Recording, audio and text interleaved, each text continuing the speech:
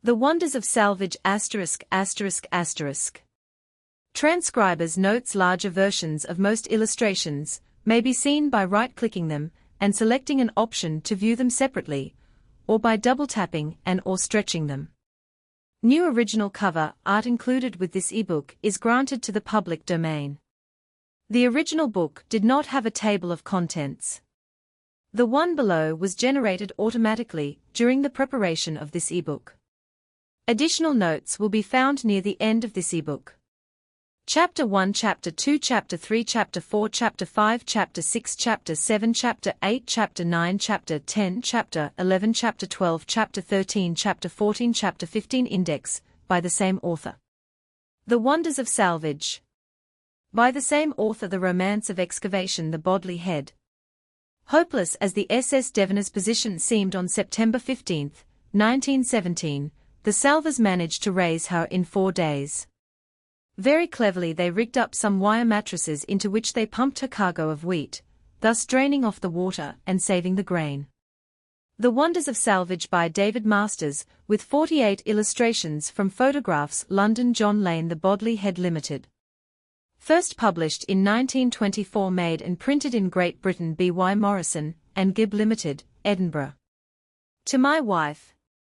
List of illustrations. Wreck of SS Devona. Frontispiece page examining seabed in Tobermory Bay. 18 washing sand for signs of treasure. 19 sifting seabed for gold of lutein. 30 wreck of Oceana. 50 diving for Oceana's treasure. 51 a diver treasure hunting with explosives. 74 bringing the Leonardo da Vinci upside down into dock. 82 the Leonardo da Vinci safely docked. 83 the mammoth timber framework on which the upside-down battleship rested. 86 the upside-down battleship seen from the air. 87 towing out the upside-down battleship to turn her over. 90 the battleship just before she was righted. 91 the Leonardo da Vinci as she swung over. 92 the battleship righted. 93 a torpedoed ship safely beached. 100 the famous standard patch. 101 electric pumps in the hold of a £3 million ship. 104 damage wrought by a torpedo. 105 a vessel down by the head. 110 the U-44 carried ashore. 126 removing mines from the U-44. 127 the K.13 raised after 2.5 days on the seabed. 138 a blazing oil tanker. 160 the Onward overturned at Folkestone. 162 salvage craft alongside the Onward. 163 tug-of-war between 5 railway locomotives and an overturned troopship. 164 pumping out the Onward. 165 wreck of St. Paul in New York Harbor. 166 overturned liner beside the quay. 167 dragging the St. Paul upright. 170 the St. Paul raised. 171 the Arabae blocking the entrance of Boulogne Harbour. 174 the Arabae breaking in two. 175 two halves of the Arabae beached. 176 half a ship in mid-channel. 177 patching a ship with concrete. 178 how the concrete patch was reinforced. 179 concrete patch from inside the ship. 180 exterior view of ship patched with concrete. 181 refloating a wreck by digging operations.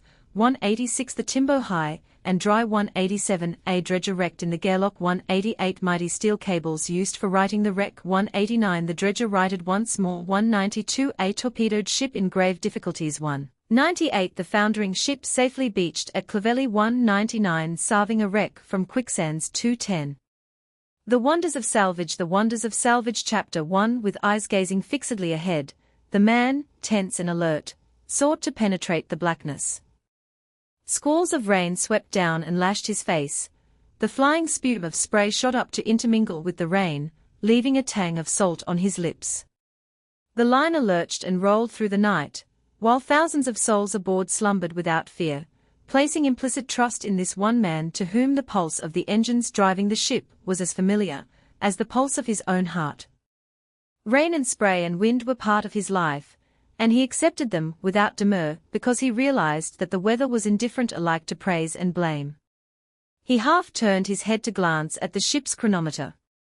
"Should be picking her up now," he muttered. Raising the night glasses to his eyes, he concentrated all his powers of vision on the murky gloom in front of him. His glasses roved slowly from side to side, then a point of light, so dim as to be almost imperceptible, swung in the blackness and vanished. For a minute he waited until the light reappeared, then he breathed freely and rang down for the ship to alter course, knowing that he was safe, and that he had justified the faith of the passengers, who had trusted him to navigate his vessel through the storm. That point of light which meant so much to him was the beam of a lighthouse, one of the many encircling our coast.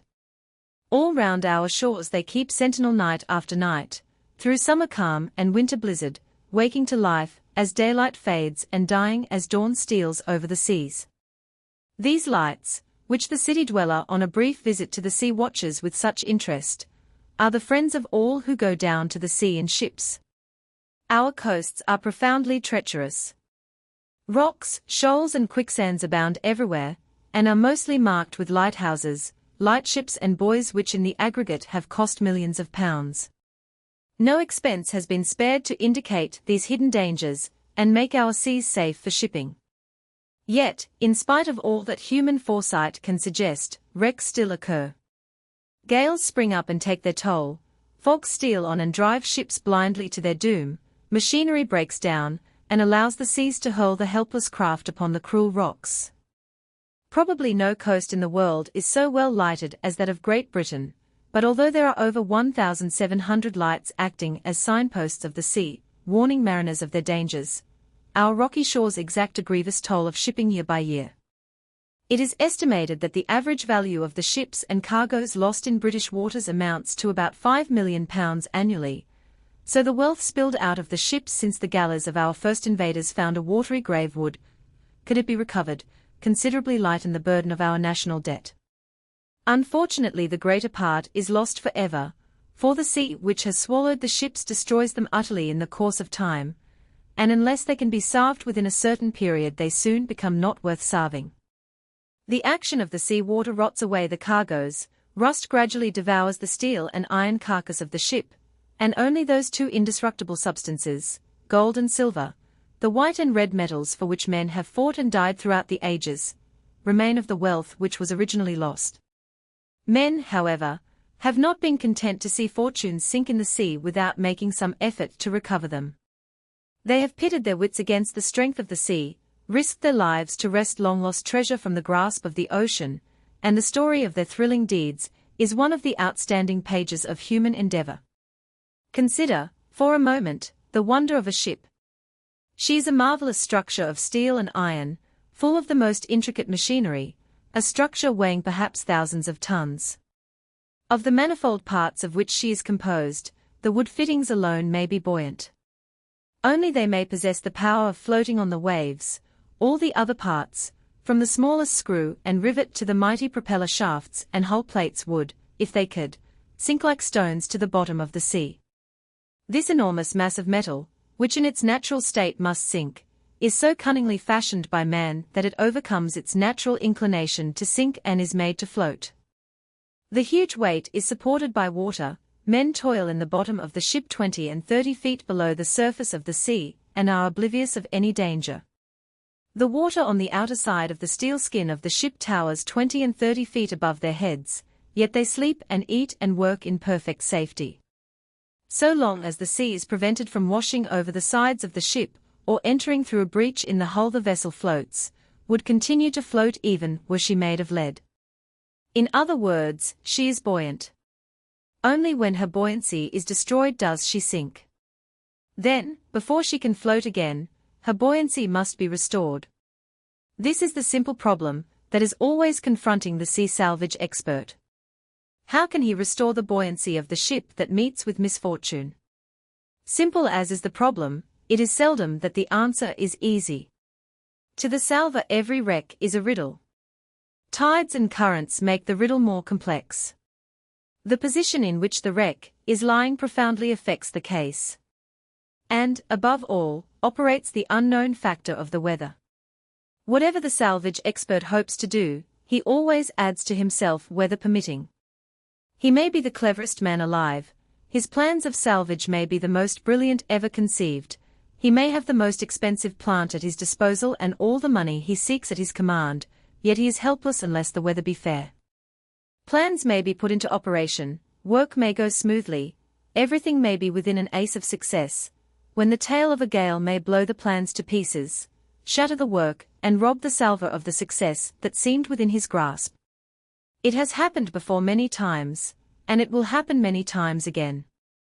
The men who get a living by trying to raise wrecks are far-seeing, sparing of words, patient where patience is demanded, quick as a rapier thrust where quickness is essential, capable of toiling until they drop if it be necessary. Every contingency that it is possible to think of they consider, but the weather is something beyond their control.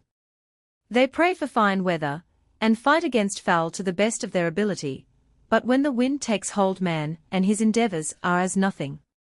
Hard as some of the salvers have worked for their successes, others have worked harder still for their failures. Often and often they have striven strenuously for weeks and months to salve a ship, only to lose her in the end. The luck of the game is indicated by a case which occurred a year or two ago. A vessel went down on the summit of a rock jutting sheer from the seabed. On all sides was water so deep that she had but to slip to be irretrievably lost. The salvers, hurrying to the scene, found her balanced most precariously on a ledge. A glance told them that, before they could make the slightest attempt to salve the ship, they would have to strive their utmost to secure her firmly in position on top of the pinnacle of rock. They routed among their gear for cables and anchors, and making the cables fast to the ship, carried out the anchors in all directions in order to tie her tightly into place. Then they began to work against time, keeping a keen eye on the sky and praying for fine weather, knowing full well that if the weather held fair they would save the ship, and that the coming of bad weather would seal her doom. Day after day they toiled like giants, struggling with huge balks of timber, shoring up decks, strengthening bulkheads, patching breaches in the hull. The weather favored them. Day after day it remained fine and enabled them to carry on their operations quite unhampered. They had been hard at it for nearly a month before the breeze began to freshen in rather an ominous manner. They were just beginning to anticipate rough weather when the wind luckily died away, and they breathed freely once more. They redoubled their efforts, and 6 weeks of intense toil saw their work completed. The last timber was bolted securely in place and the divers came out of the wreck, announcing that all was ready for pumping out on the morrow. The salvers turned in for the night well pleased with their labors, conscious that the next day would see them proceeding to port with their prize. But the weather, which had been kind to them so long, was destined to cheat them at the very last. That night it began to blow. The sea started to rise and hammer at the ship. She began to stir uneasily and to strain at her cables. The gale increased. Under the continuous chafing, one cable suddenly snapped. The breaking of that cable gave the wreck more freedom to move under the hammer blows of the sea. The waves battered at her incessantly, and one cable, after another went like threads of cotton until a billow, far mightier than the rest, caught her up and swept her off the pinnacle into the depths. Imagine the feelings of the salvers when day dawned. All their gear was gone, their labors lost when the prize was within their grasp. They steamed slowly round the spot and proceeded to port, hoping for better luck next time. That was the only thing they could do. Men who spend their lives on salvage work are rather apt to lead the casual inquirer to imagine that it is the easiest job under the sun, whereas in reality the task is beset with difficulties and bristles with risks. But the sailormen in their matter-of-fact way forget to mention the ever-present danger. They are inured to it, just as people are habituated to living on the slopes of a volcano that may erupt and overwhelm them at any moment of the night or day. Nonetheless, the salvers never forget the risk, nor leave it out of their calculations, and for this reason fatal accidents among them are rare. They know the strength of the sea too well to attempt to take liberties with it, for they have seen it pick up great 10,000-ton ships and toss them on the rocks, as though they were cockleshells. They have seen the strength of 70,000 horses in the engines of a ship struggling in vain against the strength of the waves, and they know better than to pit their power against the power of the storm. Thus they have a wholesome respect for wind and wave. They use the strength of the sea to further their own ends so long as the sea permits. At other times they may stand by a wreck for weeks while the sea seethes and the wind howls about the ship they seek to save. A lull in the bad weather will set them working frantically, and more than one ship now afloat owes her existence to the accumulated labor of a number of short spells of work undertaken between the gales. The salvage man must thus be infinitely patient and possess a determination that will keep him at work when most other men would give up in despair. Above all must he be strong in hope. Without hope, no man need seek to become a salvage expert, for he would be foredoomed to failure. He must possess not only physical courage that enables him to face the dangers of his calling, but also that rarer mental courage that enables him to snatch victory out of the very jaws of defeat. It is the men who possess this mental, as well as physical courage, who perform the wonderful feats of salvage that will never be forgotten, such as the recovery off Gibraltar of the steamer Hypatia, which the salvors brought to the surface after an infinity of trouble. No sooner was she raised than she filled and sank like a stone.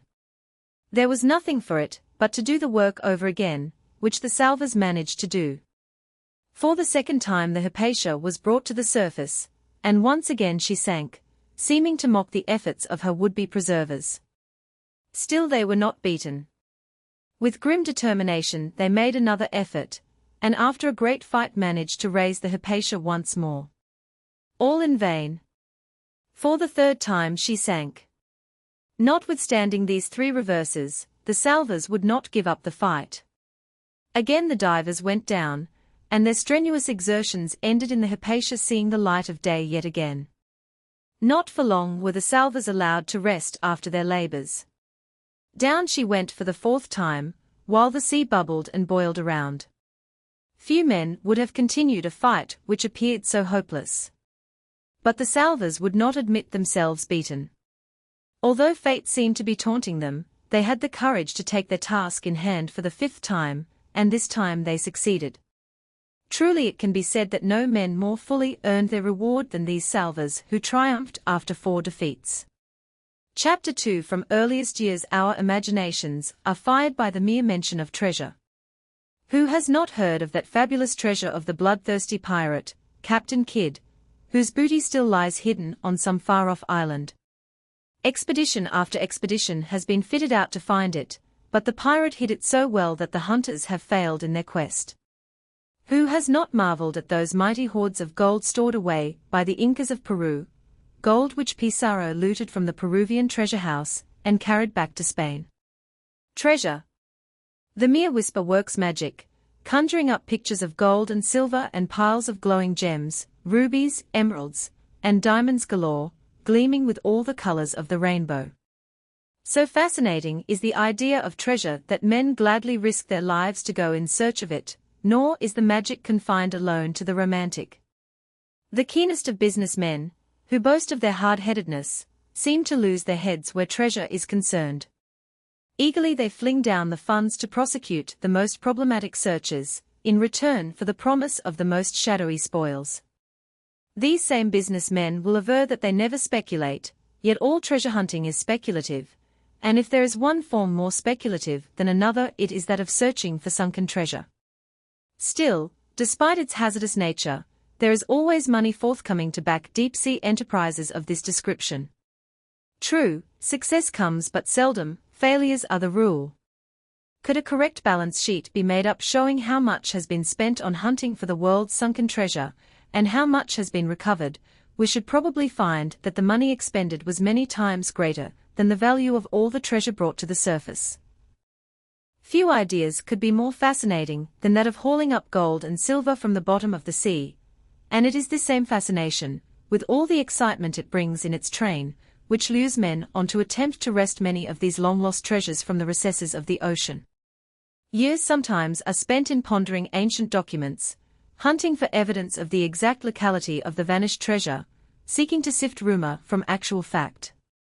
Further years may be spent in making plans and special apparatus for lifting the treasure, and when the hunter starts in real earnest, he finds at last that he has spent years of his life and thousands of pounds just for the privilege of stirring up the seabed. Treasure hunting is, in fact, something like taking a ticket for a sweepstake. The chances may be ridiculously small, but the prospect of winning a fortune will always make the game popular. Fate, indeed, seems to delight in playing tricks on salvage men.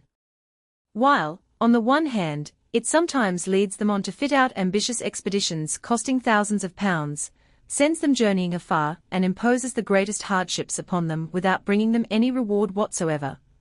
On the other hand, it sometimes flings a fortune straight into the lap of some lucky man, when he is least expecting it.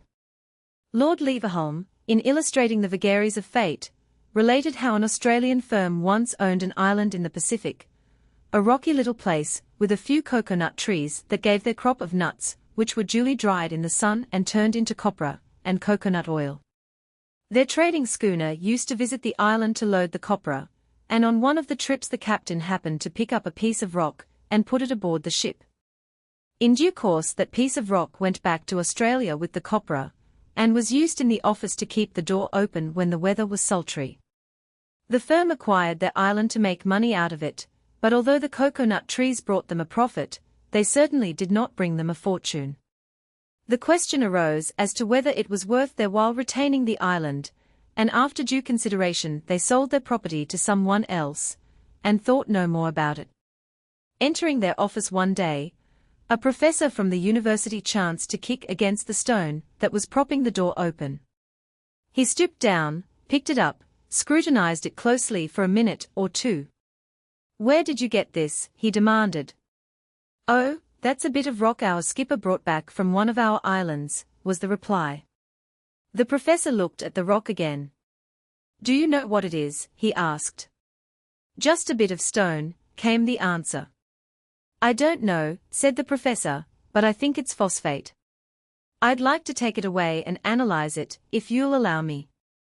Permission was, of course, granted, and the professor walked away with that bit of rock which scores of men had kicked against at the door. Taking it to his laboratory, the scientist carefully analyzed it. He found it to be a sample of the richest phosphate in the world. The original owners had bought the island as a business proposition, but they failed to realize the fortune that was theirs. That rocky island turned out to be one mass of phosphate, worth about £100 million, and they had let it go for a few hundreds. Of all who had stumbled over that lucky door prop, the professor was the only one who had the sense to see the fortune lying at his feet. The counterpart of the professor, who saw a fortune in that neglected lump of rock, was the diver, who heard the whisper of truth in a rumour. The work of this diver took him to the coast of Galway, where he was engaged on salvage work that was to last some little time.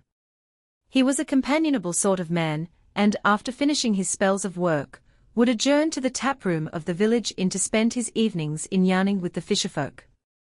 4 years a story had been current in the neighbourhood that a Spanish galleon, one of the ships of the Armada, had gone down in the vicinity. Those who heard the yarn smiled. "It's just a rumour," they remarked. Whether it was merely a rumour, or something more, the story had been told from father to son for generations. So persistent a rumour was it that it survived century after century, living in the traditions of these simple Irish fisherfolk, passed on by word of mouth in the little community, until it survived to our own times. Most of the fishermen knew the yarn of the sunken Spanish galleon, but perhaps the passage of time had made many of them rather skeptical. Anyway, one evening the diver was enjoying his pipe and his beer and talking about his work, when an old fisherman said to him, "Why don't ye try for the galleon?" "What galleon?" the diver inquired. "Why, yon one wrecked just outside the bar," the fisherman answered. "Ye can walk about the seabed in that suit of yours." "I do it every day," the diver replied. "Well, why don't ye walk out and get the treasure?" The diver smiled. "Show me the treasure, and I'll soon get it," he said. "Where is it?" Solemnly the fisherman looked at the diver. "My father, he told me, and his grandfather, he told him. A mighty ship from Spain it was, full of treasure, that went down in a storm. They saw it from the shore here." Puffing away at his pipe, the diver considered the matter.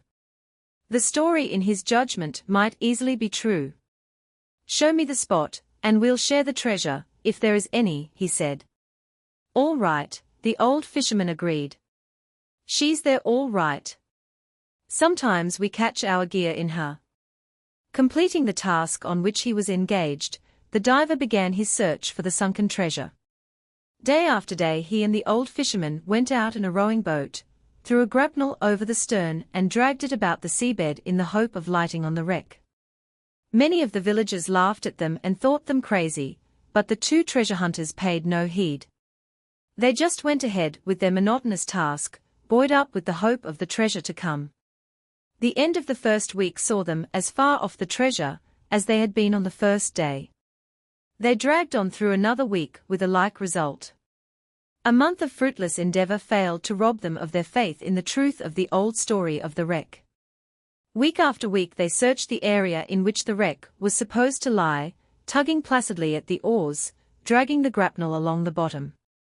One day the fisherman was rowing slowly along when the diver felt his grapnel catch in something. He gave the rope a sharp tug, then another, but the grapnel held firmly. "We've got her," he said. Marking the spot with a buoy, they rowed ashore for the diving suit and air pump, then they went back to where the buoy floated on the surface.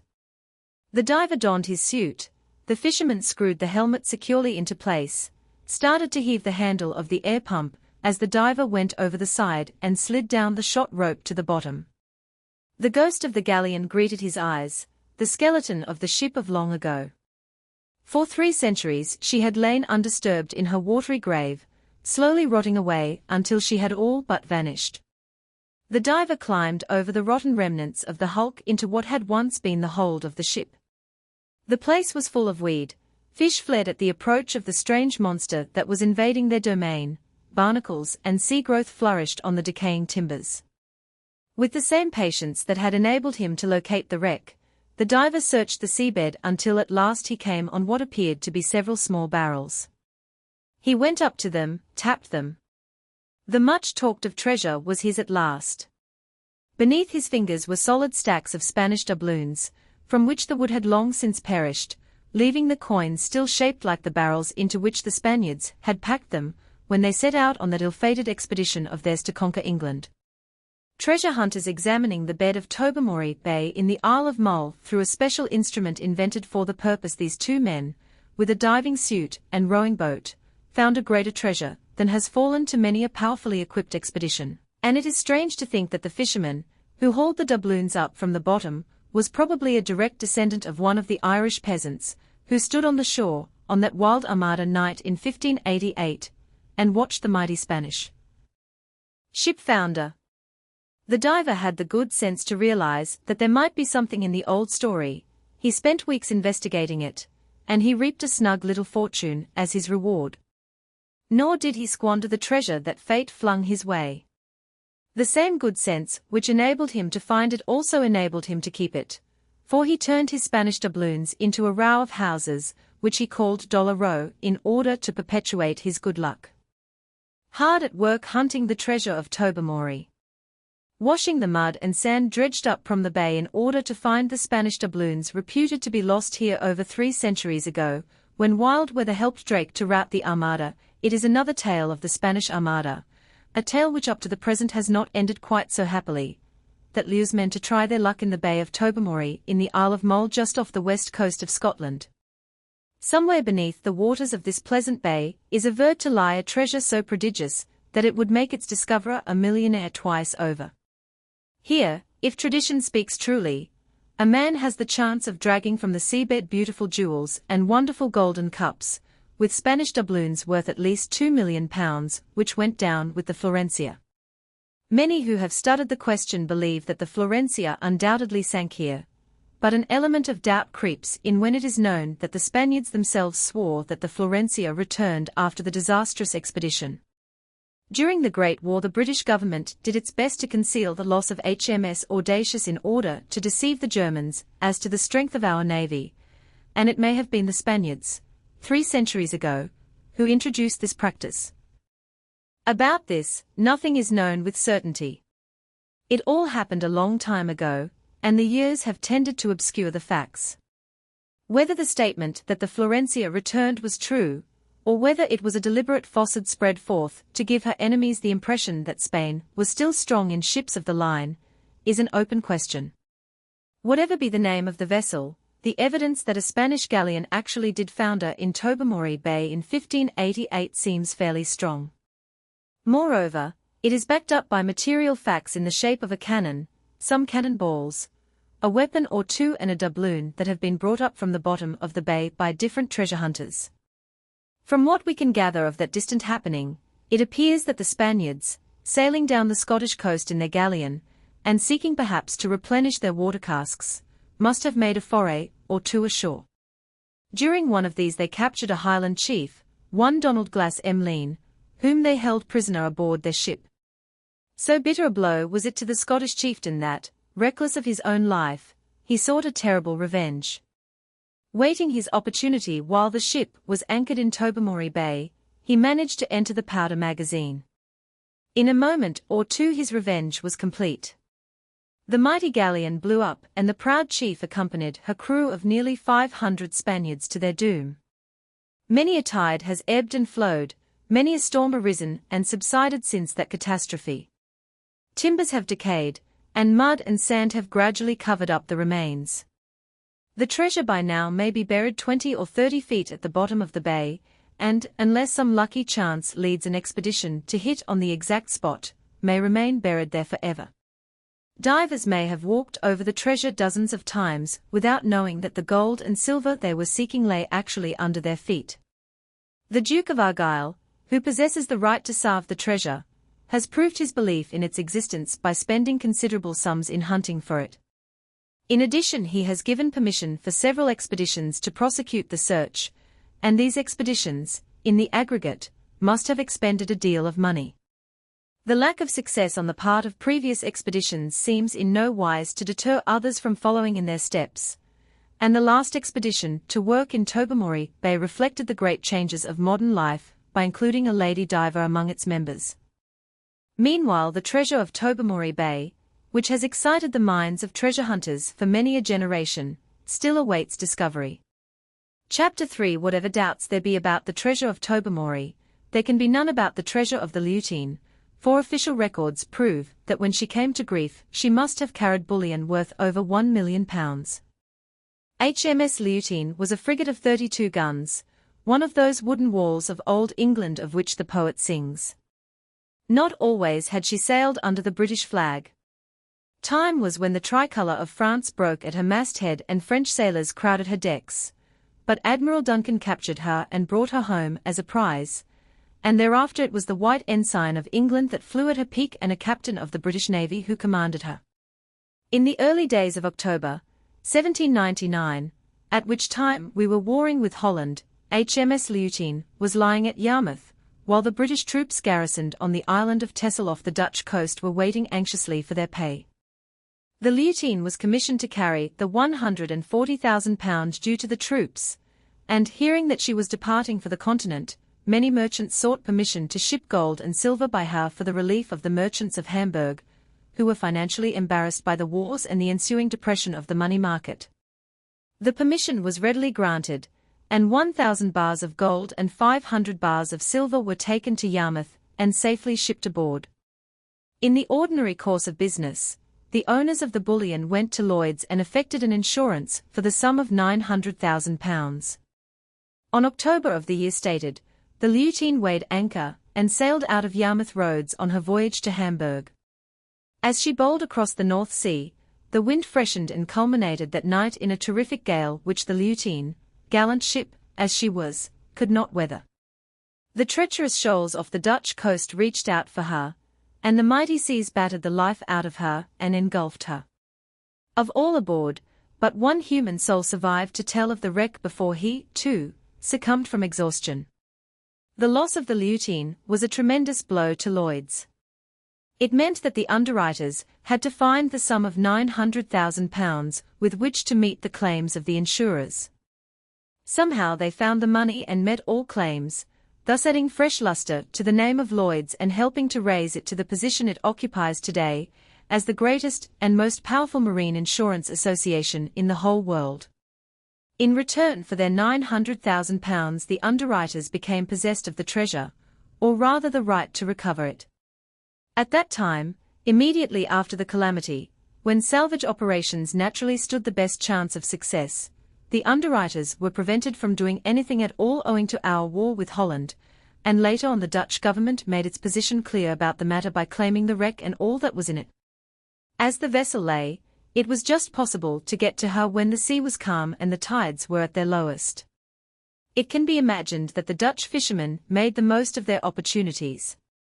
Their government encouraged them by offering them 1/3 of everything they recovered, so the fishers found it profitable to leave their nets and spend their time fishing in the Lutine. Although the bulk of the treasure was beyond their reach, they managed during the next couple of years to lay their hands on a good deal of it. The Dutch government received from the wrecked treasure to the value of £56,000, and of this over £18,000 was paid to the salvors, while the rest was minted into Dutch money.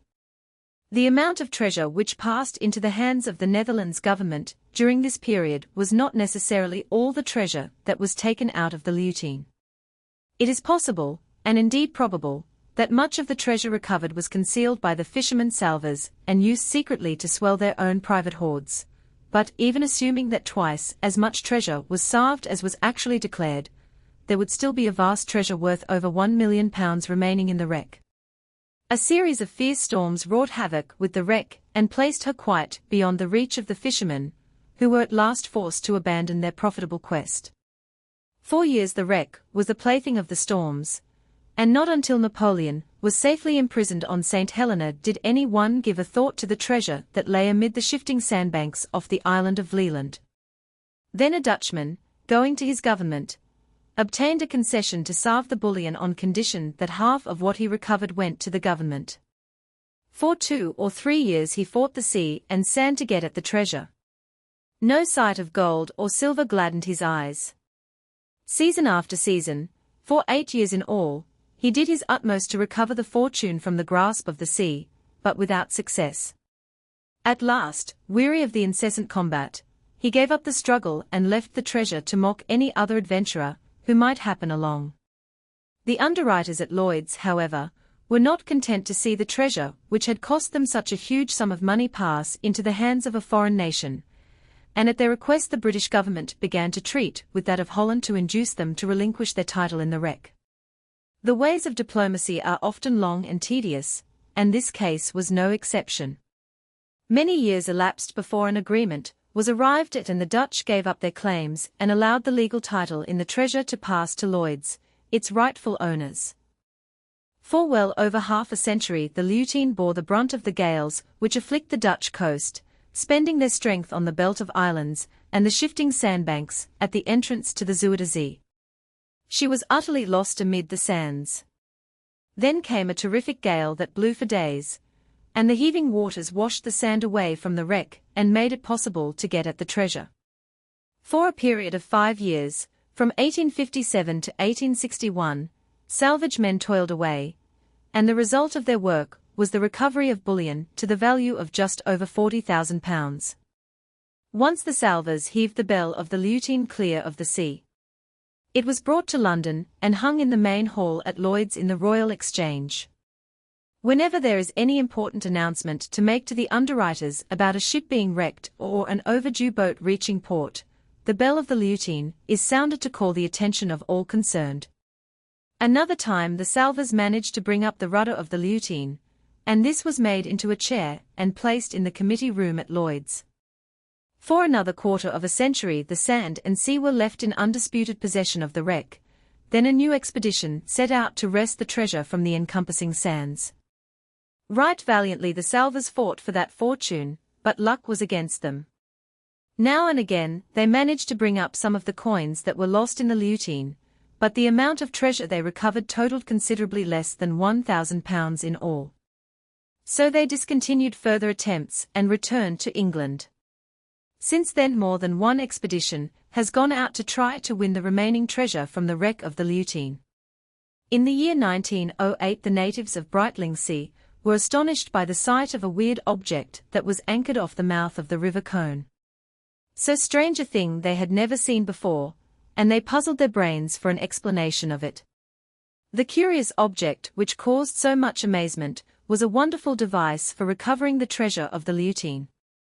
It was a great steel tube, with a little iron ladder running down the inside of it. At one end were gigantic hooks for hooking it to the side of a salvage vessel, and at the other end was a steel chamber, with a series of watertight compartments and airlocks. This marvelous contrivance, which took years to construct, was designed to be sunk in an upright position down to the wreck of the Leutine.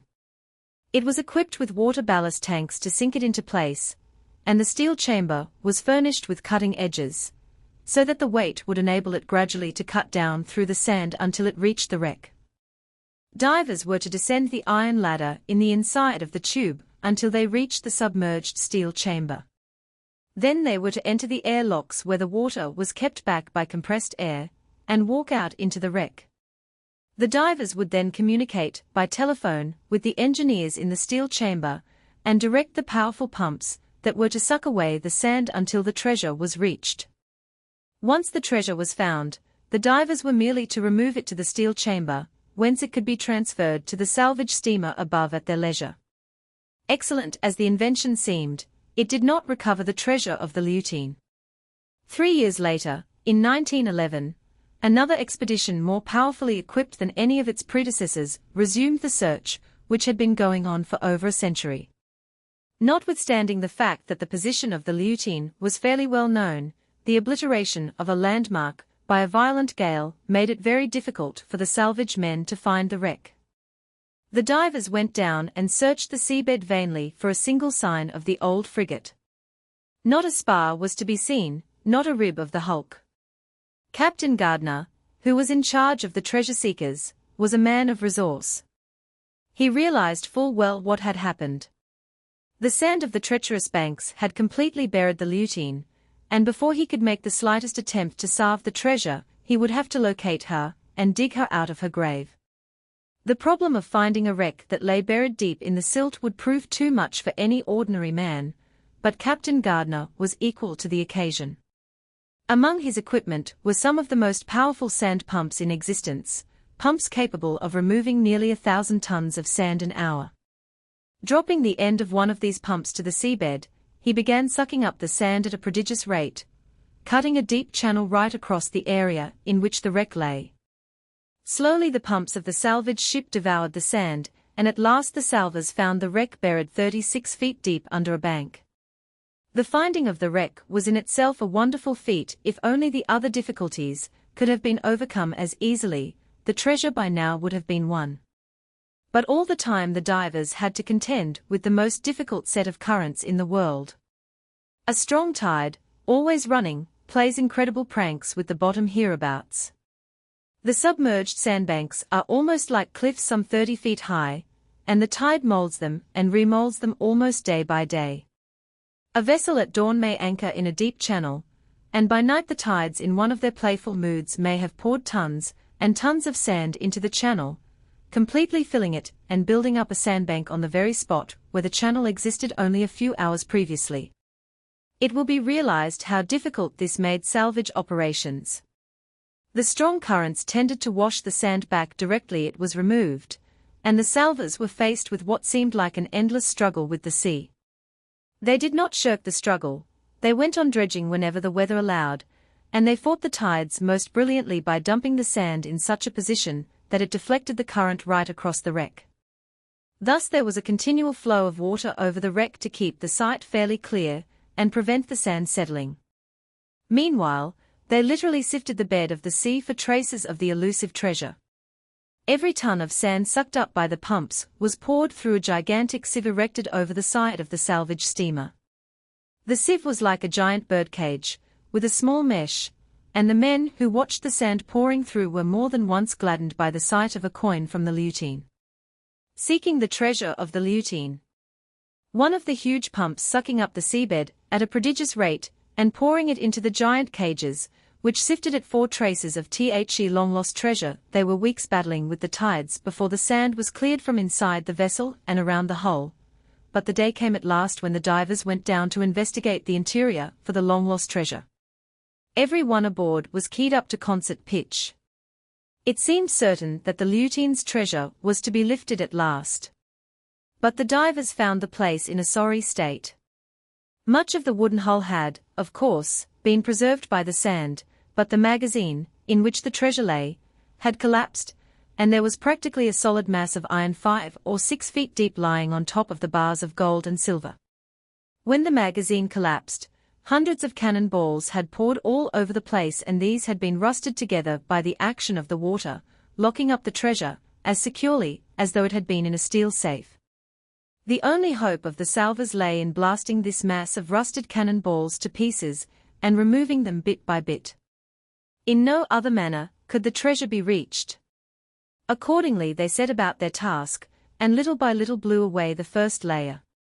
It was slow, tedious work, and all the time the salvors were harassed by the thought that the autumn gales might spring up and put an end to their operations, undoing in a single night work which had taken them months to accomplish. Day by day they continued steadily with the blasting, and they had just succeeded in blowing away the second layer of rusted cannon balls when the dreaded gales came on. Further work was impossible, and sorrowfully the salvors left that exposed spot and went to Amsterdam to lay up for the winter. A little more time, and they might have succeeded in their quest. There is evidence that they were somewhere near the gold, for one of the pieces of rust brought up bore the impression of a gold ingot, and when this rust was treated with acid it yielded 5 grains of the precious metal to prove that the gold was quite close. 10 divers and a powerful plant had been seeking the Leutine's treasure for 9 months. A small fortune had been spent on the operations. The workers removed a veritable mountain from the seabed, and they were rewarded with 5 grains of gold. They had shifted 1,000,000 tons of sand to find 5 grains of gold. In this way does fate taunt the deep-sea treasure hunter. The following winter the wreck was buried under 5 feet of sand by the tides, and by now she is lost once more, buried perhaps deeper than ever. The exposed position and the strong tides have kept the Leutine's treasure safe for over a century. But whether they will keep it safe forever, no one can say. It is a dozen years since I fingered one of the silver coins salved from the Leutine, and wondered whether the treasure was to be recovered at last. Still the Leutine is not forgotten, and only a few months ago, I received from Lloyd's a letter from an inquirer in Vancouver, who desired full details of the wreck, with a view to carrying on further salvage operations. I sent him the particulars he required, but so far I have not heard of operations being started. For over a century wind and wave have beaten the men who sought to recover the wealth of gold and silver that went down with the Leutine on that wild October night. The fortune still lures men on to win it, and in spite of the many disappointments, a lucky turn of the wind and tide, combined with improved salvage appliances, may yet make some future treasure hunter a millionaire. Chapter 4. Without the diver, treasure hunting beneath the waves would be impossible. The salvage expert may make the most brilliant plans, collect the most up-to-date and scientific plant to assist him, but in the end it is the diver who carries the work through, and upon the courage, determination, and skill of the diver the success of the expedition depends. To dive to a depth of 5 fathoms, or 30 feet, is a task that the average man could accomplish without much difficulty. Most men, too, would be able to reach a depth of 10 fathoms, or 60 feet, if they were in decent physical condition. But at 15 and 20 fathoms and over the body is called upon to stand exceptional strains, and so exceptional men are necessary. Quite apart from the many risks, deep diving is very arduous, and seldom are men found with the physique that will enable them to dive 100 feet and over. The deep-sea diver must be trained like an athlete, perfectly sound in wind and limb and heart, and in tip-top physical condition. A fat diver stands little chance of attaining great depths, so the finest divers are generally on the slim side, men without an ounce of superfluous fat, and with muscles tough as steel. The physical strain placed on the body and heart merely by diving to these great depths is not generally realized. To ask the human body to undergo pressures 3, 4 and 5 times greater than atmospheric pressure is expecting the body to undergo strains 3, 4 and 5 times greater than the body was built to stand. It is like expecting a motorcar, designed for a load of 30 hundredweight, to carry a load of 6 tons. We should not expect the car to do that. Yet we not only call upon the human body to perform similar feats, but the body actually does perform them without collapsing. The crack sea diver is almost as difficult to find as the swimmer who can conquer the English Channel. When it comes to doing actual work at depths of 100 feet and over, the strain on the diver's body is indeed very much greater, for his exertions use up so much oxygen that his heart is called upon to pump at an increased speed in order to replace it. All the time, of course, the diver is breathing compressed air, thus the pressure of the sea on the outside of his body is practically counterbalanced by the pressure of the air inside his body.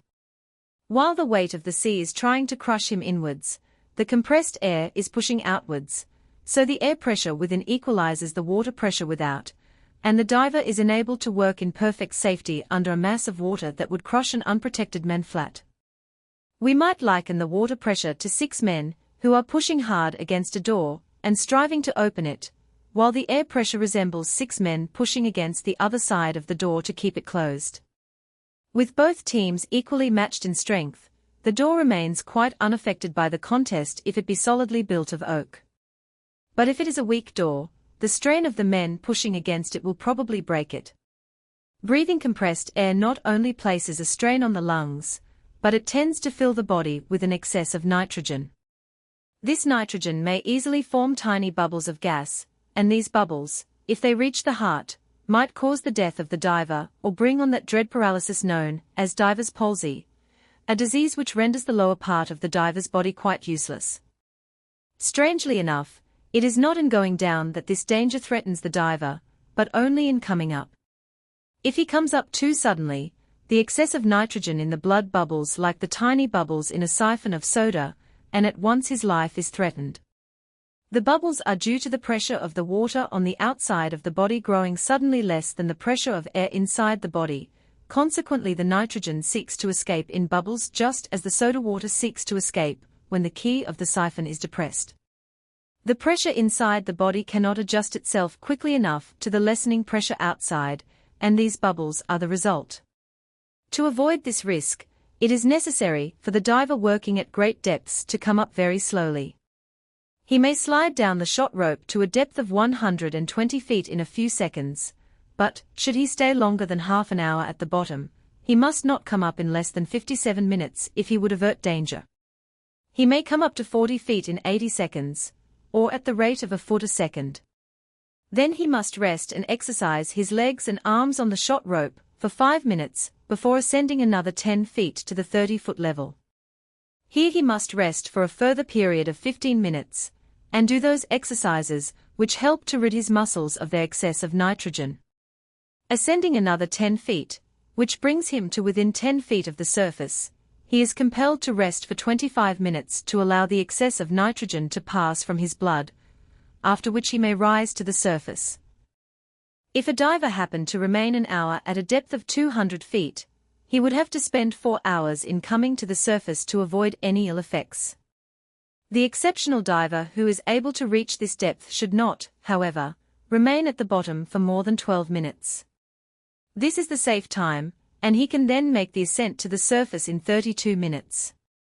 Remarkable diving experiments were carried out by the British Admiralty some years ago, during which naval divers attained the record depth of 210 feet, a record that was long unbeaten. As a result of these experiments, tables were drawn up showing the time that a man might remain in safety at certain depths, and indicating the rates at which he could come to the surface and the depths at which he must rest to allow the pressure inside his body to adjust itself to the pressure of the water outside. These tables are followed the wide world over, and they have made diving one of the safest of occupations, despite the grave risks the diver is continually running. Diving was, in fact, so dangerous that exceptional precautions had to be taken, with the result that the diver who walks about the bottom of the ocean today may be far safer than a man walking across Piccadilly Circus. The safety of the diver is most carefully watched over, but no one can foretell when a motor vehicle is going to run down someone crossing a busy road. Never was night attired for the tourney more carefully than the modern diver is clad before venturing into the depths. It is cold working at the bottom of the sea, and to guard against the cold the diver dons warm woolen sweaters and socks, sometimes wearing 2 or 3 sweaters, and 2 or 3 pairs of thick socks. When he is dressed in his woolies, the diving dress is fastened about him just as the armor was fastened on the knights of old. There is a certain ritual about the performance which must be obeyed. First of all, the shoulder pads are carefully tied on to take the weight of the headdress. Then an assistant helps him into the rubber diving dress and opens the tight cuffs for the diver to slip his hands through. The diver sits down while the assistant ties up the inner collar of the diving dress and adjusts the various screws that are to secure his helmet. But before that is fastened into place, the feet are slipped into the boots, each with its 16 pounds, sole of lead. Ever so carefully the diver's helmet is put on, for his life depends upon it being properly fastened. The air pipe must be carried from the back of his helmet up under his arm to the front of his body, where he can reach it easily and yet not find it in his way.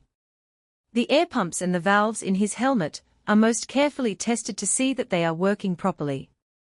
Then the diver gets on the ladder leading overboard, and a lead weight weighing 40 pounds is adjusted across his breast, and another similar weight is fastened over his back to enable him to sink to the bottom.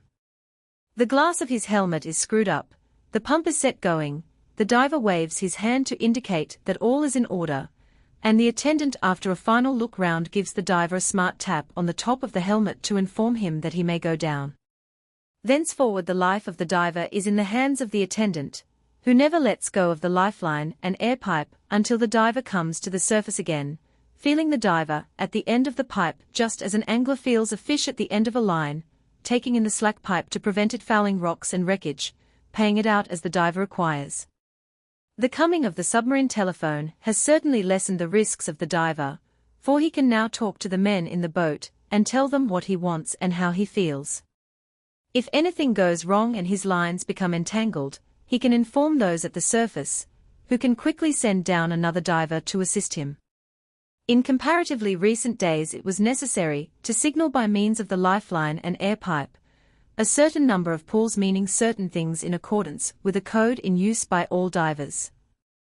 When a diver wished to convey a special message, he had to signal for a slate to be sent down, and on the slate he would write what he wanted to convey. It was a slow and cumbersome method which has been rendered obsolete by the submarine telephone, which was invented by that famous submarine engineer, R.H. Davis, the head of SIB, Gorman and Company. For ages men have dived for sponges and pearls, remaining at most not more than a couple of minutes at the bottom. The ancients were fully alive to the advantages of an invention that would assist men to remain under water for considerable periods, and they were puzzling their heads about diving dresses centuries ago. These early inventions, however, were very crude, one being a sort of barrel with holes through which the arms could be passed, another a metal cylinder, which covered the head down to the waist where it fitted into leather breeches. Very strange and wonderful they appear to modern eyes. No less strange and decidedly more wonderful is the up-to-date diving dress, which has grown out of the invention of Augustus Sib in 1819. For 18 years Sib experimented with his first type of diving dress before he achieved, in 1837, the form of dress which is closely followed today. Various people have added improvements, but Sib's form of dress is the one in common use, and the firm of Sib, Gorman and Company, which he founded to supply his diving dresses, are today the greatest submarine engineers in the world. Inventors have for long been concerned with the problem of a diving dress that will allow a diver to go to any depth without danger. The greatest risk, of course, is that he will be crushed to death by the pressure of the water, and to overcome this danger more than one man has invented an all-metal diving dress with flexible joints. In appearance these diving dresses seem cumbersome, and the diver looks more than ever like a knight in armor. Another form of dress largely in use enables the diver to descend in shallow water without relying on the usual air pipe and pump. In such dresses the diver carries certain chemicals which not only purify the air he is breathing, but also furnish him with fresh oxygen. One chemical absorbs the poisonous carbonic acid gas given off by the breath, and the other chemical gives off fresh oxygen as the moisture of the breath touches it. The smoke helmet, which enables men to enter a mine after a disaster, or a building full of foul fumes, is equipped with the same chemicals and made on the same principle as the diving dress. Instead of completely covering the man, however, this dress is made like a jacket reaching to the waist, where it is securely buckled. In this dress it was impossible to penetrate the Reading pit, near Falkirk, from which 5 miners were marvellously rescued after being entombed for 9 days. So several naval divers in regulation dress risked their lives in an effort to penetrate the workings to see if any other men still survived and to carry stimulants to them. Divers, at best, have the appearance of creatures from another world, and the effect of a diver, with his lamp, emerging from the inky water, and coming suddenly on men, who had been immured for a fortnight without food and were at their last gasp, had to be carefully considered. Some of the survivors might have attacked him in their delirium, and deprived their comrades of all chance of succor. To avoid so untoward an incident, the leading diver carried with him a message for those men he hoped to find: "This is a diver come to save you. Don't touch him, as he cannot speak to you. We are driving a place for you. Don't sit down near the water, but keep clear of the damp. If any of your mates are far through, turn their heads downhill, and that will help them until you are feeling stronger. The diver cannot come up the hill out of the water to help you, because his tools are too heavy. He will come back regularly and feed you. You must not drink more than half a cupful of beef tea each. Wait and take a rest before you drink another half-cupful. On this paper write who you are. You will be got out soon." Alas, for human endeavor, that message never reached the poor fellows for whom it was intended. The great falls of roof choked the roads and proved an insurmountable barrier. Raging, but exhausted, the divers had to bow their heads in defeat. So commonplace is the diving dress that it no longer excites curiosity. Yet it remains one of the wonders of modern civilization. Merely by utilizing the sap of a tree, which we know as rubber, and fresh air, men are now able to work and live at the bottom of the sea. Chapter 5. It was in 1891 that the steamship Skyro pulled out of the port of Cartagena, in southern Spain, and set her course for London. The coast of Spain glided by as she proceeded through the blue seas of the Mediterranean, speaking Gibraltar, as she passed, and setting her nose north to skirt the coast of Portugal. Oporto dropped far astern, and the Portuguese coast changed to the western coast of Spain, as a fog quietly stole down and blanketed everything. The fog was dense. Not a thing could be seen, and the warning notes of the Skyro's siren blared monotonously, as she felt her way blindly along. The captain and officers stared anxiously ahead, hoping that the fog would lift, but there was no sign of a break around them, nothing but fog and the sound of their siren to warn passing ships. Of a sudden the ship staggered and halted. It was as though a giant hand had reached up from the depths of the sea and grasped her keel. The crew were thrown higgledy-piggledy. There was an awful rending sound as the Skyro swung onward. She had struck the dreaded Mexico reef off Cape Finisterre, and as she slid over the cruel rocks they literally tore the bottom out of her. Slowly she carried on, while that rending sound continued, and 20 minutes after striking she slipped off the reef and plunged to the bottom. A few hours later the bell of the lutine in the Royal Exchange was clanging loudly. The underwriters paused in their work. All voices were stilled, and the scarlet-coated crier, mounting his rostrum, announced in stentorian voice that the steamship Skyro had struck the Mexico reef off Cape Finisterre, and was a total loss. Then the bustle of business began again, but a little knot of underwriters gathered together, and started to talk quietly. They were interested in the silver bars that the Skyro carried. "What about salvage?" one inquired. Another, who joined the group, shook his head. "Hopeless. She's down in 25 fathoms, or more." "You never know," said one man who was more intimately concerned. He was quite right. You never know. Men manage sometimes to achieve the impossible. Fuller information made the salvage seem more remote than ever, for instead of being down in 25 fathoms, as had been supposed, she was several fathoms deeper, and her keel, resting on the bottom, must have been well over 30 fathoms from the surface. Nothing had ever been salved from such a depth before, and it seemed unlikely that any man could go to this depth and survive the enormous pressure. However, An expedition went out and fought to get at the treasure, but the depth was too great, and at last the salvors withdrew from the spot. 4 years passed and there came to the underwriters another offer, to attempt to salve the silver. The salvage vessel anchored off the fringe of the reef that had stripped the bottom out of the skyro, and the diver slid down the shot rope to try to find out how the wreck was lying and if possible to bring out the precious bars. Before he could do anything of importance, however, bad weather set in and drove the salvors back to harbour. But the lesson learned from that attempt was that, if the treasure were to be recovered, more powerful diving gear would have to be used.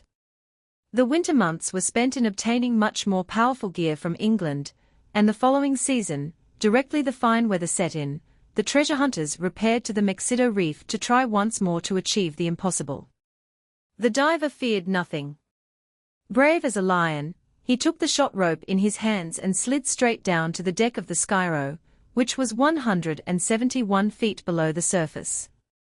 Carefully and quietly he surveyed the ship, seeking the cabin in which the silver was stored.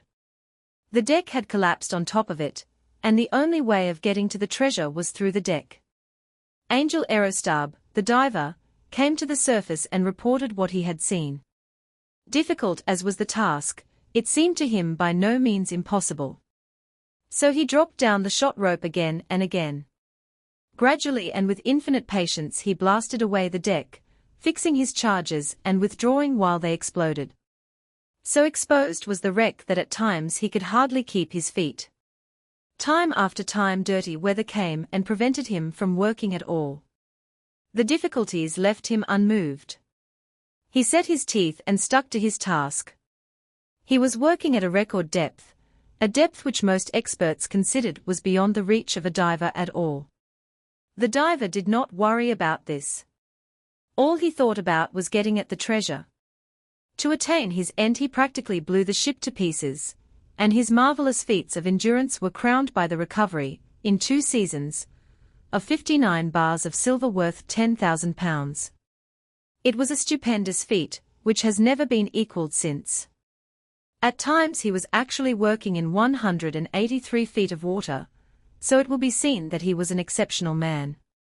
Toiling at this depth, where his body was subjected to the huge pressure of about 95 pounds, to the square inch, left its mark on him, and he was never the same man again. His share of the treasure amounted to £500. Compared with this, the recovery of the treasure from the Oceana, when she was sunk in the Channel in 1912 as the result of a collision, was a comparatively simple matter, yet it was not without its difficulties. The Oceana went down in 90 feet of water, and only her masts peeped above the surface when the salvors arrived on the spot. Plans of the ship were obtained from the owners and carefully studied so that once the divers got aboard they would know exactly which way to go. It is difficult enough for the average man to find his way about a strange liner when she is afloat, so it can be imagined how difficult it must be for a diver to wander about such a vessel when she is 90 feet under water. All the time he is adventuring through the saloons and other compartments, he is running continual danger of his air pipe catching on something and tying him up. He may lose himself. Doors may slam to with the current and imprison him while cutting off his air supply. The men manning the air pumps will quickly find out that something is wrong, but by the time assistance is sent the imprisoned diver may easily be in a sorry state. The ordinary difficulties were intensified in the case of the Oceana by the strong currents racing down the channel. So strong were they that even in favorable weather it was only possible for the divers to work for 1 hour a day when the tide was at its lowest. To make matters worse, there was so much sand in suspension that the divers could see nothing at all. The electric lamps, which it was hoped would help them, were quite useless. The divers were like blind men, groping in the dark, feeling their way about the ship and working by touch alone. They blasted their way through 2 decks and, stumbling along a passage, found the strong room. Ingot by ingot, they took out the treasure and sent it to the surface, where each bar was carefully checked and marked off in the records, as it was recovered. If only all the treasure had been carried in the strong room, the game of blind man's buff on the part of the divers would have been at an end.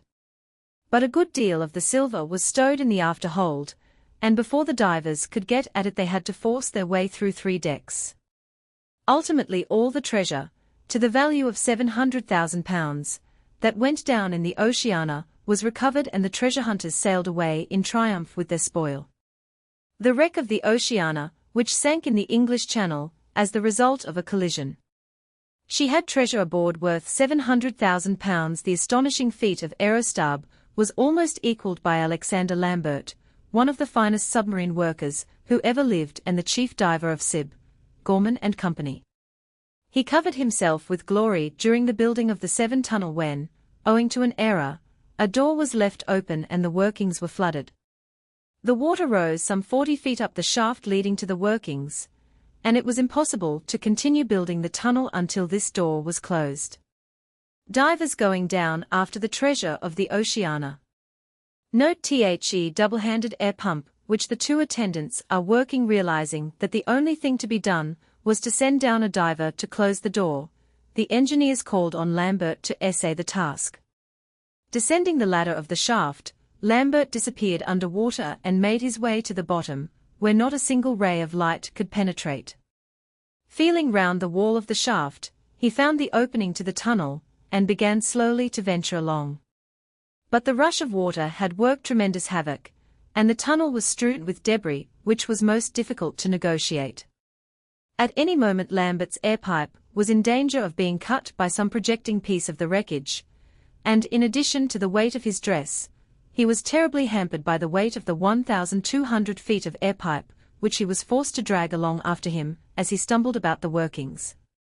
Hearing of Lambert's baffling problems, Fluis, the inventor of the diving dress, which dispensed with the air pipe, volunteered to go down in his self-contained dress and see what he could do. Fluis was a clever inventor, but the only diving he had ever done was in connection with his experiments on his new type of dress. Besides being a clever inventor, he proved himself a man of courage. He arrived on the spot with his diving dress, and studied the plans of the workings to find out which way he had to turn when he got to the bottom of the shaft. He thought it would then be just a question of walking through the tunnel, finding the door and closing it, little knowing that the place was in a deplorable condition and beset with all sorts of obstacles. Lambert had better go down first to take off my lifeline and tell me which way to go. He knows the place a bit by now, the inventor suggested. Accordingly Lambert went down and waited 40 feet under water in the inky blackness for the inventor. Fluis made his way down the ladder in the center of the shaft, taking a firm hold of the rungs with his hands and feeling for the next one with his foot. As it happened, the ladder was short of the bottom by some 10 feet, and they had forgotten to inform him of this fact. Fluis, coming to the end, felt as usual for the next rung. It was not there, so he lowered himself 1 rung by his hands, expecting to touch the bottom with his feet. His feet merely churned in the dank water, so he went down rung by rung until he was clinging to the last rung with his hands. After vainly feeling with his feet for the bottom, he let go his hold and dropped about 6 feet. Some boards creaked and tipped ominously under him as he landed, then he felt his way round until he came to Lambert. The diver took off the inventor's lifeline, and Fluis fared forth into those underground workings some 200 feet beneath the surface of the green fields above. It was a weird experience. At first he tried to walk, and being without any guide whatsoever he lost all sense of direction. Then he tried for the sides of the tunnel, but there were ditches and wreckage which brought him down so often that he was forced back to the center of the road. So he went down on his hands and knees and began to crawl along, feeling the sleepers of the tram track with his hands, using them as a guide. He came, after many tribulations, to a place where the sides and roof had fallen badly and very laboriously managed to crawl over the heap of debris. After struggling about the underground tunnel for an hour, he was forced at length to turn back. Another and yet another attempt he made, each time getting a little farther along the tunnel. "Why not let me try?" said Lambert at last. "Very well," said the inventor. Lambert had never before used the new type of diving dress, but that did not deter him. He got into it and had a short trial dive one afternoon, and the next morning went down the shaft to try in dead earnest to close the sluice which was letting in the water. The inventor went down too, and sat there waiting, and wondering what had happened to Lambert, and whether the new diving dress was going to justify his hopes. The diver, meanwhile, was fighting his way forward over the numerous obstacles in the tunnel, crawling over the falls and squeezing between the roof and the debris. It was nervy, risky work, for he did not know whether another fall would come and bury him or close the small exit, nor did he know whether he could manage to find his way back again. Under such difficult conditions, anything is possible. Nevertheless, he managed to get to the door that had caused all the trouble. Feeling round, he found one of the valves open and succeeded in closing it. Then he investigated the door, and found that before he could close it he would have to take up a couple of rails that were obstructing the entrance.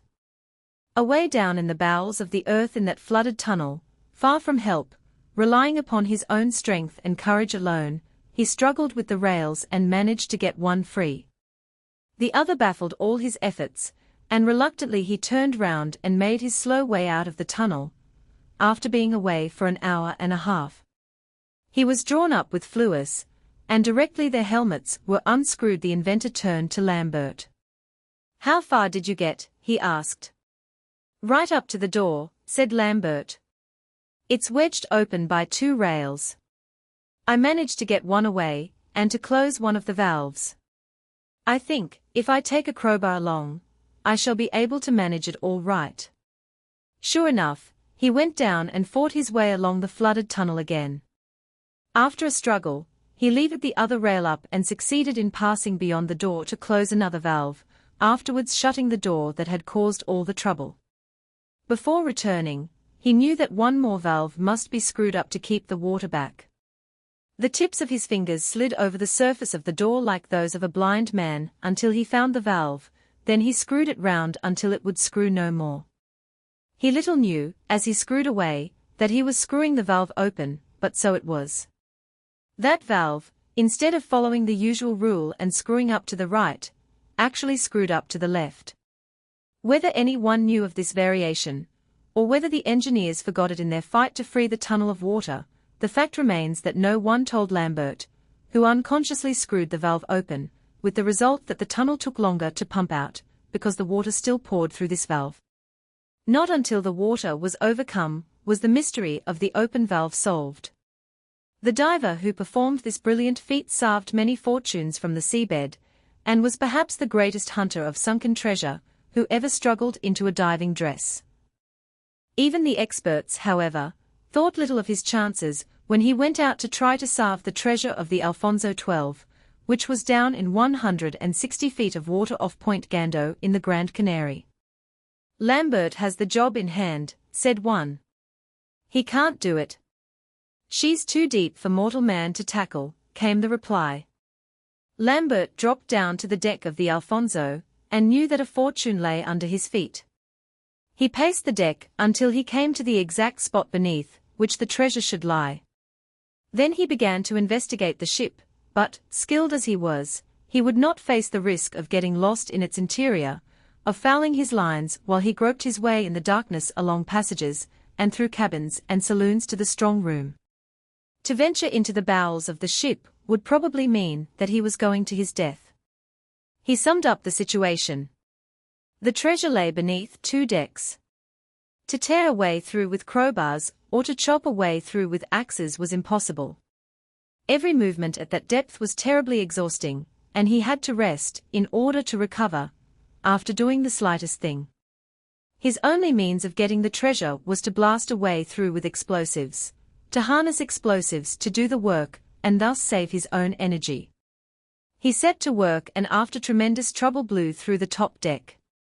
Clearing the shattered pieces away, he let himself down into the saloon, and began his attack on the second deck.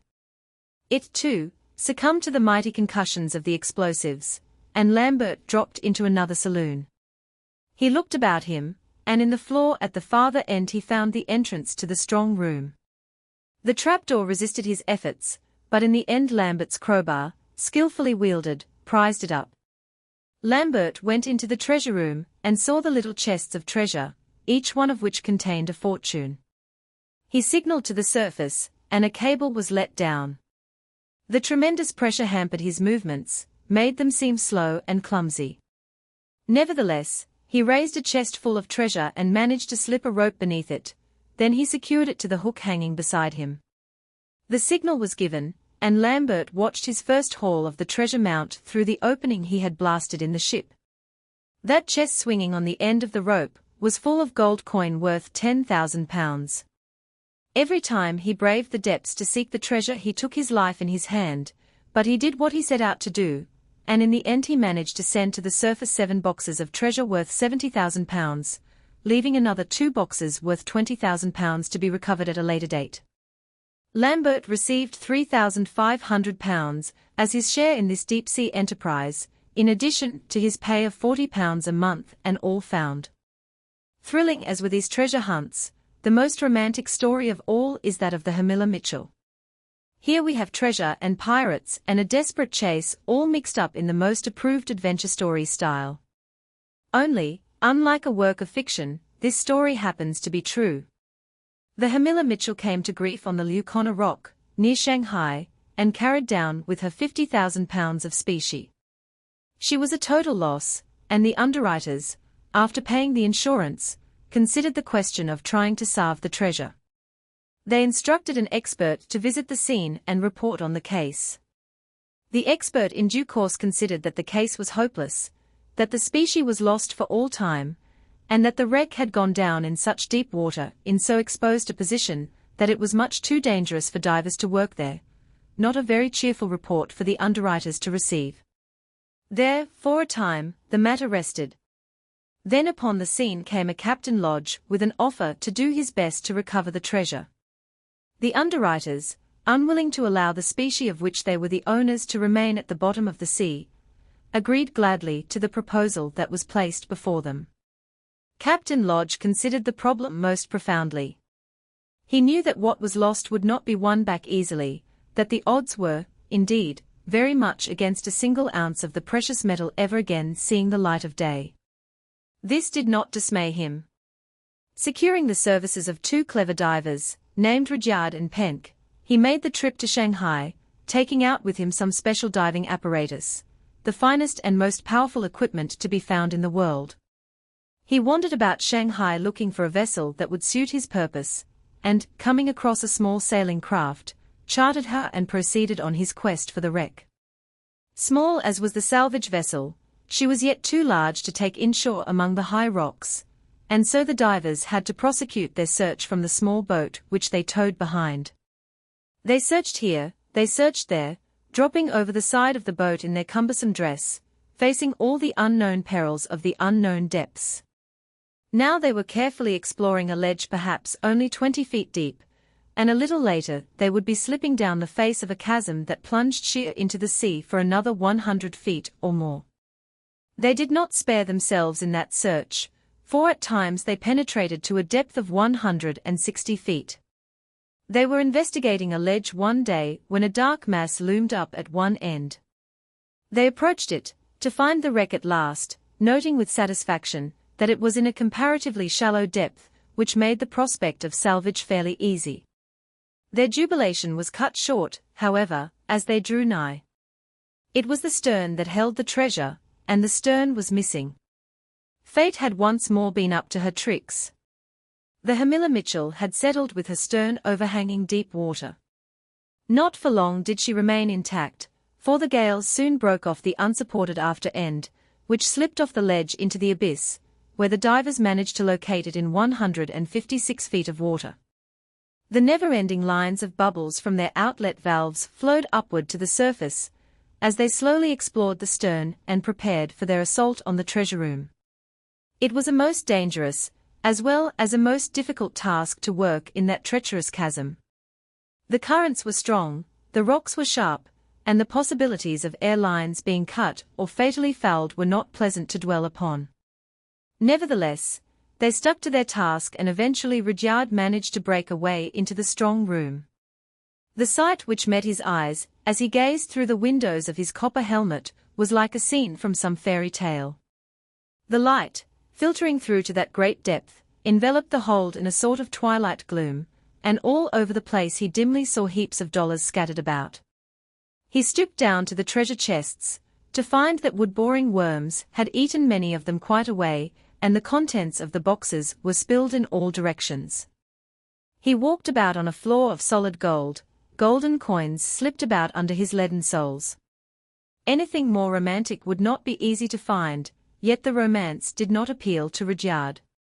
He was working against time, knowing that he would not be able to stand the pressure for long. Every movement was slow and difficult. The water was striving to crush him. He was being saved from this terrible fate solely by the continual flow of air coming down the rubber pipe to his helmet. 4 times Rudyard underwent that ordeal of getting into the treasure room and working under the enormous pressure until he was quite exhausted.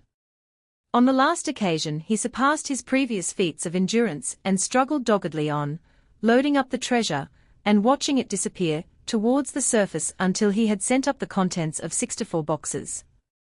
Strong and fit as he was, he became thoroughly worn out with the toil, so he signaled to those above and made his way slowly to the surface. They dragged him to the deck of the salvage craft and unscrewed his helmet. His face was lined, his eyes were very tired, and his body clamored for moisture, although he had been immersed in it for a long time. Not a glance did he give to the treasure lying about. The fortune at his feet did not interest him. "Give me a drink," he said. "I am dying for a drink of water." Penck nipped up a bucket and made his way to a spring at the top of the island under which they were working. Putting down his bucket to fill, he scanned the horizon, as sailormen will. A sudden amazement came over him. The sea was dotted with sails, all making in the direction of the island. Wasting no time, he picked up his precious pail of water and ran down to the ship.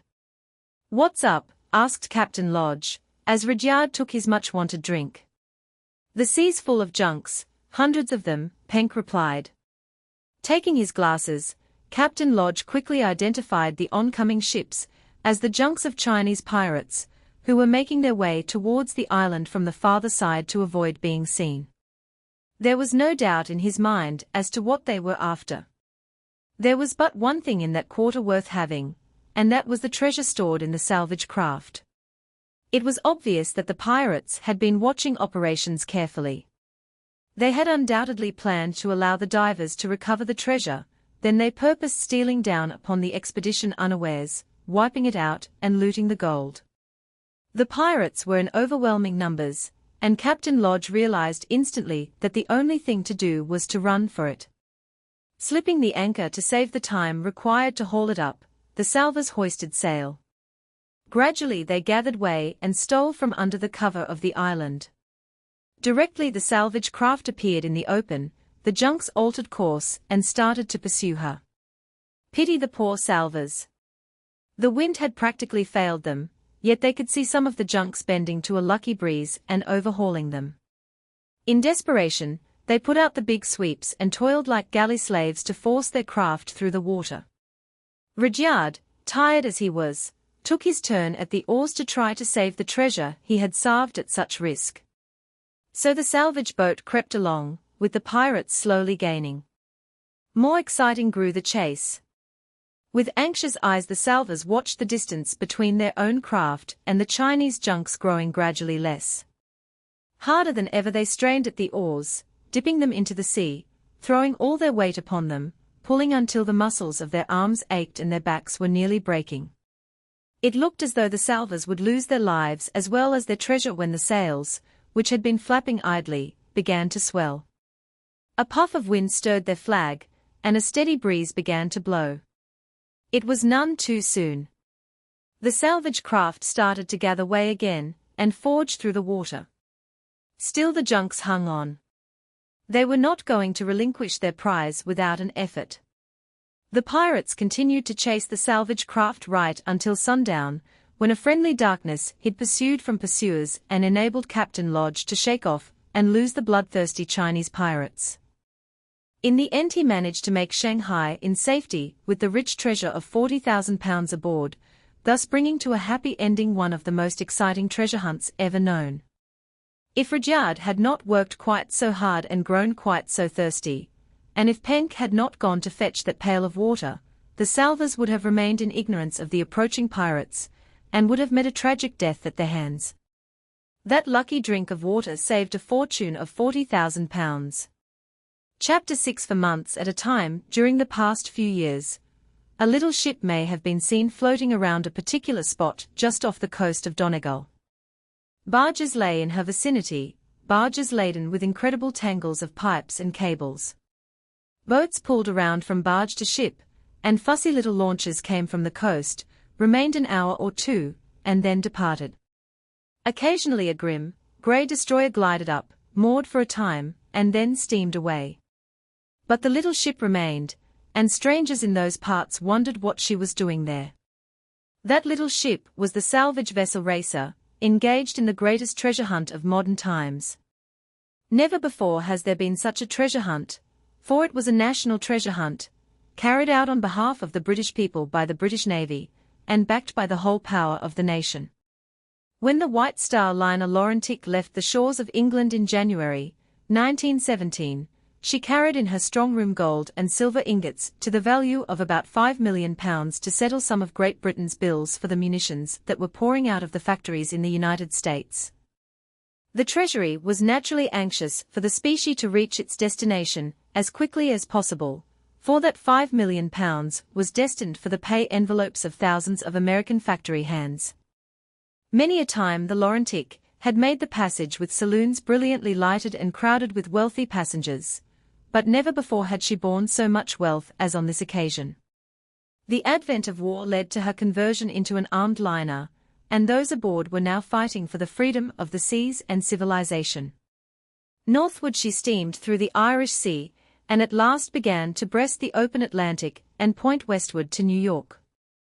Marlin Head, on the north coast of Ireland, loomed up and began to drop astern, and just when it seemed that all would be well came the blow that sent her to her doom. A violent explosion shook her, made her lurch and shiver, and many gallant fellows, watchful at their posts, were instantly killed, many more were trapped and drowned by the rush of water into the ship. The survivors sprang to their emergency posts, while the wireless operator sent out a call for help. The captain realized that the Laurentic's days were numbered. Nothing could save her. The water poured through the rent in her side. More and more she heeled as the water gained. For a moment her bows lifted clear of the sea, then she disappeared in a swirl of foam, and the waves were strewn with wreckage and bobbing heads. When the tragedy was over, and the roll called, it was found that, of 475 officers and men aboard, 354 had gone to their last long rest. The loss of life, the destruction of the ship, the sinking of the treasure, all were bitter blows. The gallant sailors were beyond recall, the ship was sunk forever. As for the treasure, it was down in 120 feet of water, on a coast so fully exposed to the Atlantic gales that its recovery was an open question. Prospecting for gold in the desert places of the earth has its difficulties and its disappointments, but what are these compared with the problems that confront the men who seek to wrest from the mighty ocean the gold it has swallowed? Unexpected dangers often confront those who seek the precious metals in the wild places of the earth, but the dangers of the diver are continuous. He trusts his life to a frail rubber pipe and a rubber suit, and directly the metal helmet is screwed round his neck, and he sinks into the depths, death starts to stalk him, and does not give up the chase until the diver is once more aboard the salvage ship. Some of the finest divers in the British Navy were told off for the treasure hunt. They were eventually placed under the command of Commander Damant, who had played so important a part in the diving experiments carried out by the Admiralty a few years ago, and who had himself attained the record depth of 210 feet in August 1906.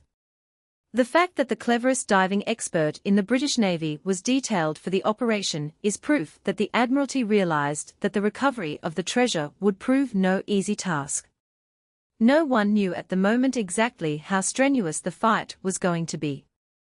The first salvage craft, which was later replaced by the Racer, went off to the Donegal coast and swept the area in which the Laurentic had disappeared.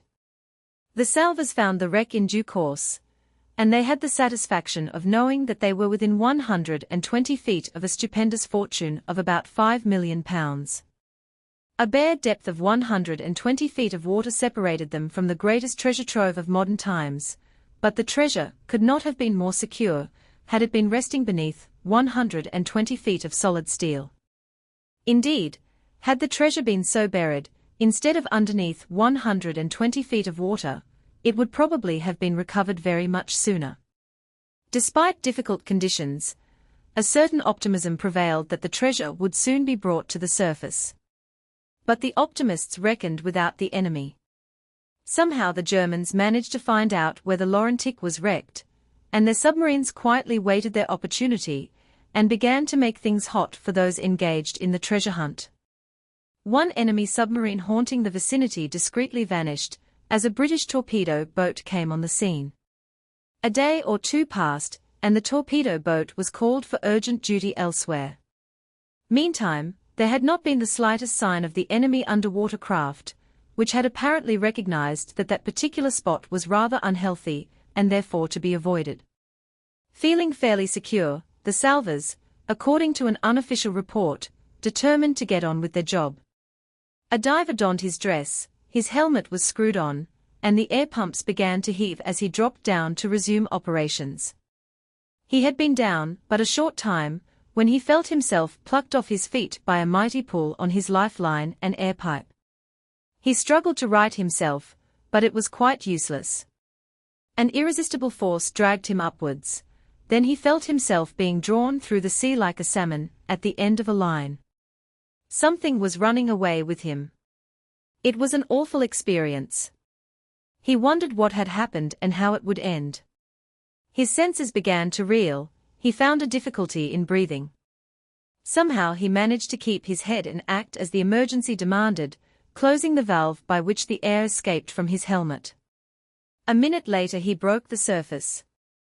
He could hear the seas slapping the top of his helmet, as he was dragged along at a smart pace. His heart pounded, a terrible humming droned in his ears, but he strove hard to retain his senses. "What's up?" he thought. "What on earth's happening?" He had no chance of finding out. He was prisoner in a metal helmet and a rubber suit. He knew he was at the surface, because of the light that filtered through the glass of his helmet and the seas that swished against the copper. As he was dragged along, he had a tendency to spin at the end of his line, which gave him a dreadful sensation. In a dazed sort of way the diver was wondering how long the ordeal would last, when he suddenly felt himself plucked clear of the water. The next thing he remembers is something scorching his throat and the cool air playing about his head. He looked round and found he was lying on the deck of the salvage vessel, and he thanked his lucky star that all was well. Then he was placed in the recompression chamber aboard, so that the dangers of being dragged hastily from such a depth might be avoided, and the risk of bubbles of nitrogen forming in the blood averted. The air pumps were set going to raise the pressure of the air in the steel chamber to the same pressure as that at which the diver had been working, and gradually the pressure was reduced until it was the normal atmospheric pressure, and the diver was able to be taken out. While he was on the bottom, a German submarine had stealthily approached the salvage vessel. Suddenly it started to attack, and the salvage steamer had to cut and run for it, dragging the unfortunate diver in its wake. The attack was so unexpected that there was no time to pull up the diver in accordance with the rules. To pull him up in the ordinary way would, as a matter of fact, have taken half an hour. There was no alternative but to tow him along willy-nilly and haul him aboard as they fled. The experience might easily have cost the diver his life, but the recompression chamber fortunately saved him from any ill effects. After this rather exciting episode, it was decided that operations to recover the treasure would have to be postponed until more peaceful times. The treasure seekers had their hands full in fighting the stormy seas and powerful currents, not to mention the great depth of water, without having to fight the foe as well. At the end of the war, the battle with wind and wave for the treasure of the Laurentic was once more resumed. So exposed was her position that for fully half the year, it was impossible for divers to work there at all owing to the storms that raged. Even in fine weather there were the currents to fight against. And their strength at times was almost incredible. They could swirl big boulders along the seabed, as though they were but pebbles.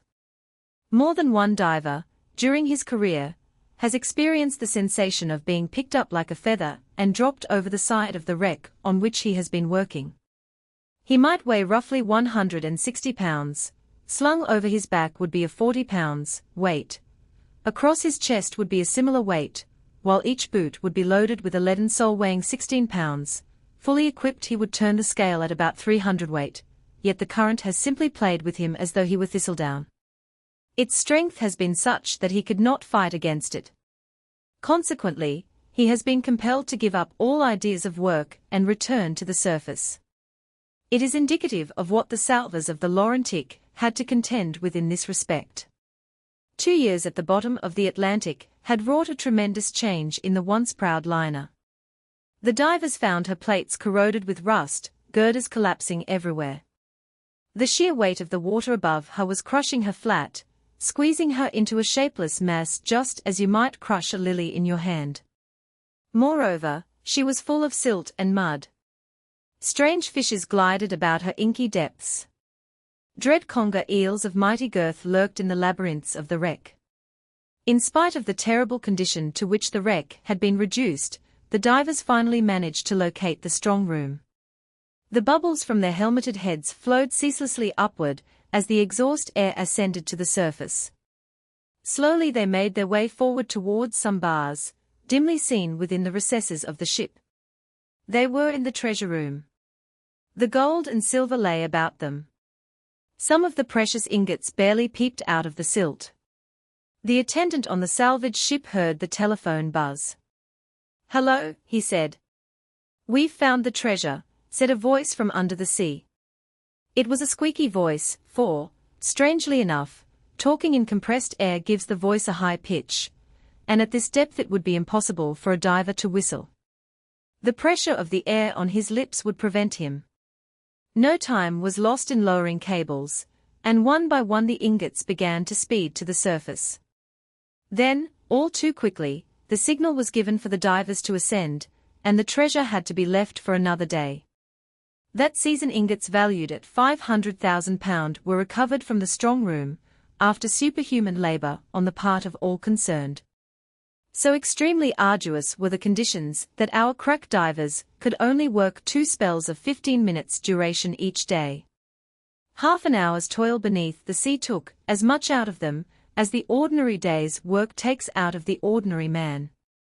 Once more the winter gales played havoc with the wreck, and next spring the divers found that the treasure was lost under a mass of twisted plates and girders. Imagine a street of lofty houses, then imagine that all the buildings were pushed suddenly down into the center of the road, and you will arrive at some faint idea of what the ship looked like. Great girders were bent into all sorts of strange shapes. Iron bars thick as a man's wrist were twisted into fantastic curves. The only way to get to the treasure now was to blast a passage with explosives. The difficulties of the task were increased by the necessity of hoisting every bit of plate out of the wreck and towing it some distance before dumping it, in order to make quite certain that the plate would not again obstruct the divers. The placing of the charges in the most effective spots, and the withdrawal of the divers while contacts were made and the charges exploded, took a long time and entailed endless trouble. But the salvors kept at it doggedly, and bit by bit they cut away obstructing plates and girders weighing about 300 tons. A diver going down to blow up part of a wreck to get at the treasure. The charge of explosive, weighing 50 pounds, is contained in the long tin over the side of He boat. Sometimes the explosive is packed in a canvas bag 3 or 4 feet long and 3 or 4 inches across. Thus they opened up a way to the treasure, and once more began to send ingots of the precious metal to the surface. Things began to look rosy, and there seemed the prospect of making a clean sweep of all the bullion, when a terrific storm arose and stopped operations. When the divers went down again, they found that more plates had folded down over the treasure, as if deliberately to prevent its abstraction. It was a dreadful disappointment, for very soon afterwards the autumnal gales put an end to the hunt for the season. The next year the racer was back again off the Donegal coast, eager to resume the great treasure hunt. But it proved a terrible season. The weather seemed to mock the hunters. 4 weeks at a time work was impossible. As soon as one storm abated, another sprang up. Waiting with all the patience they could muster, the divers at length got a chance of going down to the wreck. What a change the gales had wrought! No longer did the wreck bear any resemblance to a ship. She was just a great mound of twisted metal, partially buried in the silt. Plates and wreckage lay scattered over the seabed in all directions, covering an acre or two of space. Once more the dangerous task of blowing away obstructions was resumed. Carried out as expeditiously as possible, it yet proved all too slow for those engaged on the work. At long last they managed, after prodigious efforts, to open up a path, only to find the gold as far off as ever. It was buried many feet deep in sand and mud, and to dig it out with shovels was an impossibility, for the sea would wash the sand in just as quickly as the divers shoveled it out. 40 yards above them lay the racer, a floating workshop full of the most remarkable inventions that scientists and engineers could devise to assist submarine work. Aboard was a mighty 18-inch pump capable of sucking up a mountain of sand an hour.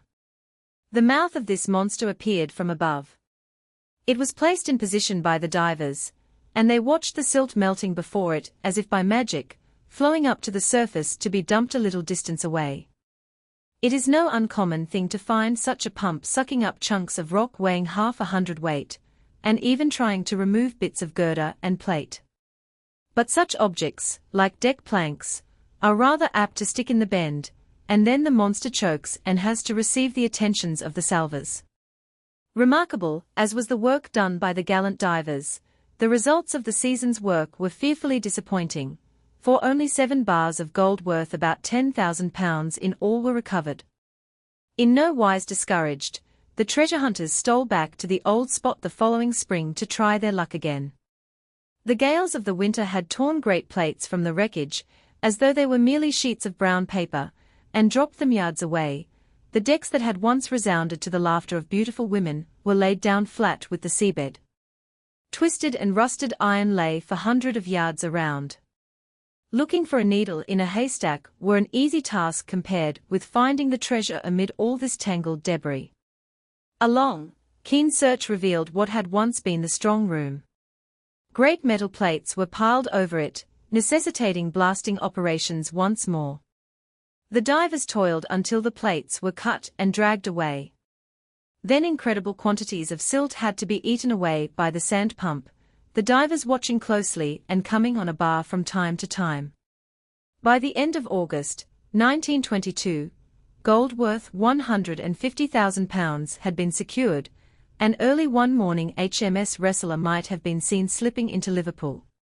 Directly she moored beside the quay, case after case was landed from her and placed in a motor lorry. Those cases, a dozen in all, were full of gold which had been recovered from the Laurentic, and each case represented a small fortune. All through the season of 1923 the divers carried on, searching amid that chaos of rusted iron for the gold and silver bars, wresting them one by one from their hiding places on the seabed.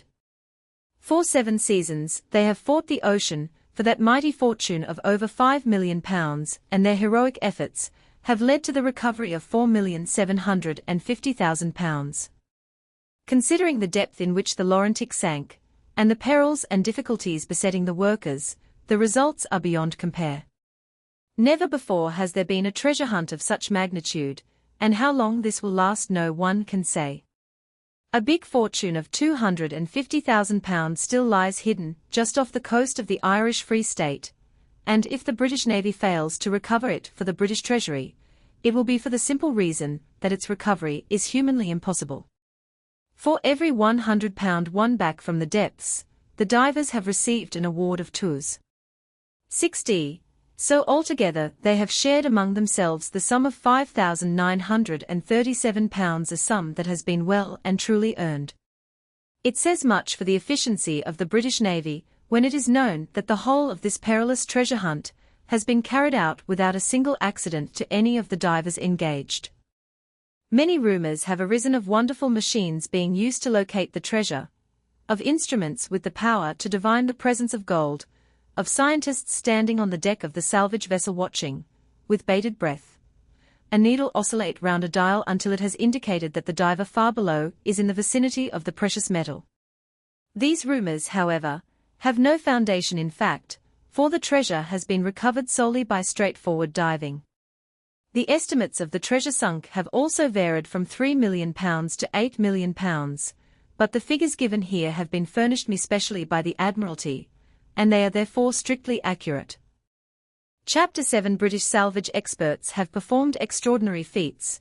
The American Navy has produced divers excelling even our own, but it has been left to the Italians to accomplish the seemingly impossible. As a sheer feat of salvage, the raising of the Leonardo da Vinci remains unsurpassed. The night of August 2, 1916, will long be remembered in Taranto, for just before midnight the whole town was awakened by a tremendous explosion. The people leapt from their beds and rushed towards the harbour, to find searchlights sweeping the bay and the finest battleship in the Italian Navy belching forth flames and smoke. The Leonardo da Vinci was doomed. In a moment 250 officers and men were wiped out of existence, and although the survivors fought most valiantly to quell the fire that enveloped the ship, their efforts were vain. Suddenly the decks of the battleship canted beneath them, shooting them like flies into the bay, and she swung right over and sank upside down in 36 feet of water. The searchlights from the surrounding battleships lit up the darkness.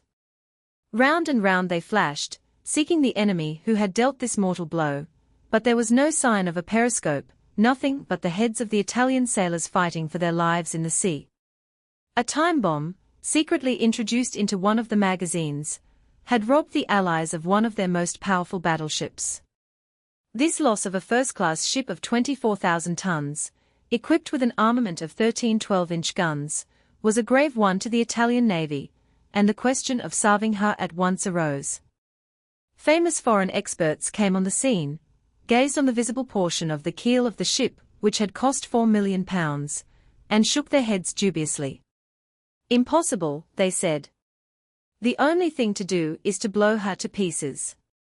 The eyes of the Italians flashed. Somehow, at some time, they determined to salve the battleship. It might be impossible during the war, owing to the difficulty of getting material for the operations, but in their own minds the honor of Italy would never be satisfied until the ship which lay at the bottom of Taranto Bay once more floated on the seas.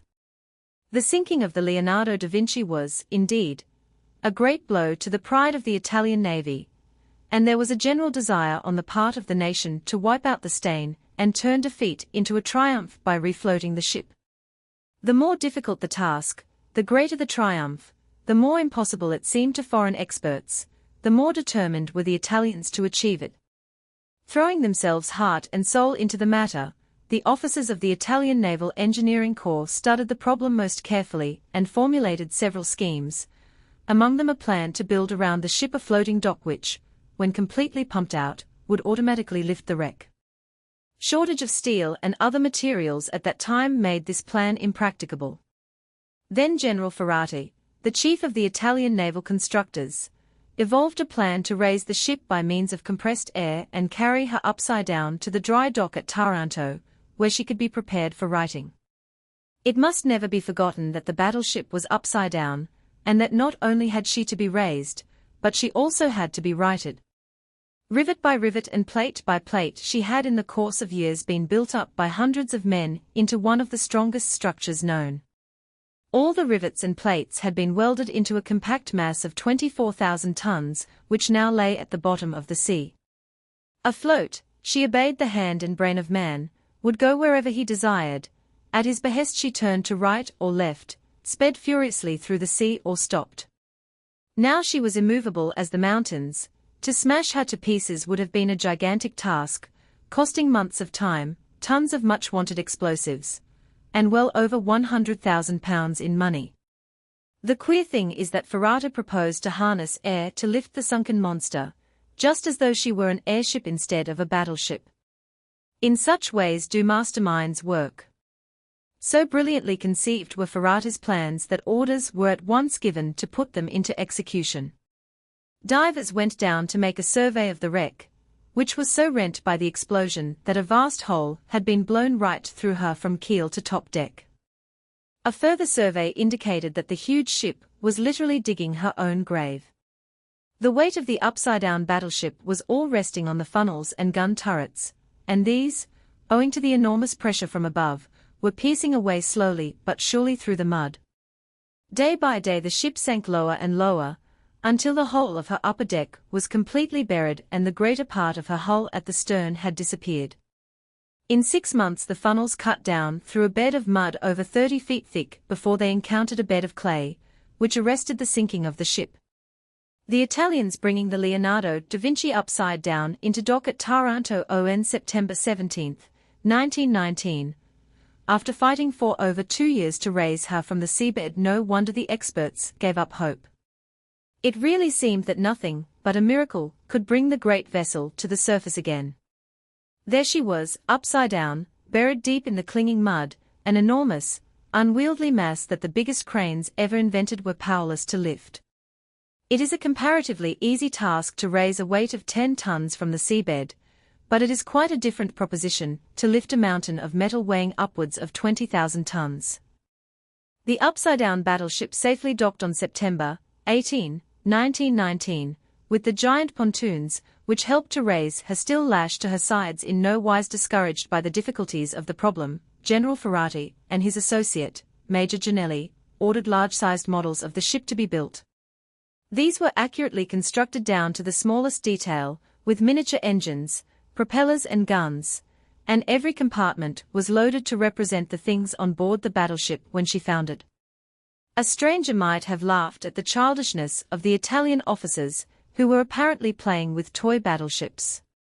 But things are not always what they seem. Actually, these same officers were puzzling out the most abstruse problems, carrying out remarkable experiments, which enabled them to determine how the ship should behave in certain circumstances. As a result were evolved some intricate calculations, upon which depended the whole operation of raising the ship.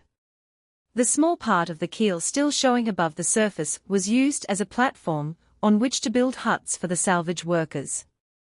Other huts were erected, in due course, on platforms built up from the submerged keel. The assembling of the plant for the work was completed by the spring of 1917, when the people of Taranto began to observe the figures of divers about the wreck. Those divers had no enviable time. They quickly discovered that the explosion had liberated a quantity of thick oil which clung to everything within the ship, and as they went down it obscured the glass of their helmets, and rendered the men practically blind. As if the oil were not sufficient handicap, there were thick clouds of rust which fogged the water and added to the discomfort of the divers. Yet the oil, despite its drawbacks, proved something of a blessing, for it adhered to hundreds of shells and protected them so efficiently from the action of the sea that the Italians were able to use them after salving them. The recovery of the ammunition was the first step to lightening the ship. Day after day shells were hoisted out of the wreck and loaded into lighters. It was dangerous work, but it became rather monotonous to those engaged in it. Monotony, as is well known, is apt to lead to carelessness, and carelessness in handling shells may lead to terrible results. It is a fine tribute to the carefulness of the men engaged on the work to know that they salved nearly 1,000 12-inch shells, 3,000 4x7-inch shells, some torpedoes, thousands of explosive charges, and hundreds of tons of other ammunition without a single mishap. Meanwhile, a cable was laid from the power station at Taranto right out to the wreck, a distance of 1.5 miles, and with the power thus furnished the divers began drilling holes to take the rivets that were to hold the patches over the great rents in the hull. Slow and arduous work it was, and not without danger, for it cost one man his life. The patches were lowered into place, a layer of rubber was fitted betwixt the hull and the edges of the patches to make them watertight, then the patches were successfully bolted home. More cables were carried out from the power station to work the air compressors, and as soon as the divers had made a number of compartments watertight, the salvors began to pump air into the sunken vessel. The air which was pumped in naturally rose. It tried to get away to the surface, but the keel of the battleship, which had been most carefully repaired and made airtight, prevented it from escaping. The air was thus caught, as it were, in a trap. There was no way out for it. It was not strong enough to break through the bottom of the ship, but it was strong enough to press down the water within. As the volume of air increased, the belt which it formed grew in depth until it had forced the water down for a distance of 26 feet below the level of the sea outside, and men were able to enter the bottom of the vessel through an airlock, work in security in this belt of compressed air, and lighten the vessel by taking out her stores and coals. By the beginning of November 1917, the salvors occasionally felt the battleship stir slightly beneath their feet. Despite the fact that she was buried deeply in the mud, her bow was showing the slightest of inclinations to rise. The engineer in charge noted this with delight. Barely perceptible as was the movement, it was more than sufficient to encourage him to persevere. Once more the thick oil cropped up to hamper operations and increase the many difficulties. As the water was forced down inside the vessel by the compressed air, the oil was deposited on everything.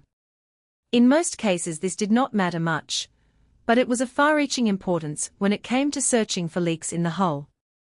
The oil so obscured these places that it was extremely difficult to locate them, yet everything depended on their being discovered, for had they been left unstopped they might have let out the air and made it impossible to refloat the ship, or, alternatively, let in the water at a critical time and led to her sinking in such a position that she could never be floated again.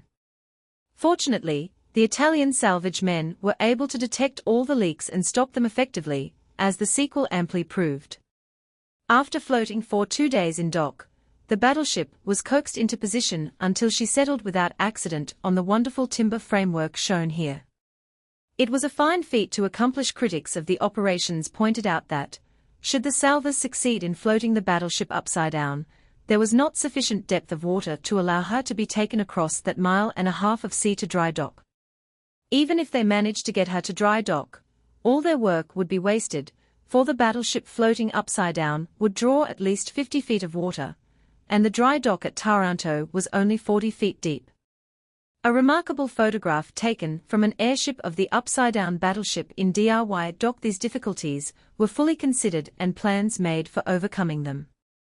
As it was an impossibility to increase the depth of the dry dock, the only way to solve this problem was to decrease the depth of water that the battleship would draw. The engineer accordingly proposed to detach the funnels, gun turrets and other top hamper from the deck of the vessel. So firmly embedded were these things in the mud, that the feat of cutting them off appeared to be more than mortal man could accomplish. It was, too, pointed out that if divers tried to clear the mud away from round the funnels, to enable them to work at their task, the sea would quickly fill up the cavities again. Yet another aspect of the problem was that the mud pressing upwards against the deck of the battleship was preventing her from sinking deeper, and if the mud were removed the whole weight of the Leonardo da Vinci would once more rest on her funnels and turrets and drive them deeper still into the clay. But the engineer, with a stroke of genius, made no attempt to clear away the mud at all. Instead, he tackled the job from inside the ship. Certain compartments were pumped out and used as airlocks, and in one turret the salvors succeeded, by the use of compressed air, in lowering the water to a level of 56 feet below the surface of the sea. The men who performed the mighty task of detaching the turrets from the ship actually worked 20 feet below the level of the mud. All around them outside was 20 feet of thick black ooze, and above that the illimitable ocean, yet the air we breathe, properly compressed, held back the deadly waters and enabled the men to work in safety.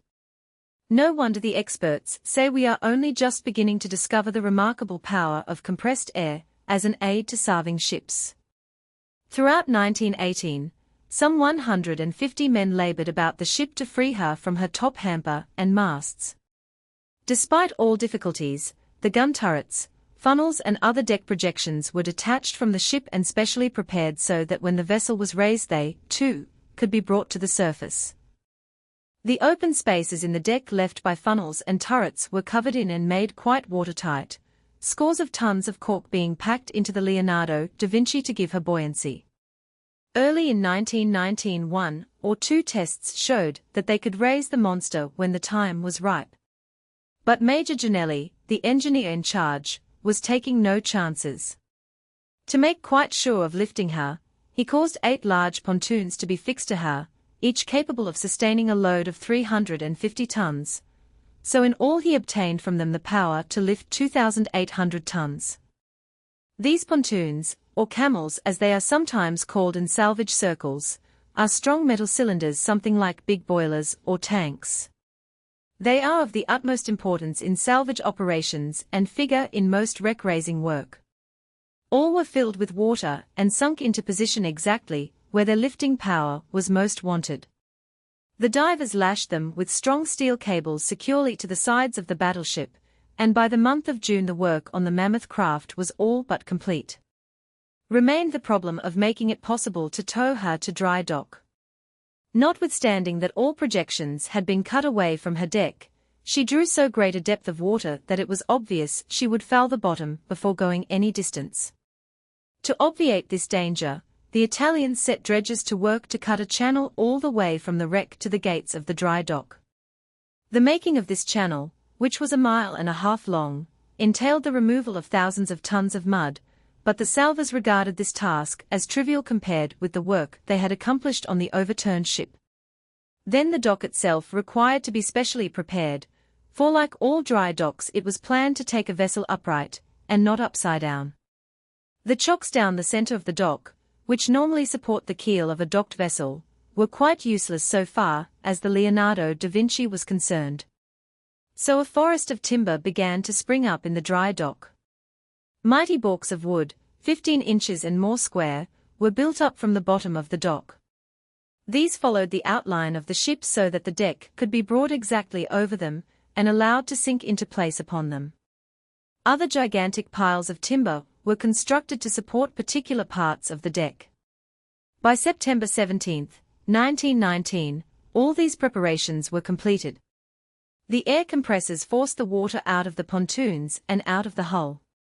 Certain compartments of the ship were filled with water in order to balance her evenly, and then the keel, with the great pontoons straining upwards, slowly arose out of the sea. For a time a stern battle went on between the mud which was gripping her, and seeking to hold her down, and the air which was striving to lift her to the surface. Then the air won. The battleship slipped from the grip of the mud, leaving her guns and turrets still embedded, and floated on the surface once more. A unique photograph of the Leonardo da Vinci, as she lay in the Bay of Taranto, with all the salvage craft around her just before she was turned over a rapid survey, was made to see that she was fit for her journey. Then the tugs took up their task and began to tow her slowly along the channel between the lines of buoys marking the passage. A stranger spectacle than the towing of this upside-down battleship was never before seen on the seas.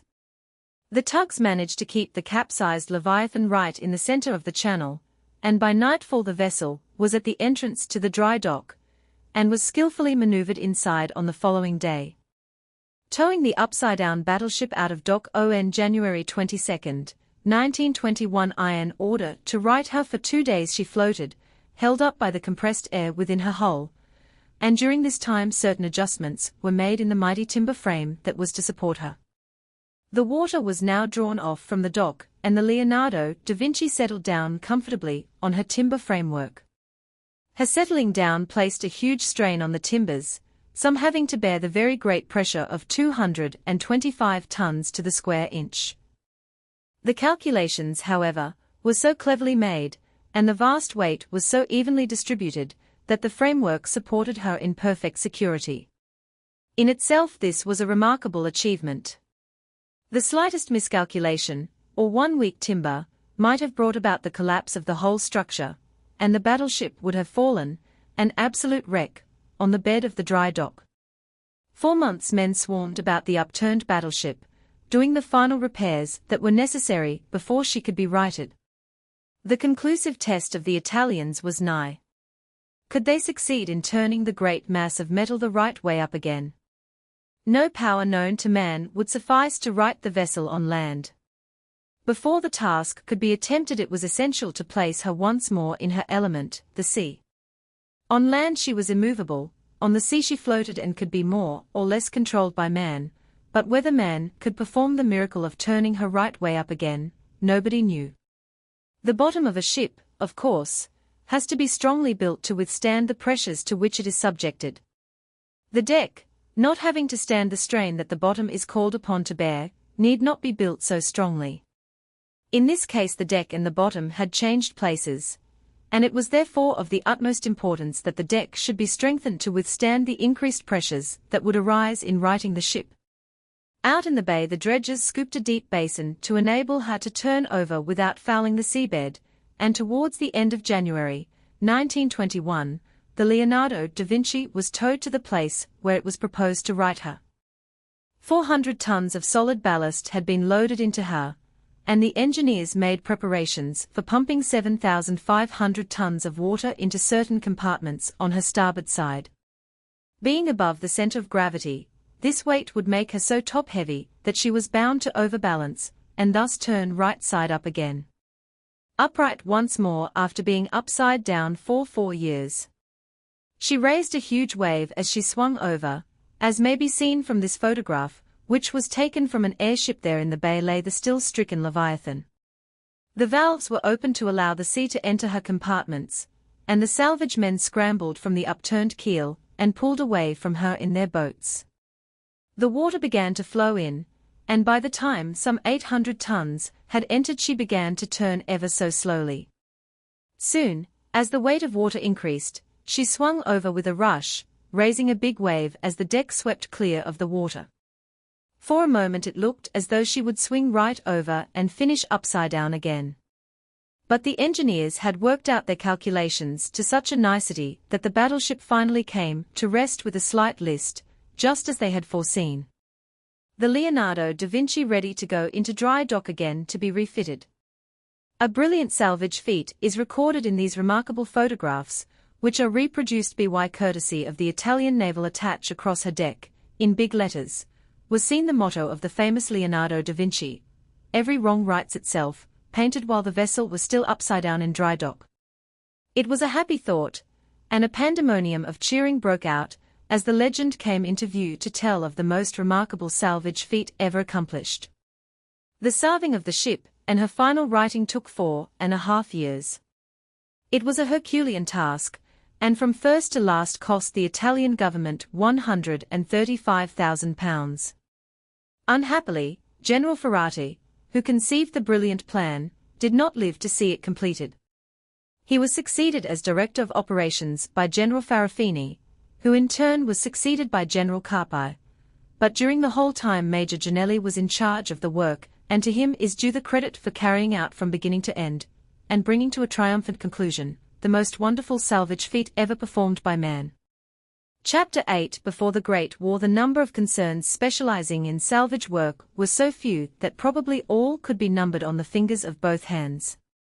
Sweden had a fine salvage unit at Stockholm, a Danish company worked from Copenhagen, Germany possessed a very powerful salvage plant, while perhaps half a dozen salvage concerns operated in British waters, the most important being the Liverpool Salvage Association, the London Salvage Association and the famous firm of Henry Enzer, at Queenstown in Ireland.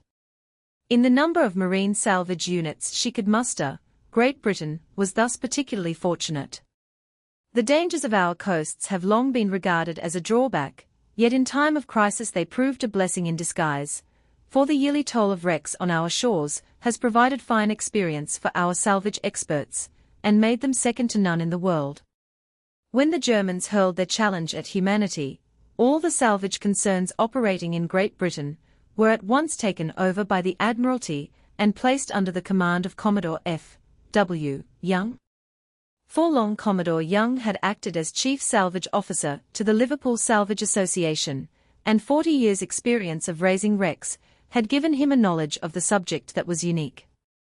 Wandering round our shores in storm and shine, fighting to get ships off the rocks, struggling to save their cargoes, he learned to know our rugged coast better than the average man knows the lines on the palm of his hand.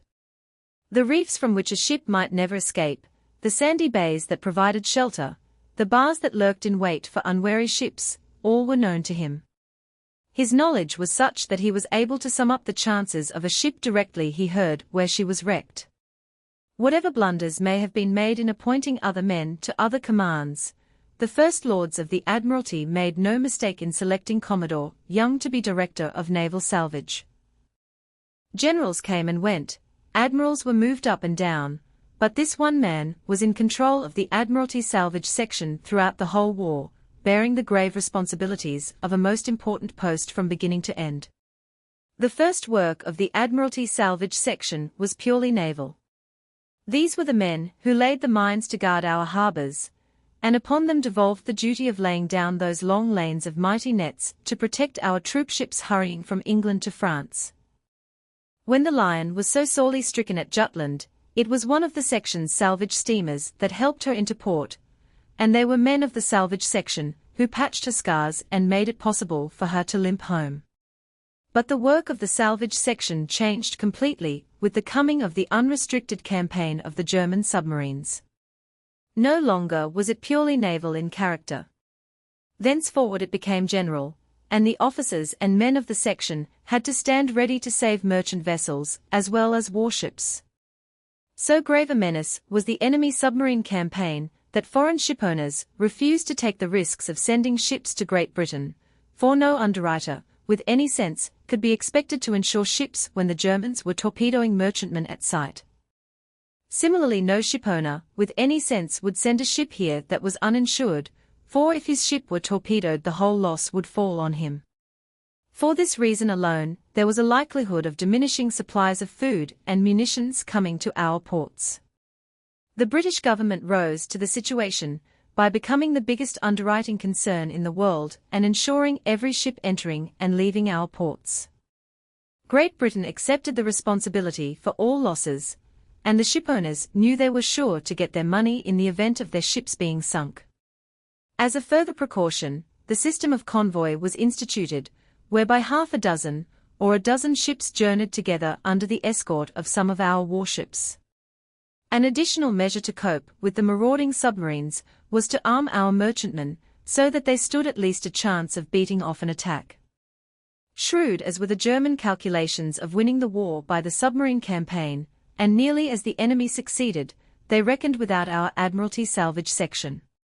While all the powers of the British Admiralty were concentrated on destroying the German underwater craft, the abilities of the Naval Salvage section were focused on repairing the damage wrought by enemy torpedoes. From a comparatively minor position, the salvage section sprang into paramount importance. As the list of torpedoed vessels grew day by day, so our salvage organization was enlarged to grapple with the extra duties.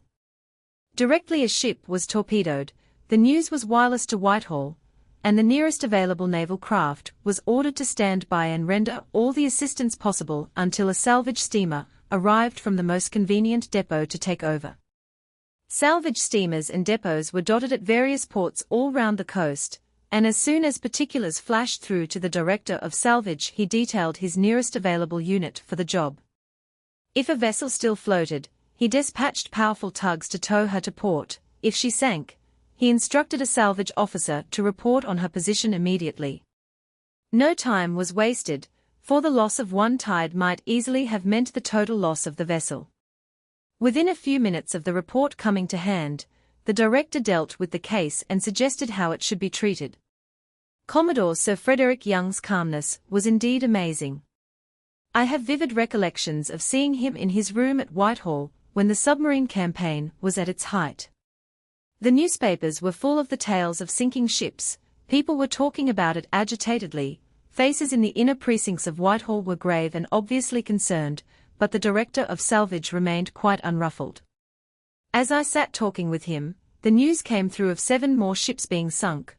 On top of it arrived the information that one of the salvage ships herself had been torpedoed in the Mediterranean. Yet the director of salvage did not turn a hair. He asked one of his officers the whereabouts of another salvage craft. The officer told him, "Send her out to replace the," and he mentioned the name of the sunken salvage ship, which I have long since forgotten. He puffed quietly at his pipe, screwed a monocle into his eye, and scanned the telegrams with their bad news. Then he gave a few orders, and in a moment or two the wires were humming with instructions to various salvage units to hurry to the aid of the stricken ships. It was all done so quietly and simply, without one sign of flurry or fuss on the part of the sturdy figure clad in a simple blue serge suit such as thousands of civilians wear today. Yet coming in and out and waiting deferentially on his word were naval figures resplendent in gold braid. The contrast emphasized the simplicity of the man controlling this supreme service. His unaffected ways and quiet manner masked an amazing cleverness, for no man alive was imbued with a greater genius for sea salvage work than this modest man sitting composedly at his desk by the pleasant window in Whitehall. His big room was set off in the center by a round polished table containing a bowl of flowers. Photographs of salvage ships dotted the walls, while various charts of the British Isles stuck full of colored flags bristled with information to those able to read them. Other charts were concealed beneath spring blinds that sprang up at the touch of authority. By studying these charts, the Commodore was able to tell at a glance just how the situation stood, where ships were sunk, where ships were beached, where his salvage units were working. On a side table was a big book of charts that could only be lifted with an effort, and another table contained a model ship showing the standard patch. Called into being by the war, the standard patch certainly proved one of the greatest aids of the salvage section, for many a ship that would have ended her days at the bottom of the sea was brought safely into port under the protection afforded by this invention. The standard patch was formed of grooved timbers fitting one into another, something like matchboards, and in appearance it resembled the top of a gigantic roll-top desk. Owing to its construction, it was admirably adapted for fitting the curves of the hull of a ship. A torpedoed ship which was saved by being beached in fitting a standard patch. The size of the hole in the hull was first ascertained, then the patch was made, bolted into position, and the edges were made watertight with cement. Many ships had to be beached at the nearest spot in order to save them from foundering, and the standard patch was then fitted to enable them to reach port and undergo permanent repairs. Other ships still remained afloat after being torpedoed, and it was no uncommon sight to see the ship's carpenters constructing a standard patch upon the deck. When the patch was finished, it was lowered over the side, the bottom edge being weighted to make it sink in an upright position, while the divers guided it into place and secured it with bolts and nuts. The standard patch, which was fitted over the hole in the ship's side. As may be seen, each timber was bolted home and the edges were made watertight with cement. These patches were of great service in defeating the German submarine campaign despite its temporary character. The repair was strong enough to enable the ship to journey to the dock set aside for her reception. Yet many a ship met various adventures on the way, and her journey to port was rather a protracted affair. One such case was that of a large vessel torpedoed by the Germans. Luckily, she did not sink immediately. Her bulkheads held and her captain was able to head for the shore until she touched bottom and settled down. Along came the salvage unit, and, ascertaining the damage, worked desperately to fit a standard patch. The patch was duly put on, the many bolts screwed up, and the vessel pumped out and towed off to port. The salvage officers were congratulating themselves on work well done when the unexpected happened. There was a dull explosion and a giant cascade against the side of the steamer. She had been caught a second time by a German submarine. Her nose was headed inshore, and once more she touched bottom. Quickly as they could, the salvors tackled her, for she was not the only ship on the sea receiving the unwelcome attentions of the Germans, and the salvors were in constant demand all along the coast. They sized up the new damage, made another patch, drilled the holes in the hull, fitted a felt bed for the patch to rest against and screwed it tightly home. Then the pumps were set going, the damaged hold was emptied and her keel came up from the sandy bed in which it had been resting. The ship, which had survived 2 German torpedoes, continued her interrupted journey, but she had only been an hour or 2 on the way when another enemy submarine got her. Whatever the salvage men said and thought, they started to patch her up again, and in time they had the thrice torpedoed vessel continuing her slow journey to the dock where she was to be repaired. Before they could get her home, however, her rescuers were compelled to beach her and struggle to save 1 or 2 very urgent cases. They accordingly put her ashore in a sheltered bay in the Isle of Wight, where they knew she would be quite safe until such time as they could attend to her. She was months making a short trip of a few miles round the south coast, but she seemed to have as many lives as a cat, and eventually reached dry dock where the damage wrought by German torpedoes was properly repaired. The remarks of the Germans must have been rather interesting when they discovered that they were torpedoing the same ship time after time. Probably they thought it was some trick the British were playing on them, some gigantic bluff to make them waste torpedoes. Anyway, although they tried and tried and tried again, the Admiralty salvage men, not to be outdone, managed to save the ship from the clutches of the Germans after all. So long as the submarine campaign continued, it was indeed a gigantic tussle between pumps and patches and torpedoes. At first the torpedoes had it all their own way, but pumps and patches in the skillful hands of the Admiralty salvage section began to rob the Germans of more and more of their prizes, and they ultimately proved a most important factor in bringing home to the foe that the game was not worth the candle. The demand for pumps of all types was tremendous. Motor pumps, steam pumps, electric pumps, all were required, and the pump makers were kept busily employed night and day. The war brought out the good points of one pump known as the electric submersible pump. Invented in pre-war days by an electrical engineer named MacDonald, this invention did not attract the notice it deserved, and in the end the inventor sold out his rights and emigrated to Canada. Since then his pump must have been very successful financially, for one or two that happened to be aboard a battleship at the Battle of Jutland did such wonderful service that the whole of the British Navy was fitted with them.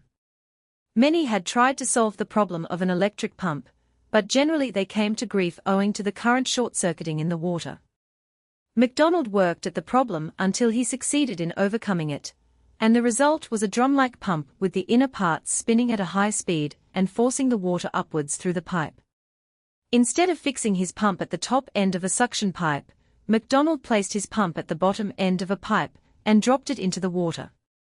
The pump weighed about half a ton, and owing to the fact that it worked entirely underwater, with water flowing all round and through its bearings, it was not liable to suffer loss of efficiency through air leakage. The tendency of the pump to overheat owing to the speed at which it worked was checked by the cold sea water always passing through it. It was, in effect, a water-cooled pump that was excellent for working at depths a little beyond the reach of the ordinary pump. 3 of the electric pumps, which proved their efficiency during the war. They remained in the hold of the sunken Westmoreland for 3 months, until she was raised.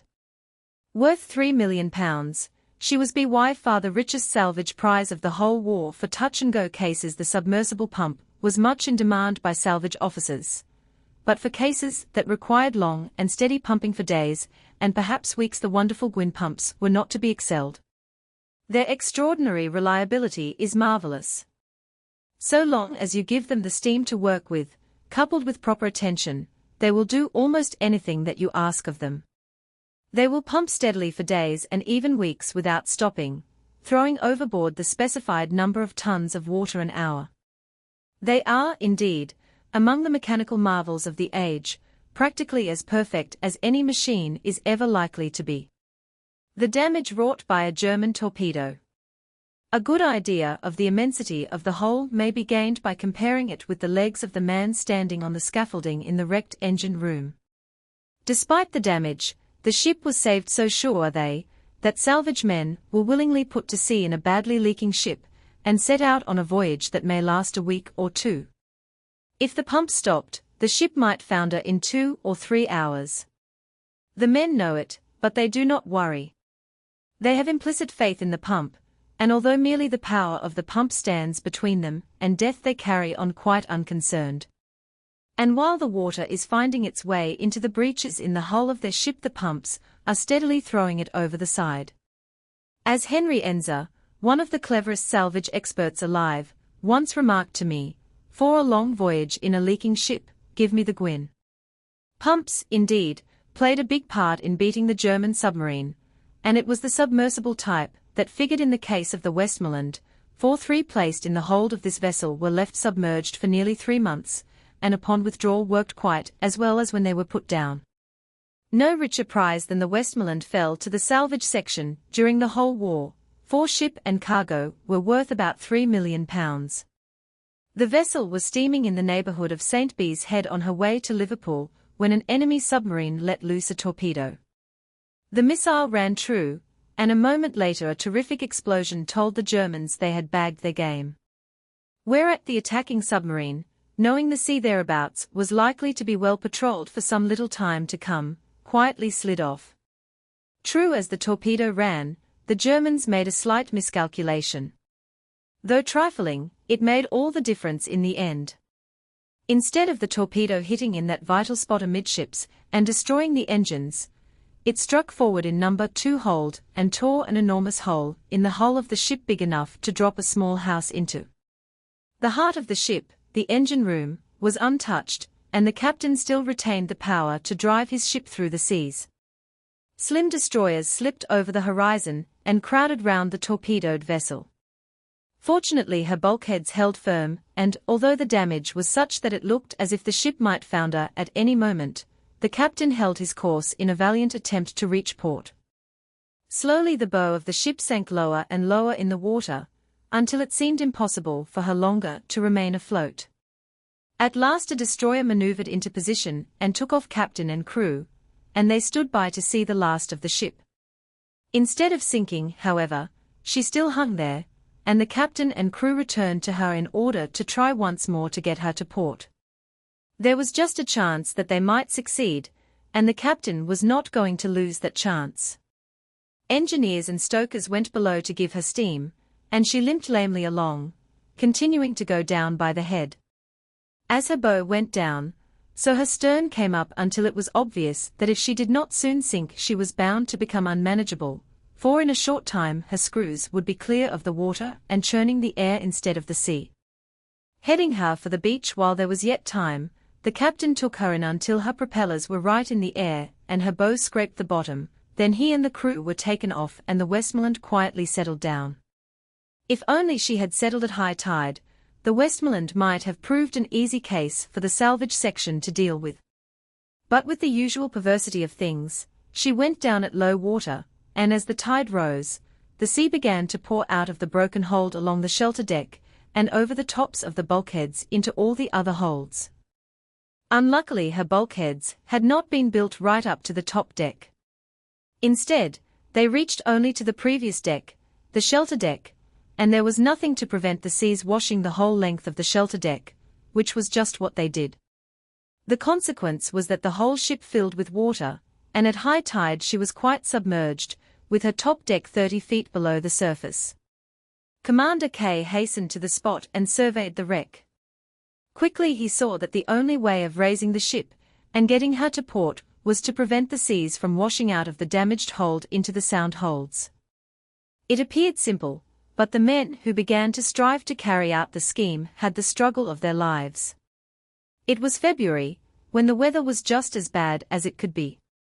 The heavy seas and strong currents effectually prevented any work being done for 3 or 4 days a week, and on the other days it was only possible to work for 2 or 3 hours at low tide. Watching their opportunities, the divers scrambled into the wreck and gradually timbered in a mighty hole, 40 feet across, that was blown in the shelter deck by the force of the explosion. The first step in their struggle with the sea was looked upon as one. Barely was the work completed when the sea, frothing with fury, raged through the hole in the hull and battered continuously at the underside of the work until the timbering was reduced to matchwood. I have already mentioned that salvage men are sparing of words, and if they said but little on this occasion, no doubt what they said was to the point. With that patience which is beyond all praise, they resumed their efforts with a firm determination not to be again cheated by the sea, so they used steel to counter the force of the waves. Whenever tide and weather served, they worked with might and main to build watertight walls, or a steel trunkway, as the salvors called it, from the shelter deck of the damaged hold right up to the top deck in order to confine the sea to that hold and prevent it from washing over the tops of the other bulkheads. By then the salvors realized that it was quite hopeless to attempt to patch the hull of the ship to prevent the seas from entering, for no temporary work could withstand the full force of the Atlantic gales. Consequently, the divers concentrated on building their trunkway, and in a month it was completed and the water was effectually shut off from washing into the other holds. The salvors determined now to try to move the ship to a more sheltered position, where they would be able to work for longer periods, and with fewer interruptions. Accordingly, pumps were set to work pumping out the water in the sound holds, and in time the Westmoreland swung clear of the bottom. The tugs caught hold of her and towed her inshore for a couple of miles, when she bumped the bottom again, and was allowed to settle. It was 2 miles to the good, the water was much shallower, but even more important was the additional shelter, which made it possible for the men to work more continuously. So the divers toiled away with renewed vigor, hauling the cargo out of the ship to lighten her, hoisting out case after case of butter for which the people were clamoring. It was, fortunately, none the worse for its immersion, and I believe it duly reached the tables of the people, who had no idea that they were eating butter which had been at the bottom of the sea.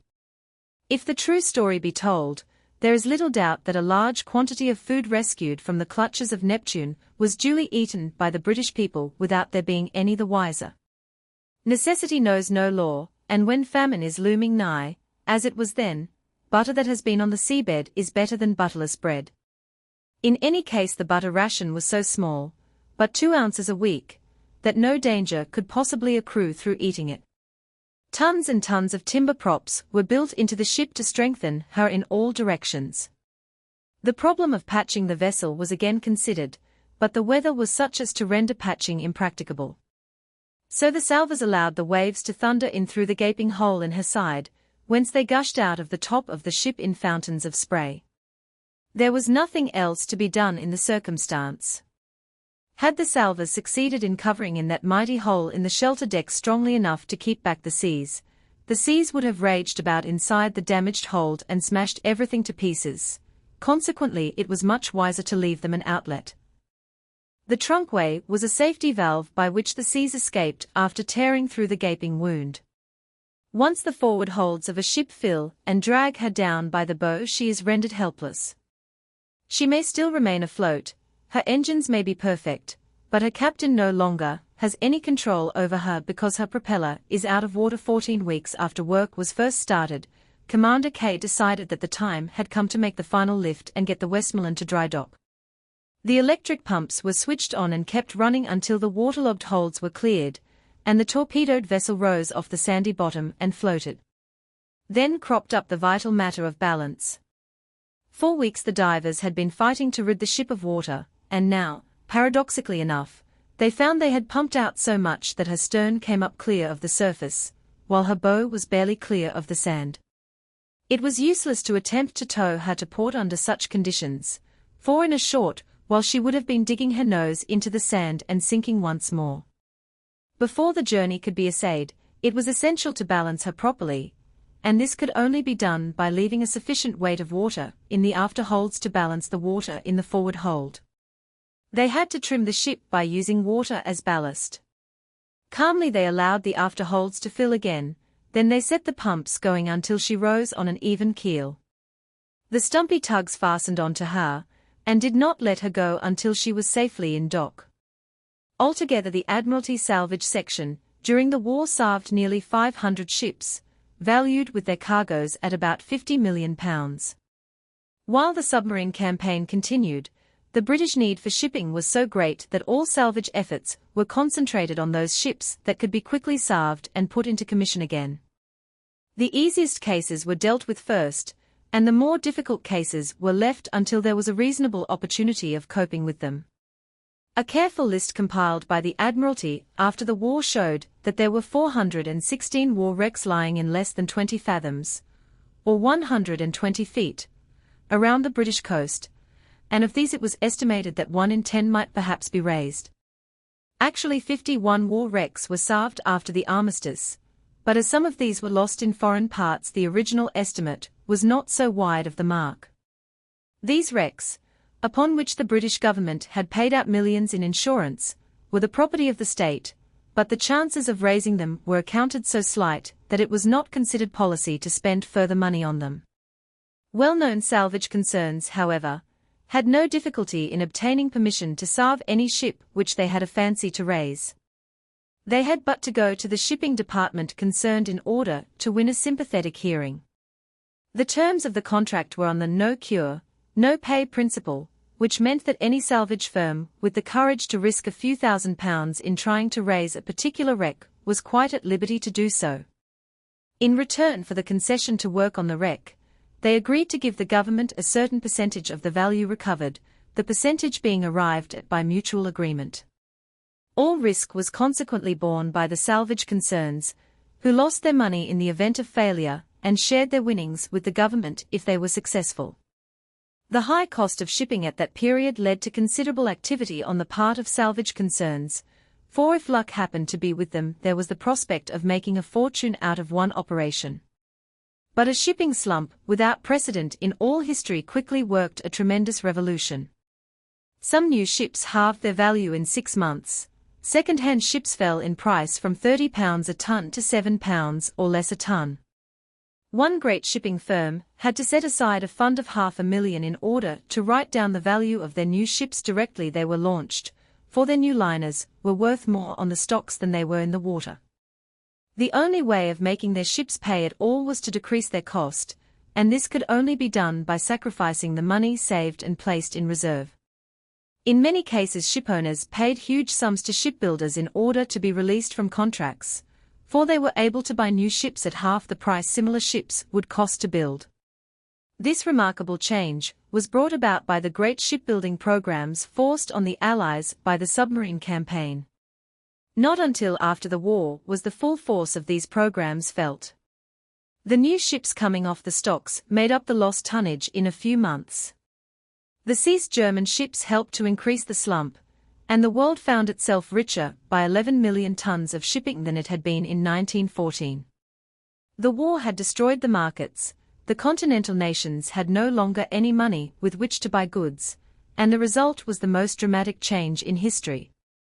Shipowners who a year previously had been clamoring for ships at any price, were compelled to let 8 million tons of shipping lie idle. Of course, these conditions played havoc with salvage concerns. The fortunes that might have been locked up in war wrecks quietly vanished. It must be borne in mind that enemy torpedoes in the first place had done enormous damage to the sunken ships, and what the torpedoes had left undone the storms of the armistice years had finished. The immersion of a ship for a year or two in the sea, with the consequent rust set up in the metal, works sorry havoc, while sand and mud swirling about in the engine rooms tend not to improve the engines. Every hour that a ship spends on the ocean bed she deteriorates in value.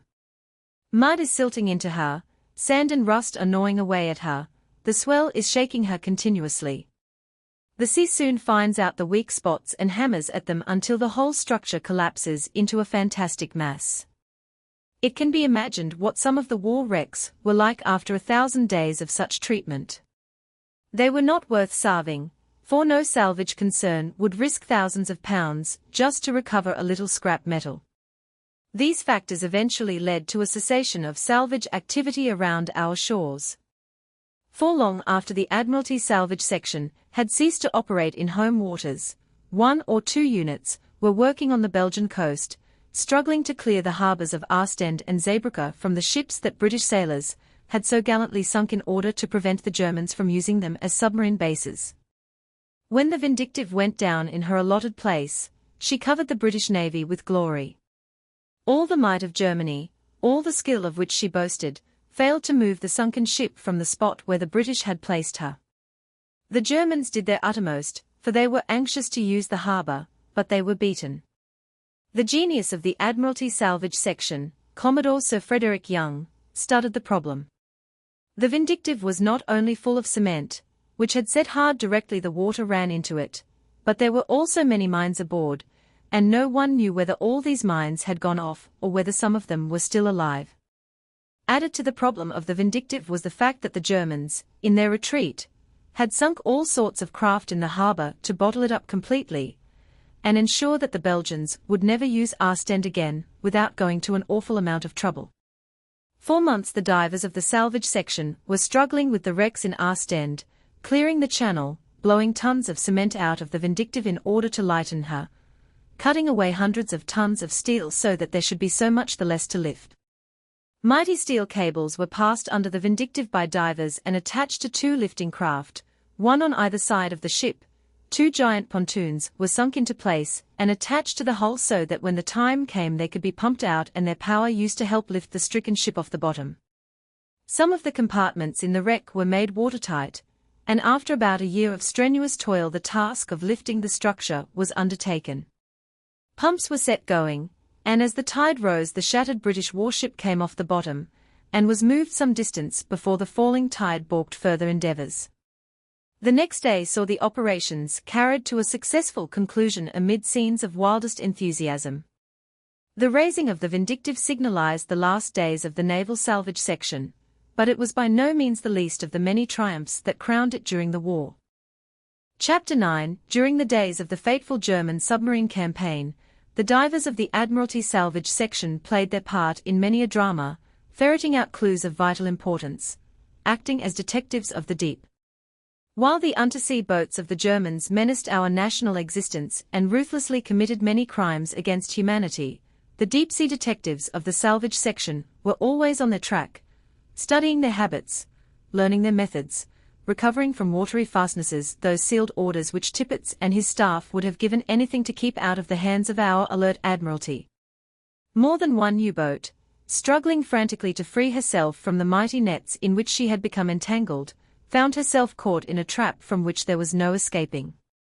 The guardians of the nets, going their rounds, marked the agitation of the boys which told of a giant fish struggling below, and if the prize could not be brought up and captured, a depth charge soon put an end to its struggles. Sometimes a submarine was found on the bottom, without any visible damage to the hull. An accident to her machinery had rendered her helpless.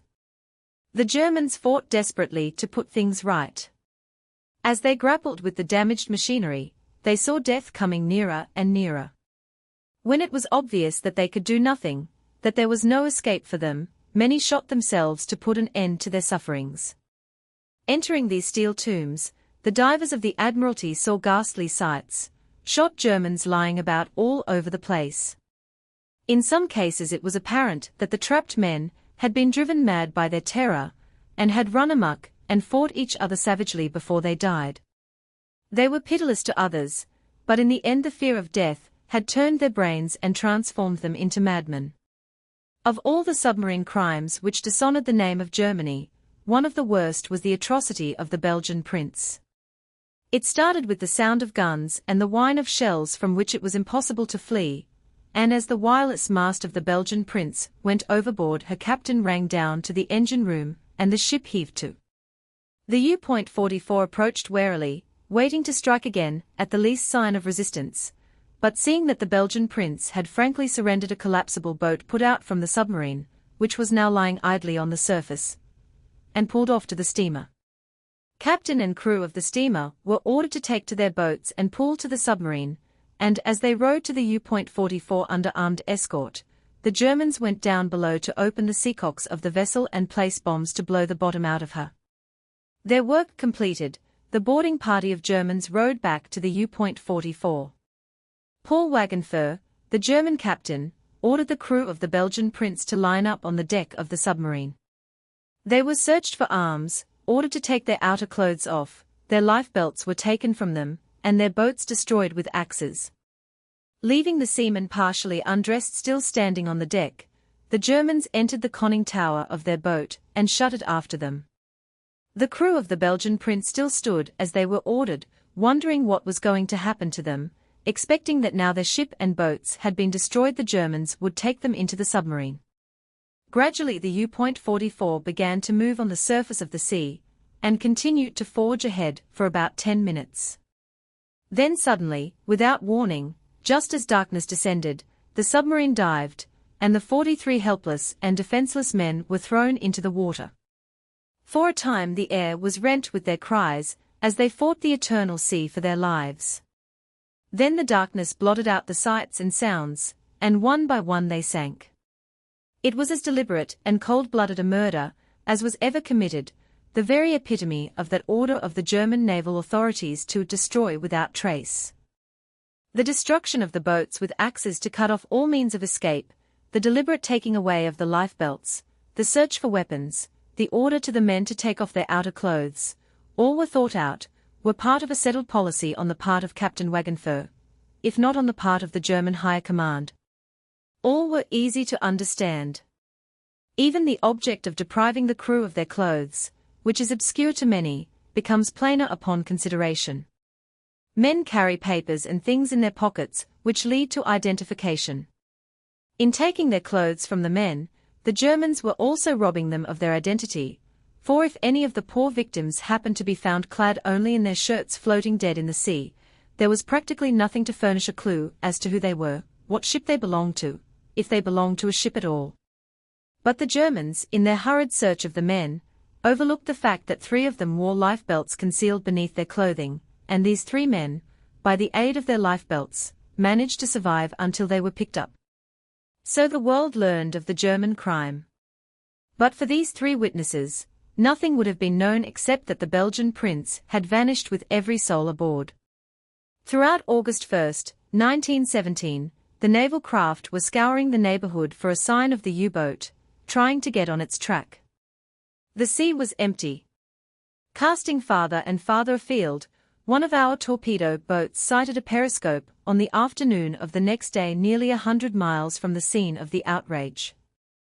Keen eyes at the other end of the periscope must have detected the torpedo boat almost as soon as the torpedo boat saw the periscope, for our naval gunners had time to get in only a couple of rounds before the periscope disappeared.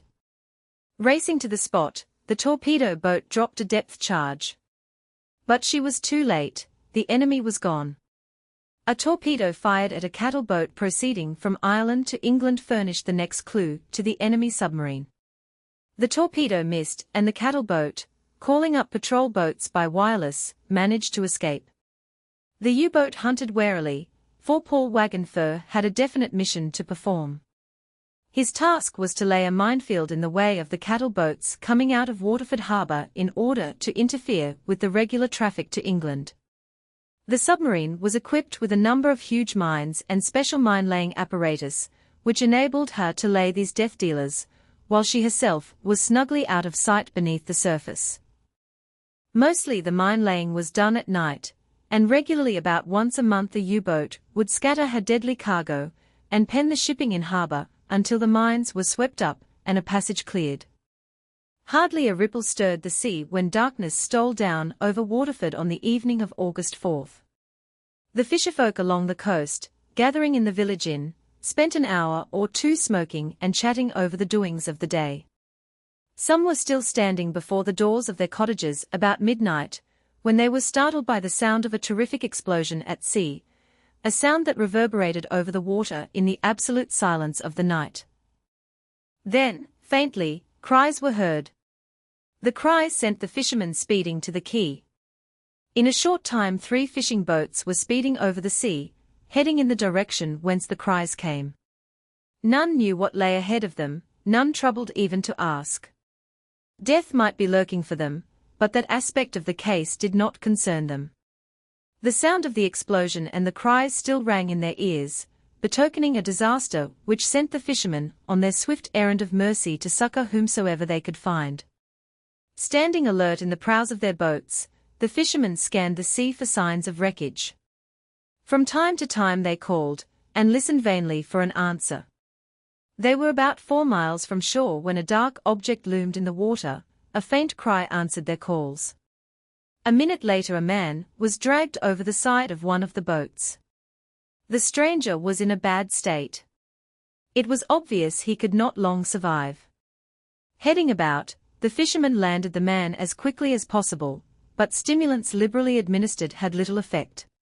Just for a time he rallied and managed to gasp out the information that he was a member of the crew of the U.44, and that they were laying mines when a tremendous explosion occurred and shot him up to the surface.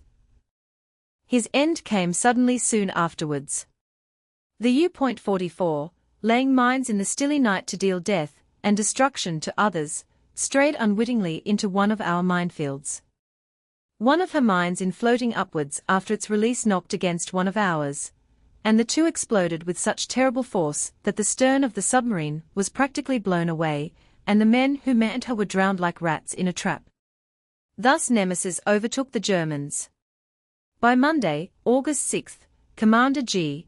Davis of the Admiralty Salvage Section was recalled from another salvage case, with instructions to recover the sunken U-boat.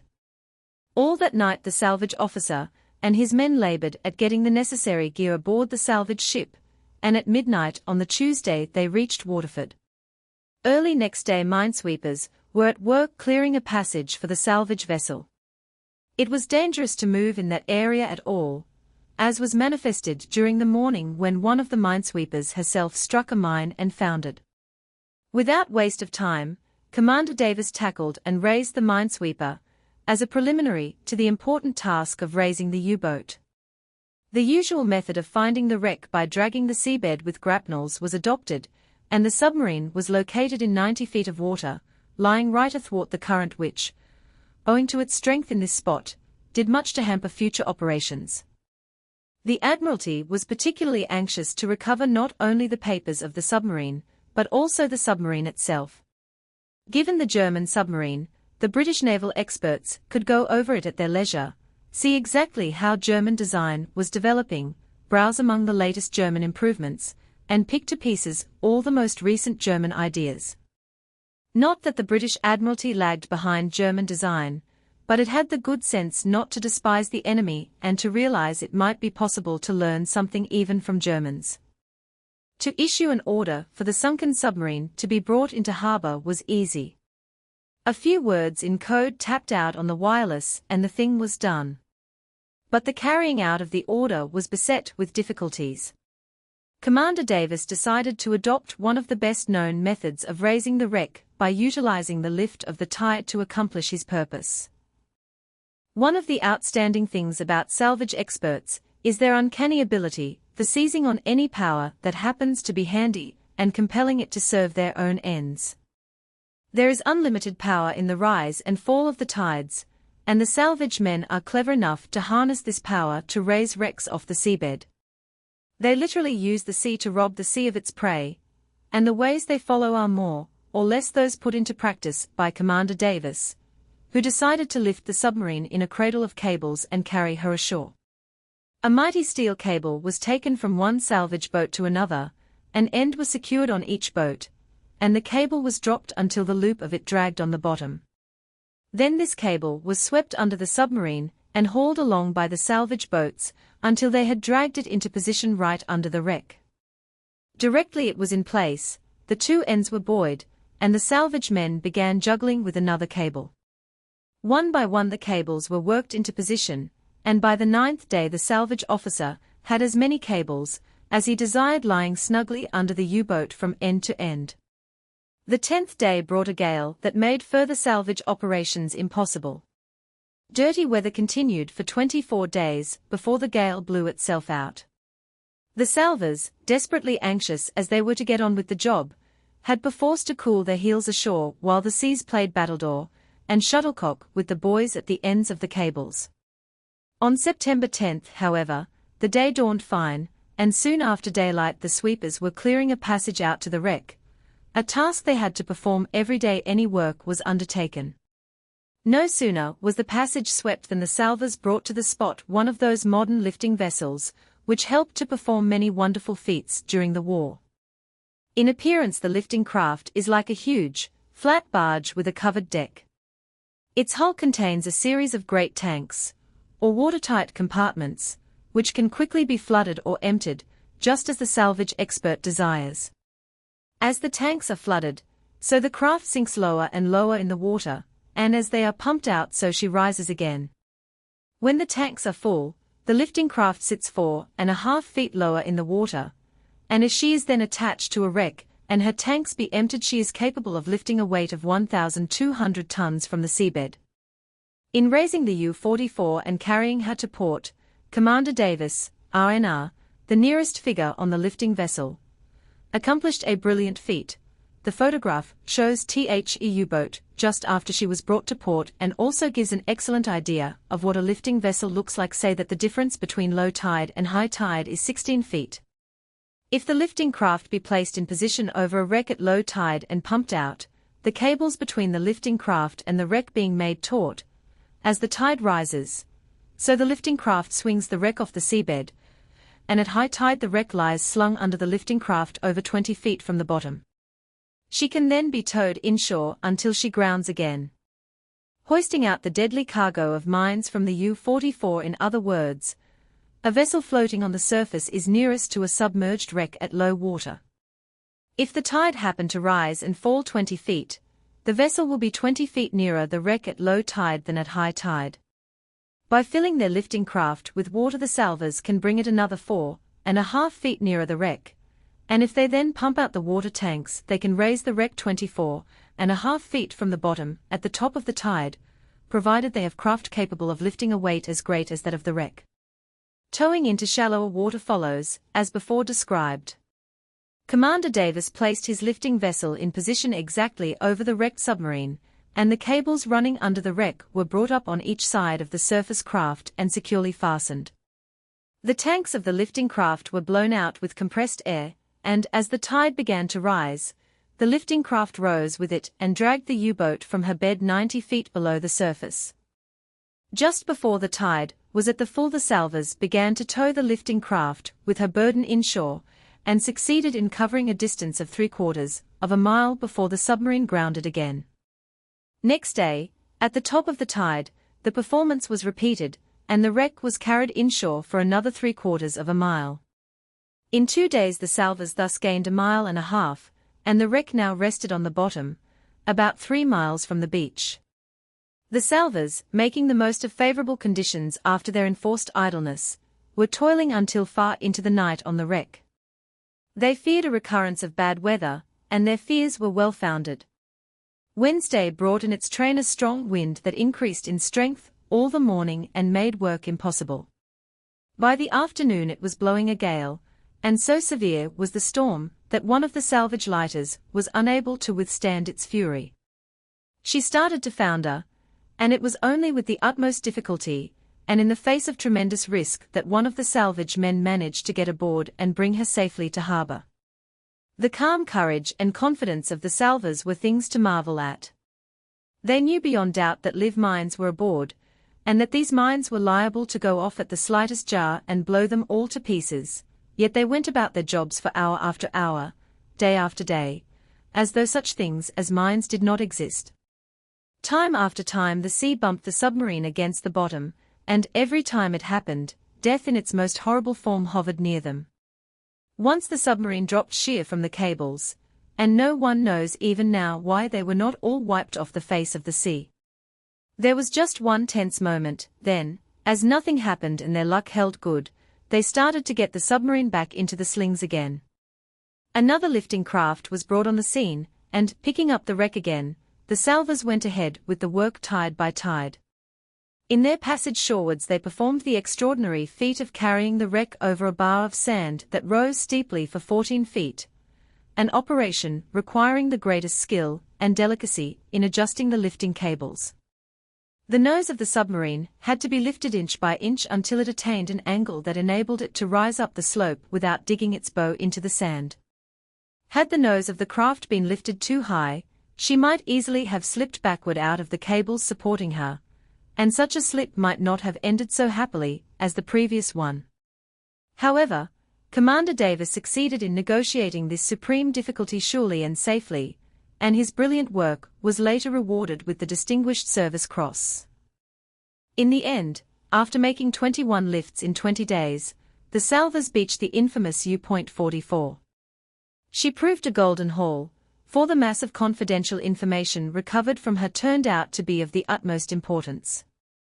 She had on board 9 mines, which were cautiously taken out by Commander Davis and rendered innocuous, besides several torpedoes and a big collection of shells. Followed the grim and ghastly task of disinterring the dead.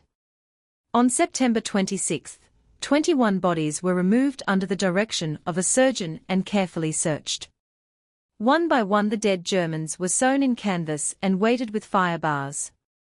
That evening the salvage ship, fitted for the occasion with special platforms on which the bodies were placed, steamed out to sea. At midnight she stopped.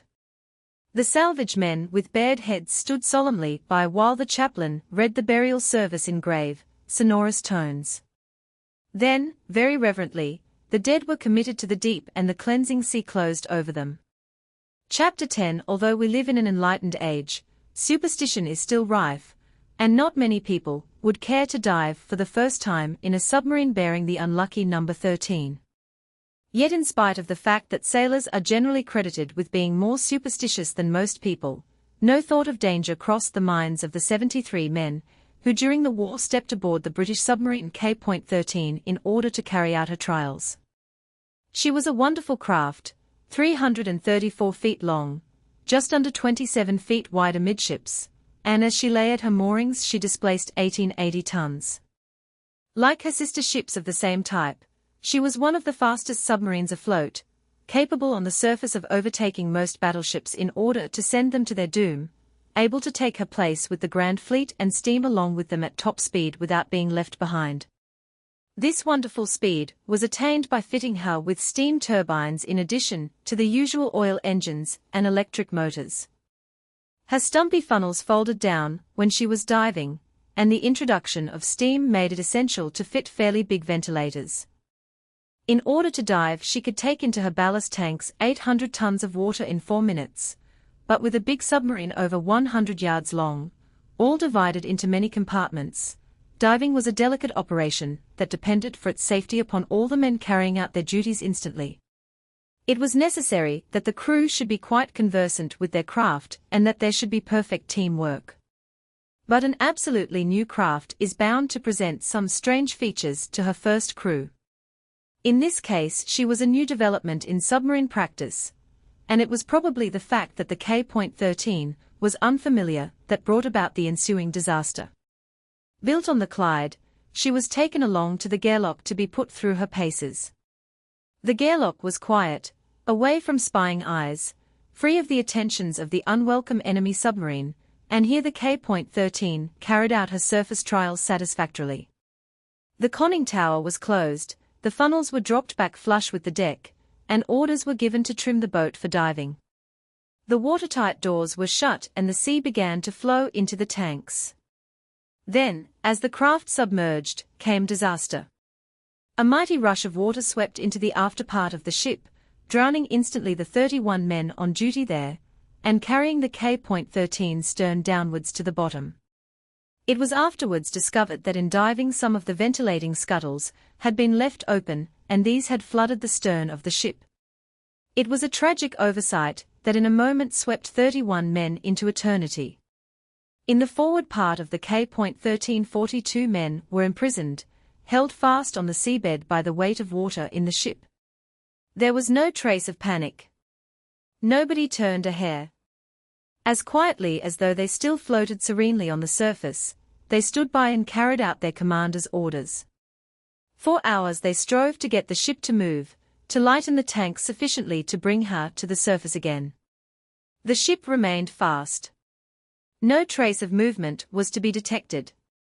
The watertight bulkhead across the center of the vessel held death at bay for the moment, but no one knew how long it could withstand the terrific pressure. At the other side of the bulkhead lay their dead companions, and the hungry sea was waiting to engulf the living.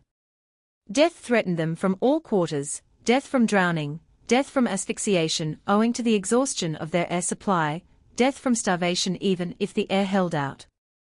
Hour by hour death came nearer. They realized it only too well, but still they remained cheerful. When it was seen that all their efforts were useless, Commander Godfrey Herbert, DSO, who was in command, and Commander F.H.M.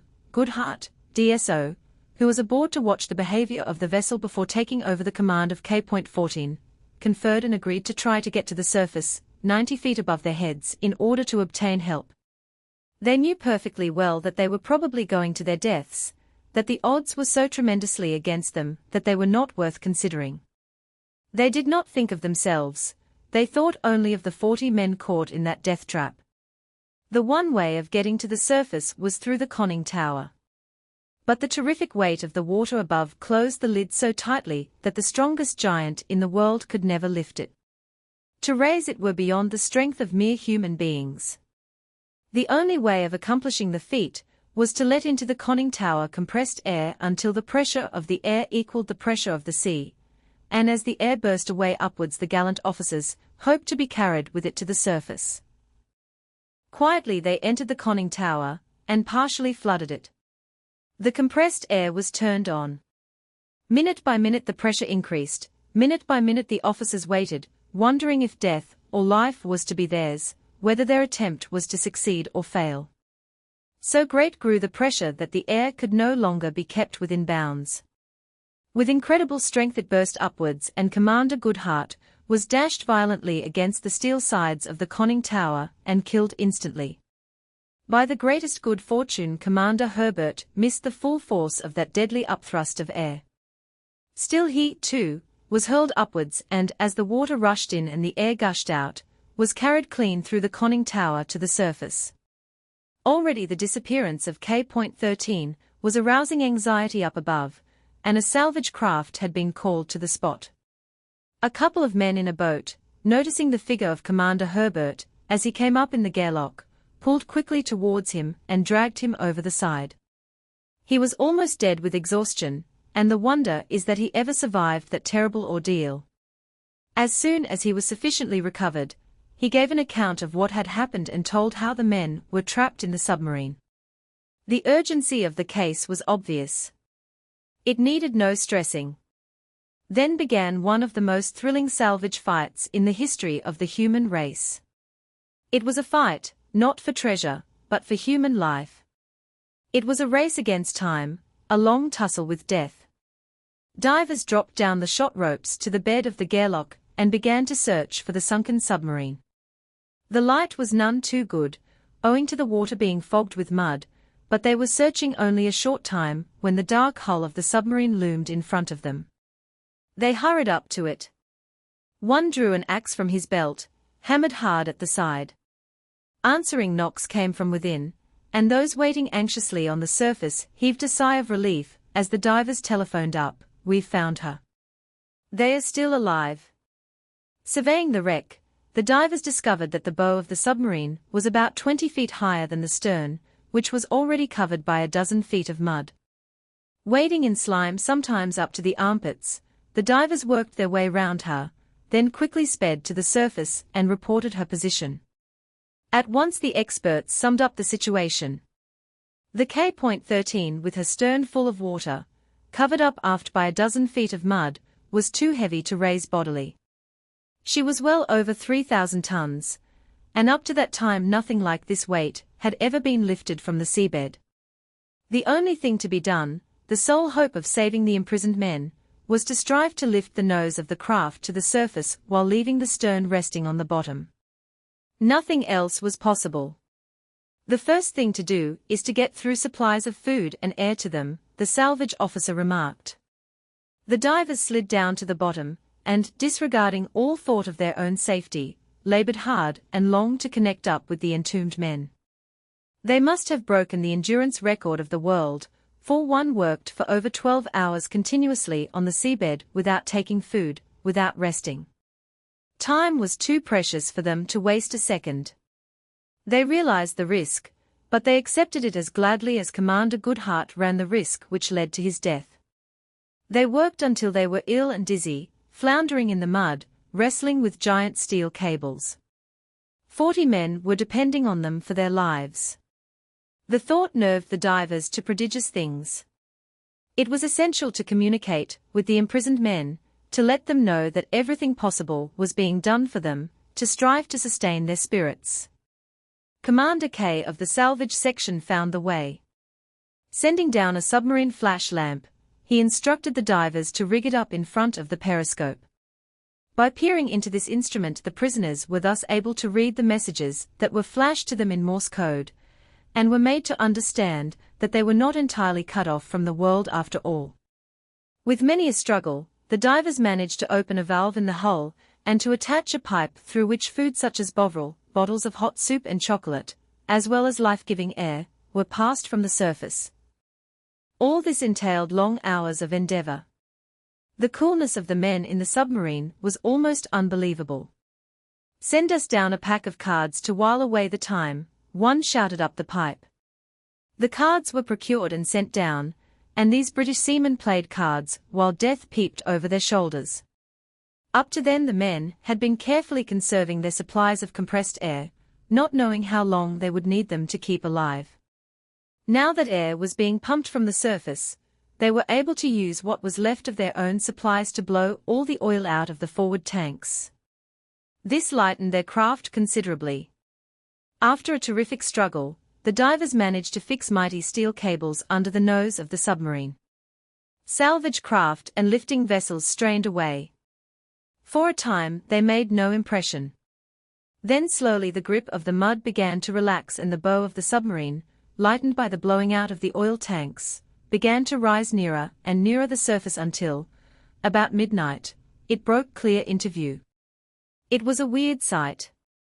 Great arc lamps lit the scene, and under their glare the salvage men attacked the steel hull of the K.13 with oxyacetylene blowpipes. Every one was desperately anxious, afraid that the submarine might slip. Under the intense heat of the blowpipes, the steel grew soft and melted. Gradually, laboriously, the salvors burned their way through the stout outer plates. History reveals no more thrilling rescue than that of the survivors of the K.13 after she had been at the bottom for 2.5 days.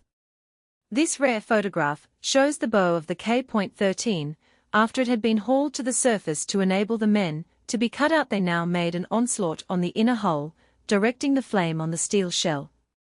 The metal glowed and flowed. A rush of air leaped upwards from the interior of the vessel and blew out the roaring flame of the blowpipe. "Get us some matches," the divers called to those above. Under their very noses a hand from inside the ship suddenly slid through the hole in the metal, the fingers holding up a box of matches. "Here you are," said a cheery voice, and the divers knew that all was well. Another period of strenuous endeavor, and the hole in the metal was big enough for a man to squeeze through. Then, as the 40 prisoners were helped and carried to freedom, the cheers of the salvage men echoed to the shore. Never will men be nearer death than those saved from the K.13. For 57 hours they were imprisoned in the sunken submarine at the bottom of the sea. For 2.5 days they lived with death at their elbows, not knowing when the end would come. Their ordeal has never been equaled, and their rescue is one of the most thrilling deeds in the annals of sea salvage. Barely were they rescued when a storm arose. The cables holding up the K.13 snapped asunder, and the submarine plunged again to the bottom.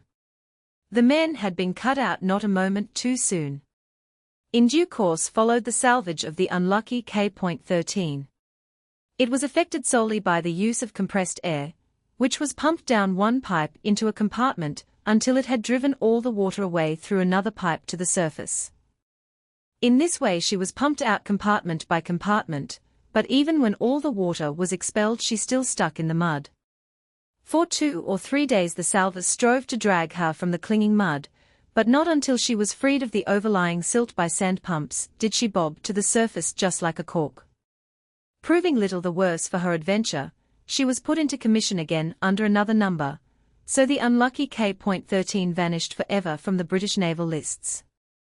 Chapter 11. Quite as thrilling as the experience of the men who went down in the K.13 was the adventure which befell the crew of an American submarine, the S.5, and it is doubtful if any popular novelist, with all his imagination and powers of invention, ever thought out a more remarkable situation than that in which these American sailors found themselves.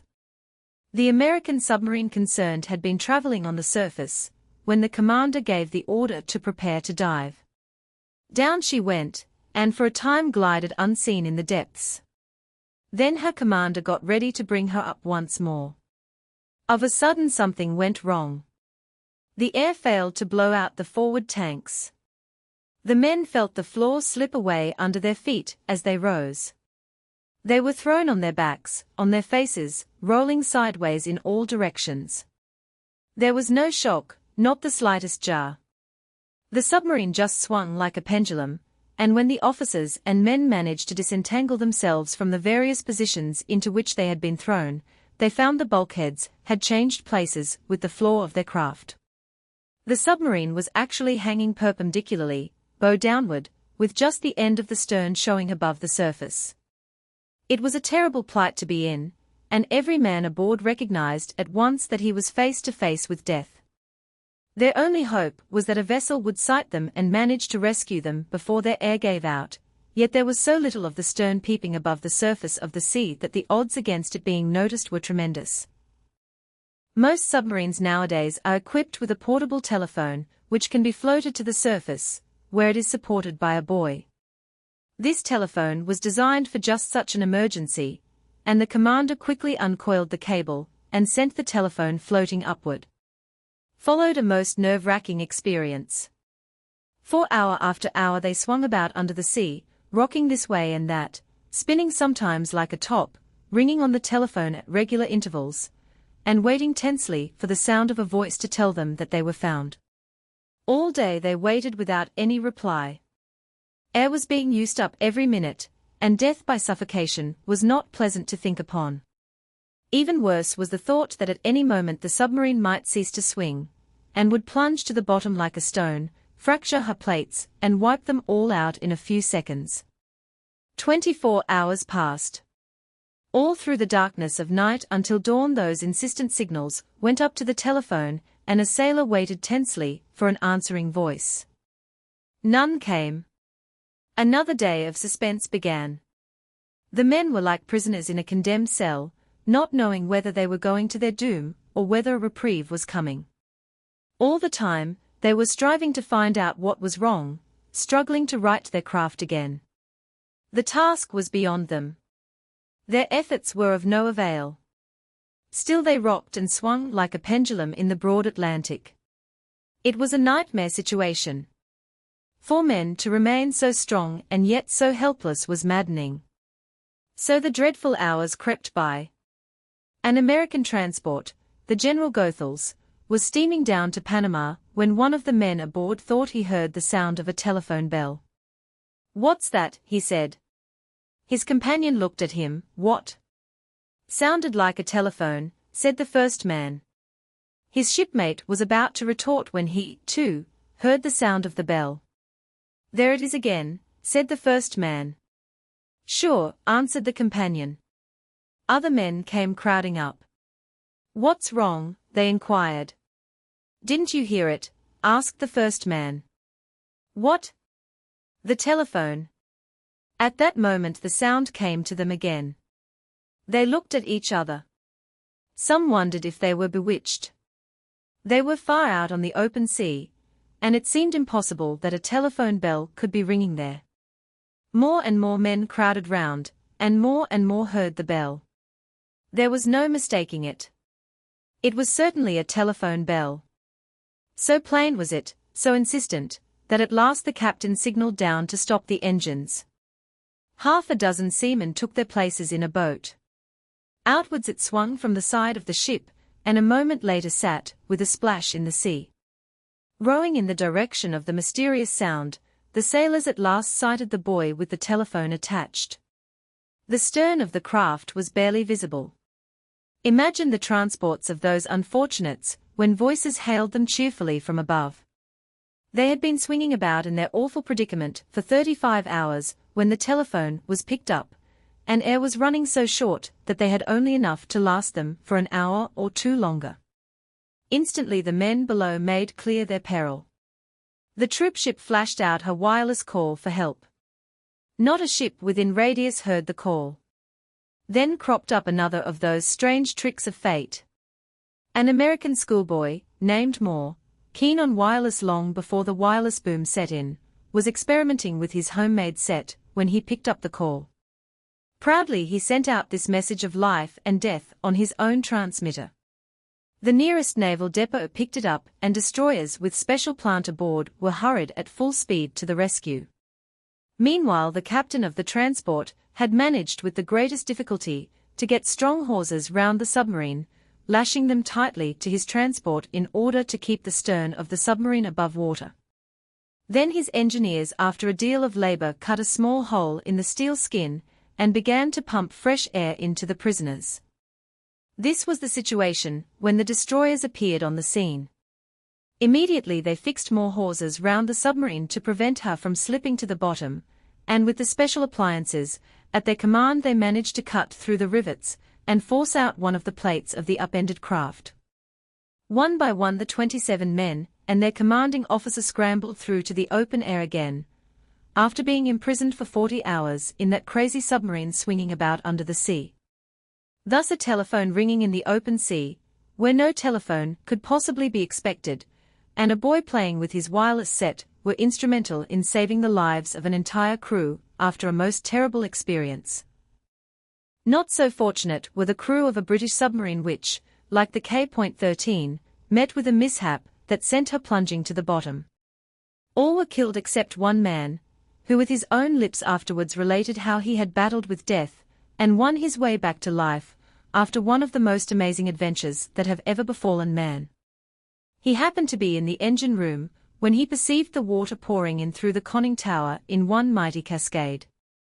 In a flash he realized that the boat was doomed. Rushing along the engine room, he shouted at the top of his voice to warn his comrades in the other parts of the ship. The sea swept into the engine room after him. In a moment the floor was flooded. Fast as he moved, the water was faster. Before he could get out, he heard the sinister sound of the engine room door slamming. He turned and thrust his shoulder against it. It would not budge. He was trapped in the engine room of a sunken submarine. The rush of water had closed the bulkhead door, and the space beyond was completely flooded, making it impossible for the imprisoned man to move the door. Even if he had succeeded in opening the door, it would have been merely a matter of seconds before the hungry sea drowned him. He stood to compose his thoughts, to make up his mind what to do. More than once he had imagined himself trapped in just such a manner, and he was well aware that if he could succeed in equalizing the pressure of the air inside with the water outside, he might get out of the submarine and escape.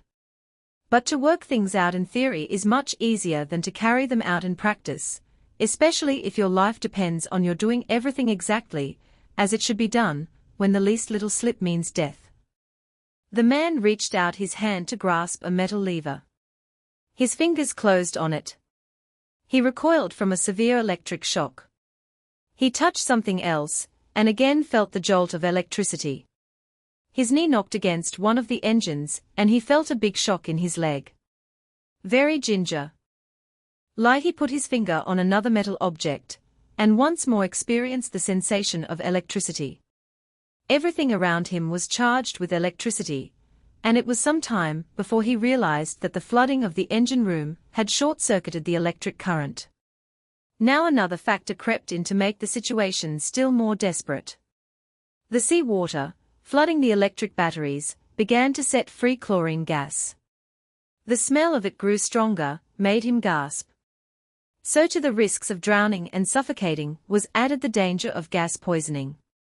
In like circumstances few men could have kept their nerve. Most men would have abandoned themselves to their fate, would have given up all hope in the face of so many perils. But not this British sailor. With all his strength he began to fight to get out of the submarine, to put his theories into practice in order to save his life. He must have possessed tremendous willpower, wonderful courage, and determination.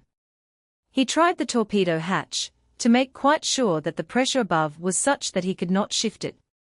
He might have been pushing against Mount Everest itself. Wasting no time, he set the bolt of the hatch so that the merest touch would release it, then he opened a valve to let in more water. As the water flooded the compartment, the air in it was compressed more and more. Higher and higher crept the water, greater and greater became the pressure of the air until he felt he could stand it no longer.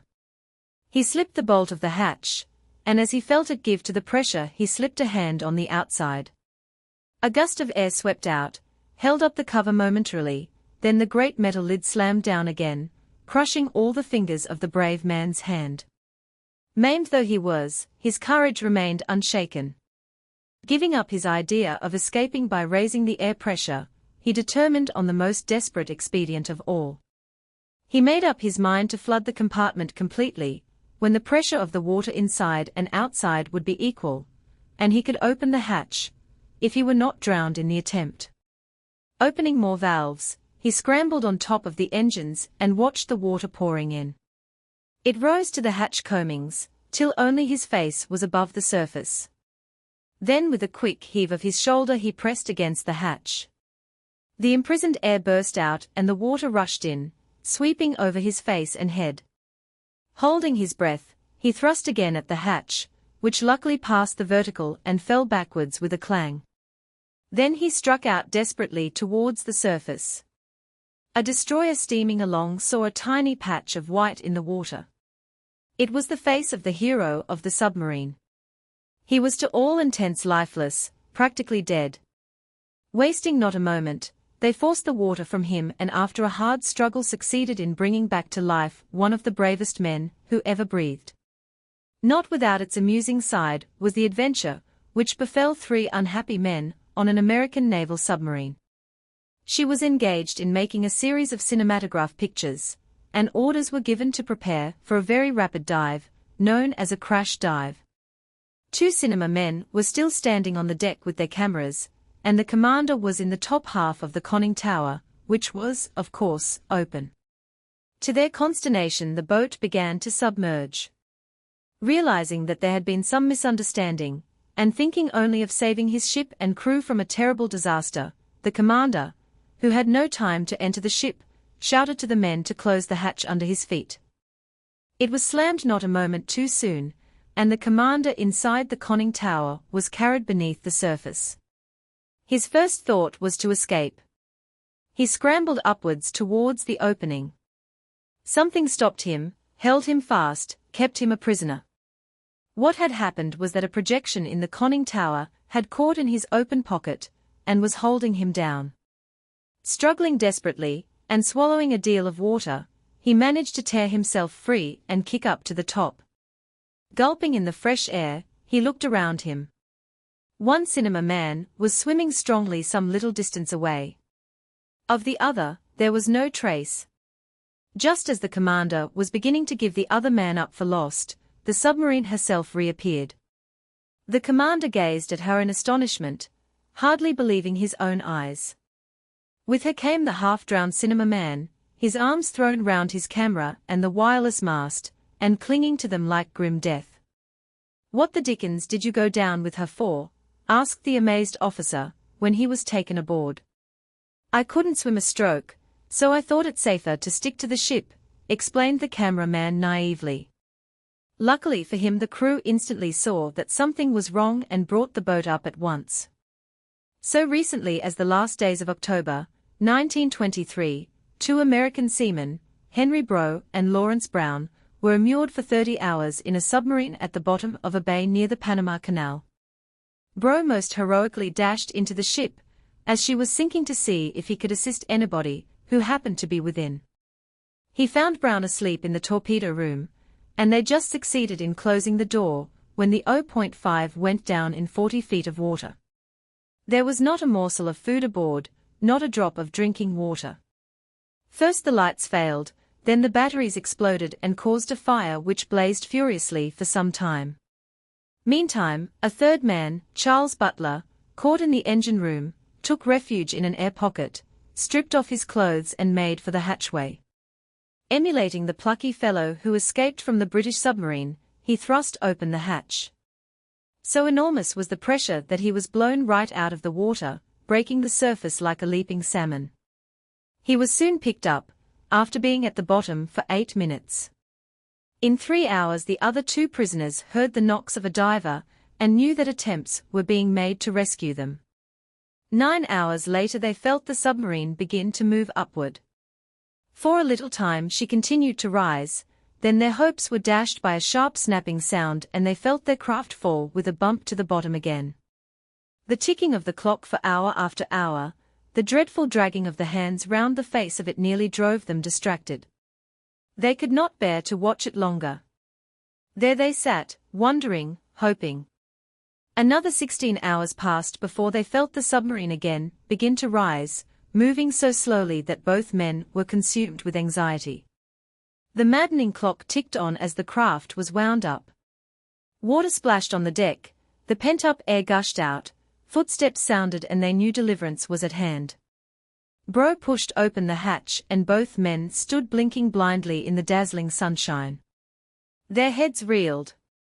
So sick and ill were they owing to the sudden change of pressure that grave danger was only averted by quickly placing them under the same pressure in another submarine, and then slowly reducing the pressure in accordance with the recognized diving practice.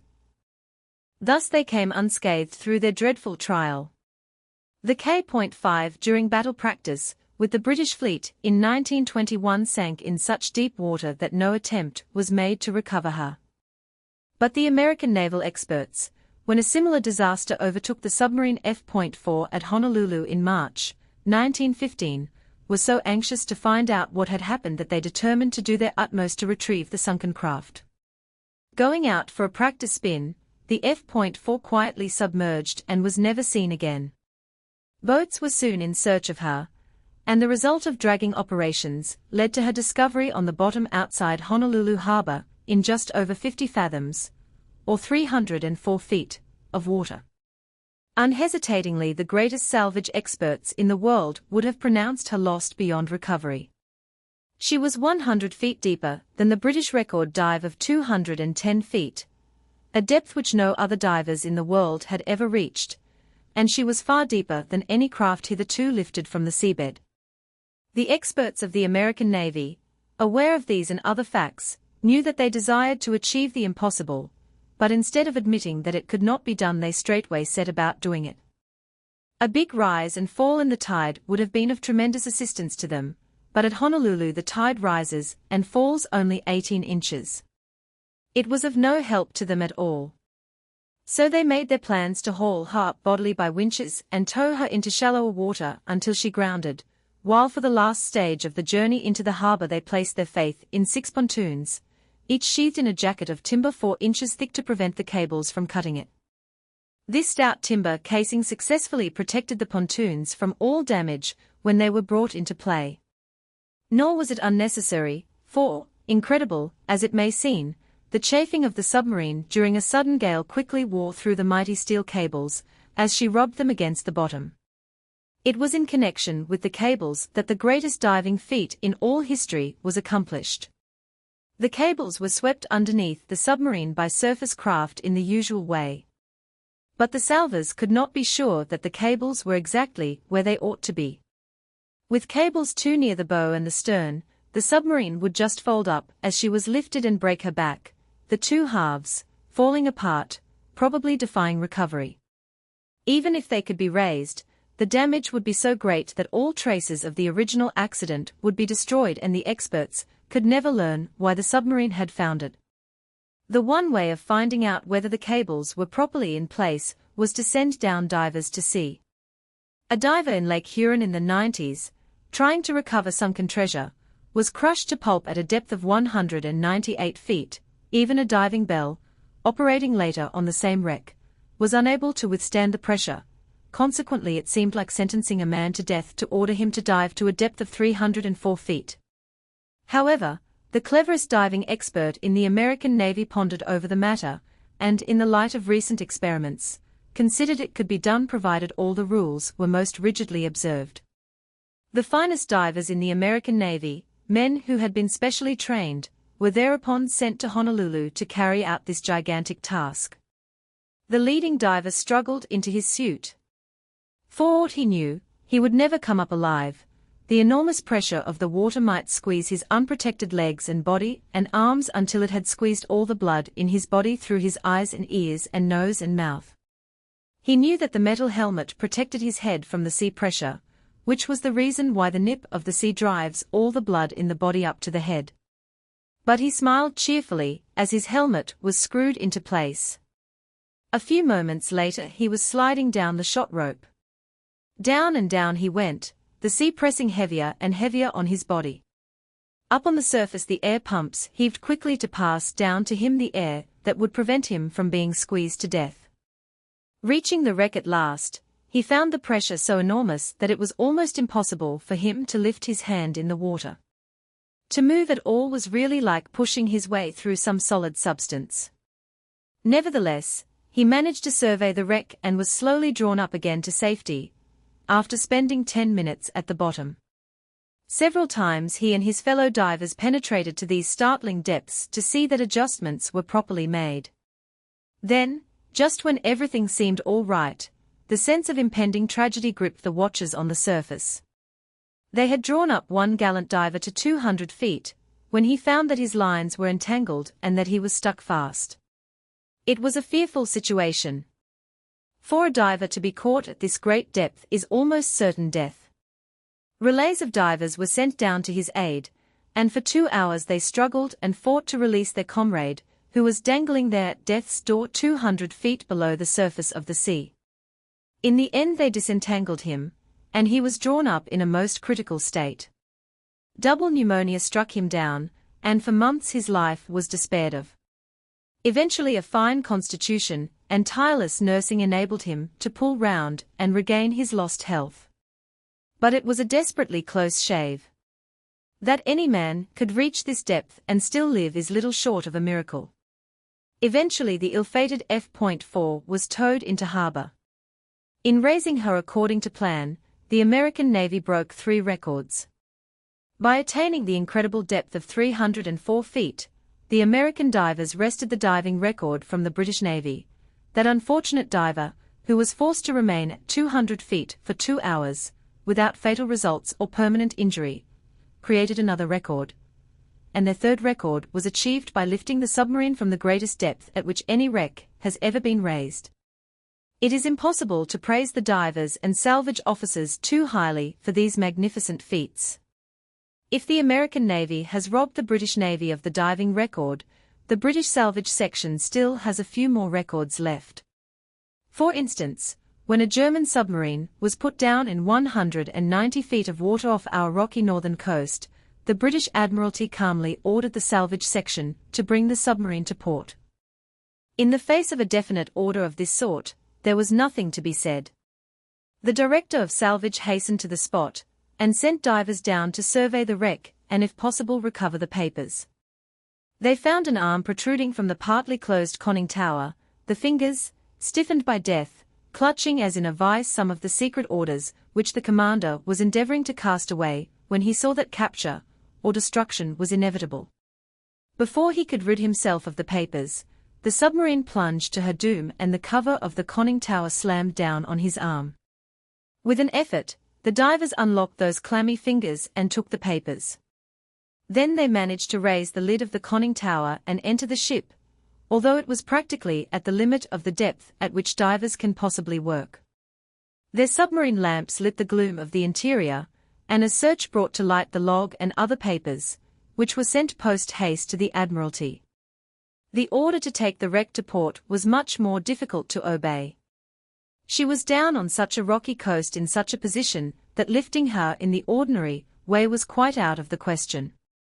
Commodore Young thereupon decided to do what had never been done with a craft of this size since the world began, that is, raise her from the depths by sheer mechanical power. The cables were swept underneath, and divers saw that they were properly in place. Then the powerful machinery installed in the salvage ships began to work, and slowly but surely the great steel cables, thicker than a man's wrist, were wound up until the U-boat was within a few feet of the surface.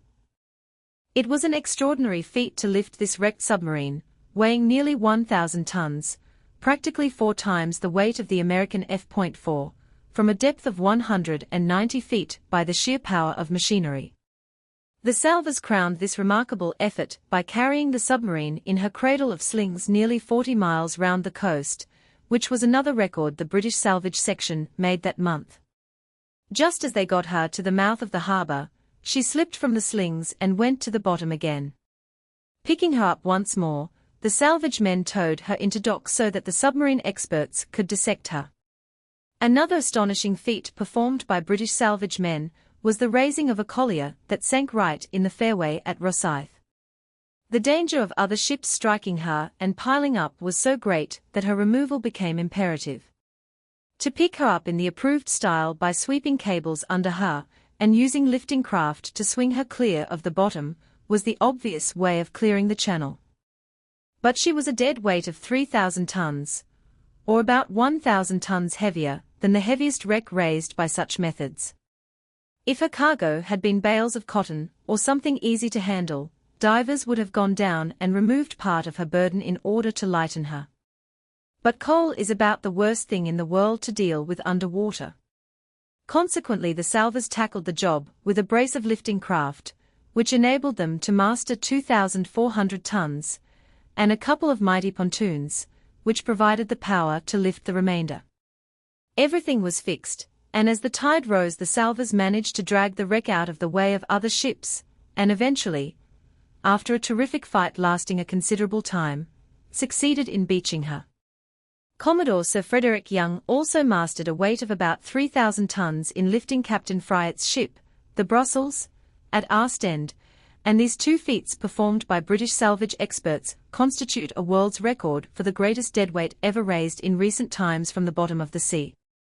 Chapter 12. The resources of the salvage experts in fighting for the life of a ship are amazing. They will cheerfully run the gravest risks, do the most extraordinary things to get her into port. But that they, whose avowed aim in life is to save ships, should deliberately sink them, savors of something akin to madness. Yet occasions arise when prompt decisions have to be made, when the salvage officer is literally between the devil and the deep sea.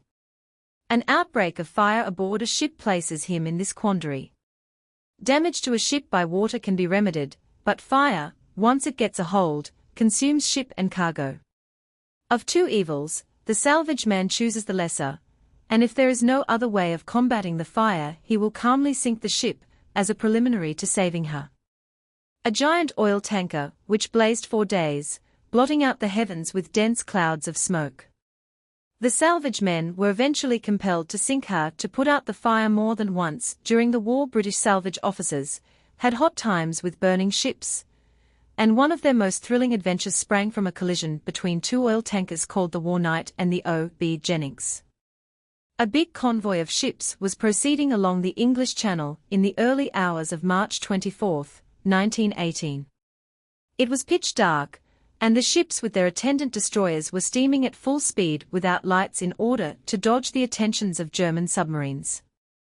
Too late, the officers on the War Knight saw a dark shape appear immediately in their course. A moment afterwards came a terrific impact. The bow of the War Knight cut into the side of the O.B. Jennings, bursting one of the mighty tanks full of naphtha. It flashed into one gigantic flame, which instantly blotted out most of the crew of the War Knight, and in a minute or two a Niagara of naphtha from the fractured tank was setting the whole sea ablaze. The 1 or 2 men still alive on the flaming War Knight frantically hurled themselves overboard, to meet a terrible end in the fiery sea. It was an awful sight. The fire leaped to the skies, while the men of the O.B. Jennings, in that moment's respite, before the blazing naphtha floated round to the other side of their ship, rushed to their boats and got away. But Captain Nordstrom and his officers stuck to their ship, though she was belching flames, and every moment her other tanks threatened to explode and blow her sky high. Then a British destroyer speeded into the full glare of the light, and one by one the little band of heroes jumped to safety. The captain, leaping last, slipped between the two vessels to what seemed certain death, and for a space it seemed that he, too, was to lose his life, but the prompt measures of the British sailors eventually led to his rescue. By now the two ships were blazing like funeral pyres in a sea of flames. Great billows of smoke rolled from the stricken tankers in the dawn, blotting out the heavens, looking almost solid enough to stand on. With incredible pluck, a naval officer, watching his opportunity, plunged into the inferno aboard the War Knight, and made fast a mighty steel towing hawser. Jumping back to his ship, he took in tow the flaming tanker, which had now drifted right into one of our minefields. It was a gallant piece of work. British mines were all around him, waiting to blow him to pieces, but regardless of danger he kept his course. Once a big explosion shook the stricken vessel, as she struck a mine. Luckily, the ship towing her escaped, and the salvage officer, seeing at last that it was not possible to prevent the tanker from burning out, decided to sink her by gunfire on a sandy bottom, where there was at least the prospect of salving her later on. Never again, however, did the War Knight sail the seas. She proved a total loss. A striking photograph, taken from the air, of the camouflaged troopship Onward lying on her side by Folkestone Quay after she had been scuttled to put out a fire. The salvage ship is anchored just off the ends of her funnels, while the railway lines on the quay are seen in the foreground, the upright piles of the quay itself having the appearance of the sleepers of a railway track. The O.B. Jennings was also taken in tow and brought to Sandown Bay in safety. Day after day the fire continued to rage in her, vast clouds of smoke continued to foul the heavens. Nothing could quench the flames, and at the end of 10 days the Admiralty salvage officer gave instructions for a torpedo boat to shell the tanker until she sank. The Onward, with her funnels cut off and deck houses removed. Note one of her propellers just showing above the water, and also the lifting craft between her and the salvage steamer. It was a desperate remedy, but it proved a brilliant solution of the puzzling problem. As she went down, the sea just overwhelmed the fire and allowed the salvage men to tackle the wreck. Divers tapped the undamaged tanks of the ship, pumps were connected up, and 8,000 tons of oil taken from the sunken vessel. Then the places where the shells had pierced the hull were repaired and the O.B. Jennings was pumped out and floated into dock. A patch was put on her wound, and she set out for the United States, but, as ill luck would have it, she was caught by another German submarine less than 100 miles from New York and sent to the bottom for good. So all the efforts of the British salvage men were wasted in the end. That collision cost Great Britain just £1 million. Another outstanding case, where the ship was deliberately scuttled in order to put out a fire, was that of the troopship Onward, which carried many thousands of troops to France. She was lying about midnight at the quay at Folkestone when flames suddenly burst from her, owing, it is thought, to a thermite bomb secreted by a spy. She blazed up furiously, threatening destruction to the whole quay and endangering our communications with France. The destruction of the quay at that time would have been a disaster compared with which the loss of the steamer was as nothing, so quickly the decision was made to sink the Onward by opening her seacocks. This was done, and the fire went out in a venomous hiss as the sea swept in. Unluckily, in sinking, the ship turned over on her side, and before she could be raised she had to be set upright. As she lay, she was preventing a much-wanted berth of the quay from being used, so the salvage section was given a month to get her out of the way. Masts, funnels and various cabins were cut off the upright deck to clear the vessel of all her top hamper. Then the salvors, toiling night and day, built enormously strong tripods out of huge balks of timber on the quay. By the time these were finished, lifting vessels were brought on the spot and moored close to the overturned ship. Cables were taken from the lifting vessels down under the keel of the ship and attached to the visible upper side of the hull, so the lifting craft, in straining upward, would tend to pull her over. Other cables were made fast to the deck and carried across the tops of the tripods on the quay. 5 railway engines hauling the overturned troopship upright. This extraordinary tug-of-war between a wreck and railway locomotives is unique in the history of the world. Then came the touch of genius on the part of the director of salvage, which makes the case unique. 5 powerful railway locomotives steamed onto the quay and came to a stop by the sunken ship. The ends of the cables were made fast to the locomotives, and there followed one of the strangest tugs of war in the world between railway engines and a sunken ship. The 5 railway engines began to pull, and they pulled and hauled and strained away until they dragged the Onward upright. Pumping out soon followed, and within a month the scuttled troopship was raised and in dry dock. It was a difficult and novel feat, admirably performed. Pumping out the sunken troopship in order to raise her after she had been pulled upright by the railway engines. It was by no means the first overturned ship that Commodore Sir Frederick Young had dealt with, for some years ago he righted and raised HMS Gladiator after the St. Paul, of the American line, had crashed into her during a blinding snowstorm on April 25, 1908, and sunk her in the Solent. The British Admiralty called in the assistance of the Liverpool Salvage Association, who sent Captain F. W. Young, as he was in those days, to deal with the case. Up to that time it was as gigantic a task as any one had ever undertaken.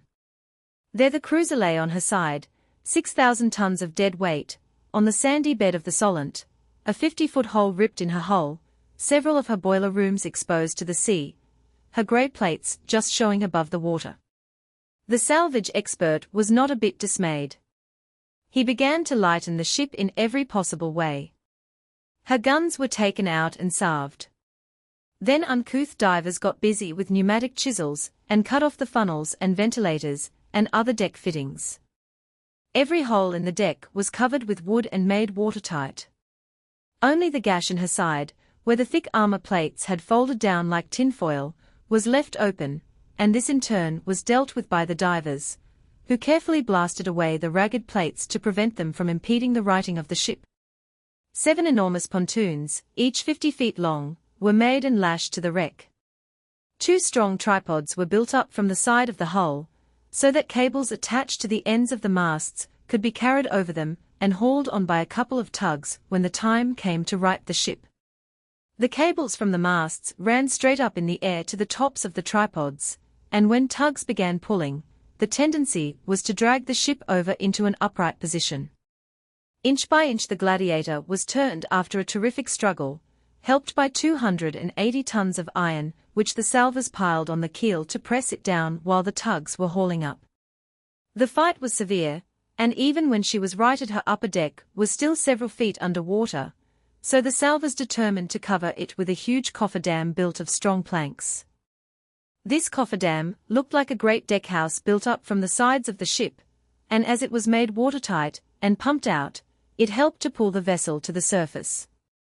By courtesy of the Merritt and Chapman Wrecking Company, a very striking view of the overturned liner St. Paul, which provided some difficult problems for the American salvage experts. 5 months of strenuous work saw the pumps conquering the sea.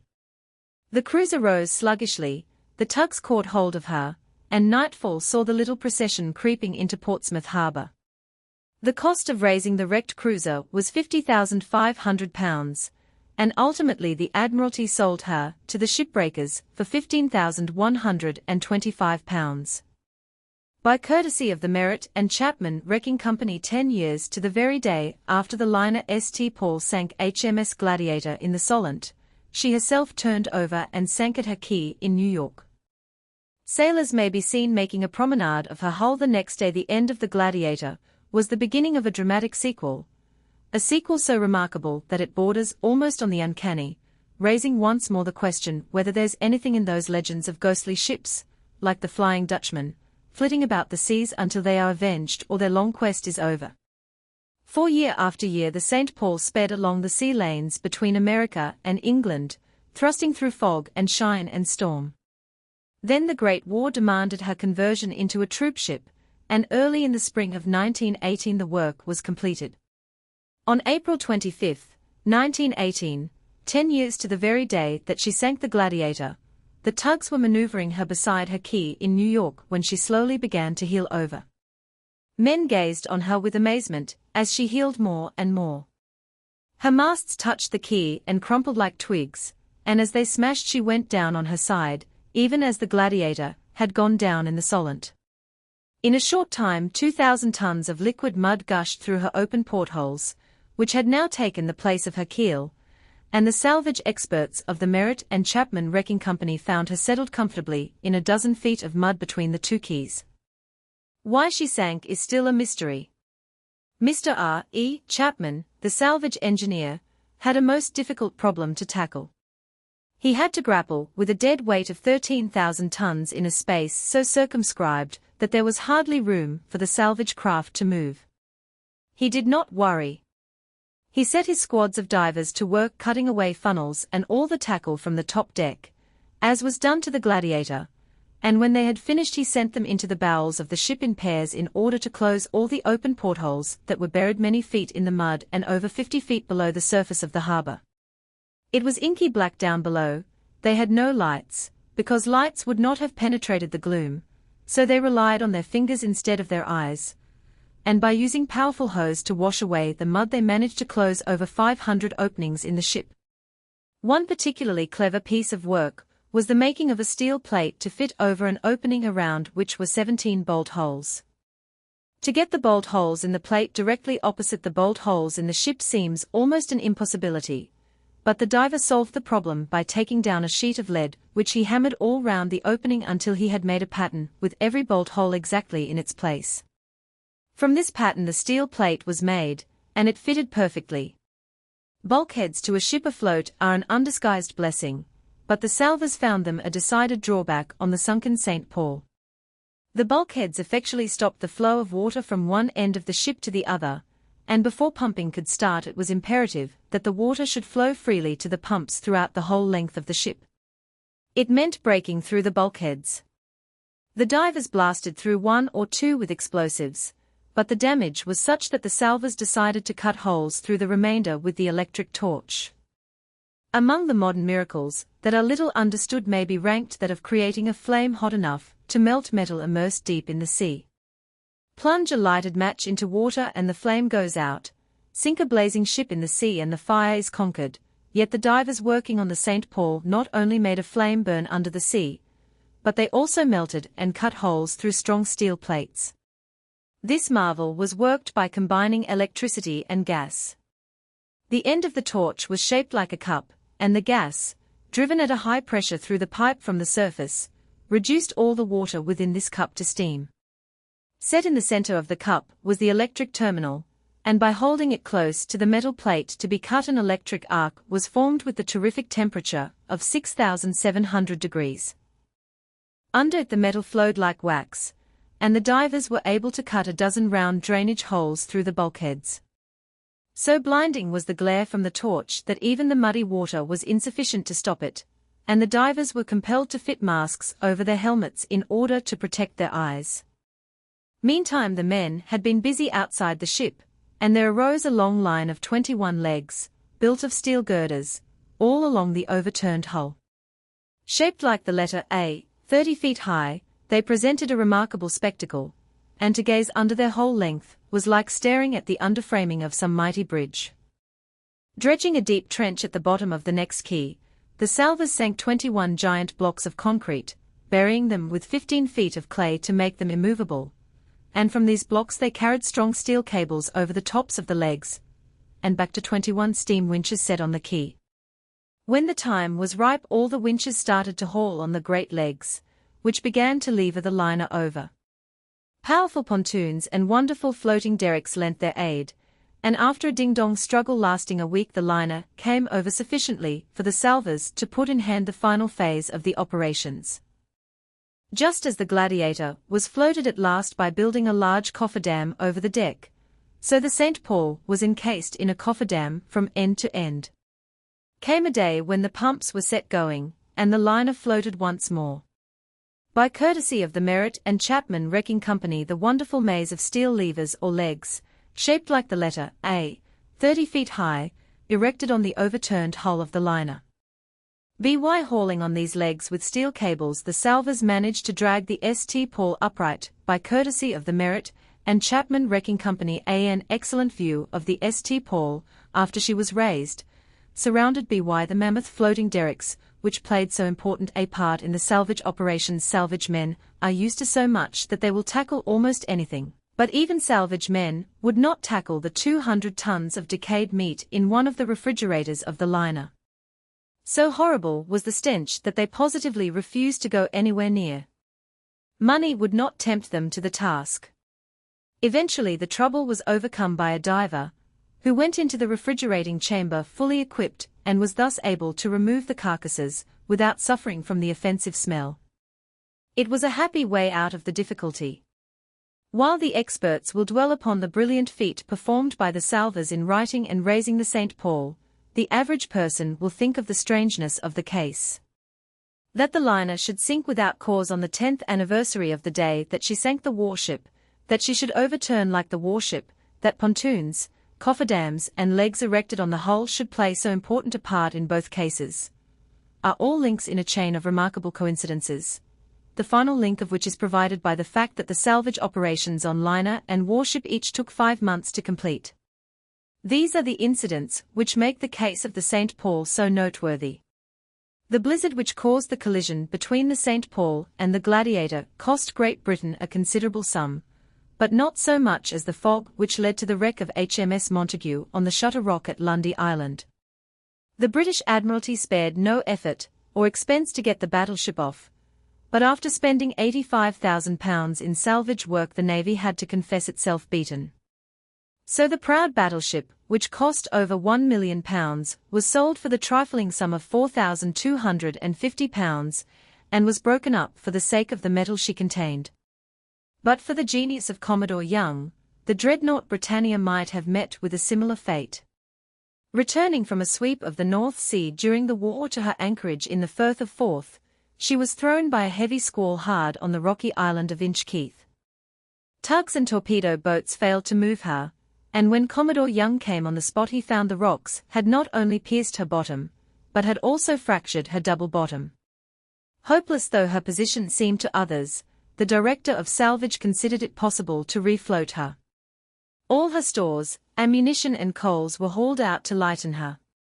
Still she sat tight, held firmly in the grip of the rocks.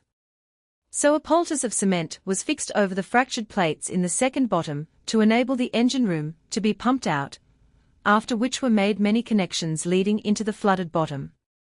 The air pumps were linked up and set going, and as the air was driven into the flooded bottom it formed a belt which increased in depth until it expelled all the water through the holes made by the rocks. Directly the salvors felt the battleship stir, they towed her off the rocks into dry dock, where the damage was quickly repaired. Duty called her later to the Mediterranean, where she was caught by a German torpedo, and this time sent to the bottom for good. Chapter 13 of the many remarkable salvage feats performed during the war, that concerning the SS Arabie is of more than passing interest. Driven ashore on the French coast on December 21, 1916, owing to an accident to her steering gear, she was towed off 2 days later, and by Christmas Eve arrived at Boulogne. The tugs were shepherding the cripple into harbour when trouble overtook her once more. The towing hawsers parted, and she was swept by the strong tide broadside across the harbour mouth, her bow being jammed against the end of one quay, and her stern against the end of the other quay. The excitement was intense, for she was blocking our most important port of entry into France. To make matters worse, the tide was almost at the full, and unless she were got off at once it was obvious that her days were numbered. As the tide fell she was sure to ground at the bow and stern, and a deep channel between the quays left nothing to support her amidships, so she would be lucky not to break her back. How the Arabie blocked the entrance to Boulogne harbour as the tide fell, the Arabie broke her back. This photograph clearly shows the fracture between the bow and the stern, which led to her falling completely in halves despite the utmost efforts. The Arabie remained wedged between the two quays, and as the tide ebbed, her huge cargo of oats began to make its weight felt. Slowly she sagged in the middle until her keel was unable longer to support the strain. She broke her back and settled down right across the fairway, doing very effectively to Boulogne what the British Navy so gloriously succeeded in doing to Ostend and Zeebrugge. It was a desperate case, calling for prompt measures, for somehow, anyhow, Boulogne harbour had to be cleared, and that quickly. Its urgency led to the happy cooperation of Army and Navy, so while the divers were jettisoning the cargo, in order to lighten the ship, Lieutenant Colonel R. V. Jellicoe, DSO, of the Royal Engineers, was planning to make history by salving the first ship with the aid of ferroconcrete. Never before had anything like this been suggested. It seemed an impossible sort of dream. The engineer was determined to prove that the seemingly impossible was possible. So on each side of the fracture, which was amidships, wooden molds were deftly built up in the form of bulkheads stretching right across the inside of the ship. Cement and gravel were carefully mixed in certain proportions laid down by the engineer, and into these molds the concrete was thrown. It set as hard as rock, forming two watertight walls shutting off the bow and stern of the ship, and leaving the fracture between them open to the sea. The rapidity with which the work was carried out was so remarkable that by January 11, just 18 days after the Arabie was wrecked, the flooded compartments were being pumped out. To the joy of the salvors the rising tide lifted the ship clear of the bottom, and clever manoeuvring enabled Captain H. Pomeroy, the salvage officer, to clear the harbour entrance and haul the ship into position practically parallel with the quay. By the end of the day she had been worked some little distance up the harbour, and ships could pass in and out. The falling tide let her down again in the middle of the channel, but although she still interfered with traffic, the salvers had carried the work a big step forward. The hauling and the towing, however, had subjected her to a tremendous strain, as a result of which the crack across her keel began to extend up each side of her hull. This necessitated 2 strenuous days being spent in strengthening her, before she could again be pumped out and lifted a little farther into the harbor. Again she grounded at the fall of the tide, and once more, as the tide rose, she was lifted higher up the harbor. Throughout it was only possible to keep her afloat by continuous pumping, and once the pumps stopped she soon sank under the inrush of water. Both halves of the Araby beached in Boulogne harbor, where they lay for many months. During these operations the crack had been creeping higher and higher up the hull under the alternating strains to which she was subjected. The mighty steel plates were rent and wrenched open until the greatest calamity of all overtook her, and she broke right in two. She just fell apart, as a sliced apple falls apart, and sank to the bottom, towing the stern of the Araby back to England. The sight of half a ship afloat at sea is seldom seen. Such a disaster would daunt most men, who would probably decide that the only thing to be done in so parlous a case was to finish the job by blowing the ends to smithereens, and then to dredge up the pieces and throw them on the scrap heap. But the men tackling the case were in no wise disconcerted.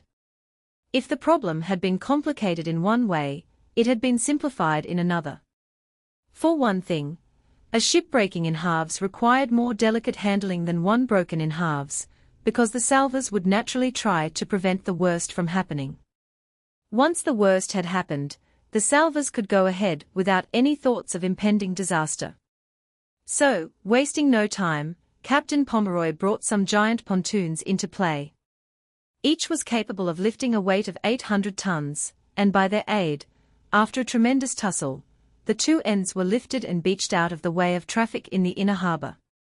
For weeks the tide washed in and out of them, leaving behind a foul sediment, and the remains of the Araby gradually became part of the landscape of Boulogne harbor, 2 ends of a broken ship, rusted and scarred, with the boilers in the engine room exposed to sea and air.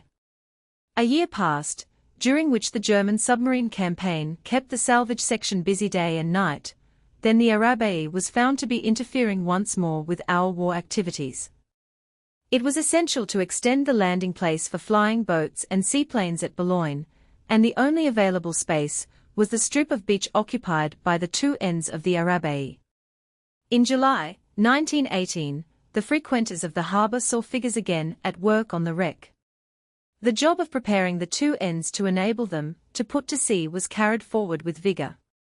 Then, unwittingly, came one of those tragedies which are fortunately rare in the annals of salvage.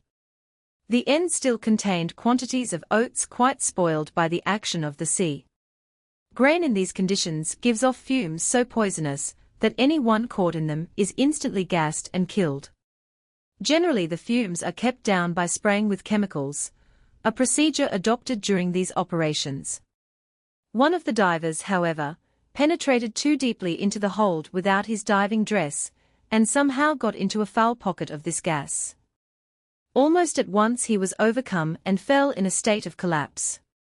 No sooner had he fallen than his mate was also stricken by the fumes and rolled over unconscious. This torpedoed ship was the first in the world to be patched with concrete.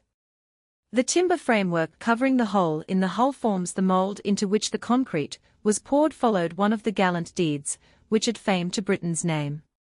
Discovering that the 2 men were in difficulties, and knowing full well the deadly danger that lurked below, a salver lowered himself in an attempt to rescue them.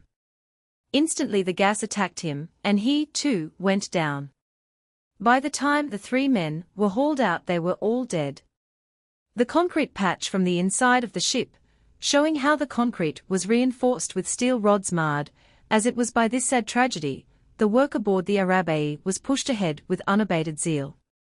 The concrete bulkheads, erected as described under the direction of Lieutenant Colonel Jellicoe some 15 months earlier, remained solid walls, impervious to the encroachments of the sea. So the Admiralty salvage officer completed arrangements for removing the remains of the Araby, and about the middle of July powerful tugs were hauling on the after end of the ship. At high tide they succeeded in towing the end off the beach into deep water, and the sailors of the Dover Patrol later witnessed the strange sight of half a ship floating serenely to England. They were more astonished a few days later to see the other half being towed across.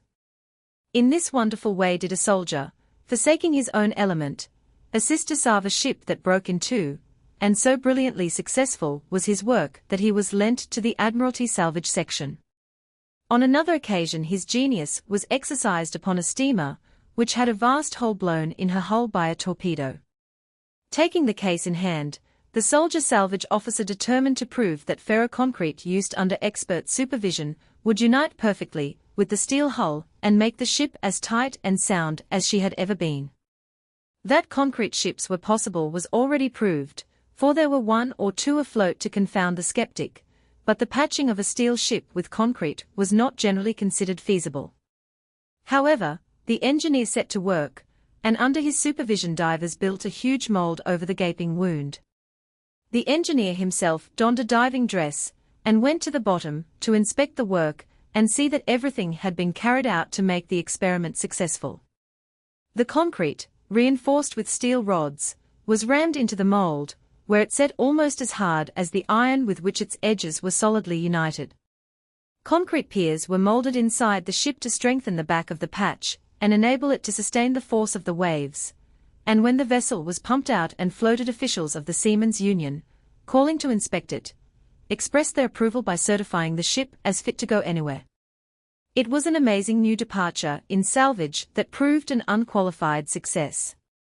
It was probably the first ship to be patched with concrete, although it was rumored that the German cruiser Goeben, which gave us so much trouble in the Mediterranean, was also patched up with that material. How the concrete patch was strengthened with concrete piers on the inside of the ship to withstand the hammering of the sea. The Arabie, however, was by no means the first ship to be salved in halves. 4 years ago Mr. Tom Armeet, one of the cleverest salvage experts who ever tackled a wreck, undertook to recover the SS Montgomery, which had sunk and broken in two in the River Garonne. Under his instructions divers timbered in the open ends of the vessel to make them watertight, and eventually each end was pumped out and raised. They were afterwards taken to dock and joined together again, without the ship being one whit the worse for her adventure.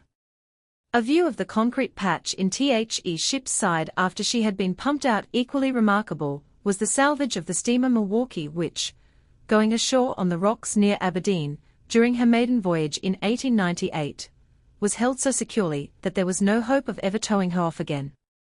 The salvors who were called in to deal with the case recognized this in a flash, but, gifted with a vivid imagination, they determined on an extraordinary experiment.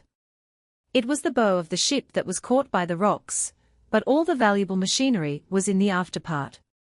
Unable to save the ship whole, they made up their minds to try to save the half that mattered, planning to operate on the vessel just as a surgeon operates on a man, but, instead of using scalpels, they sought to cut with dynamite.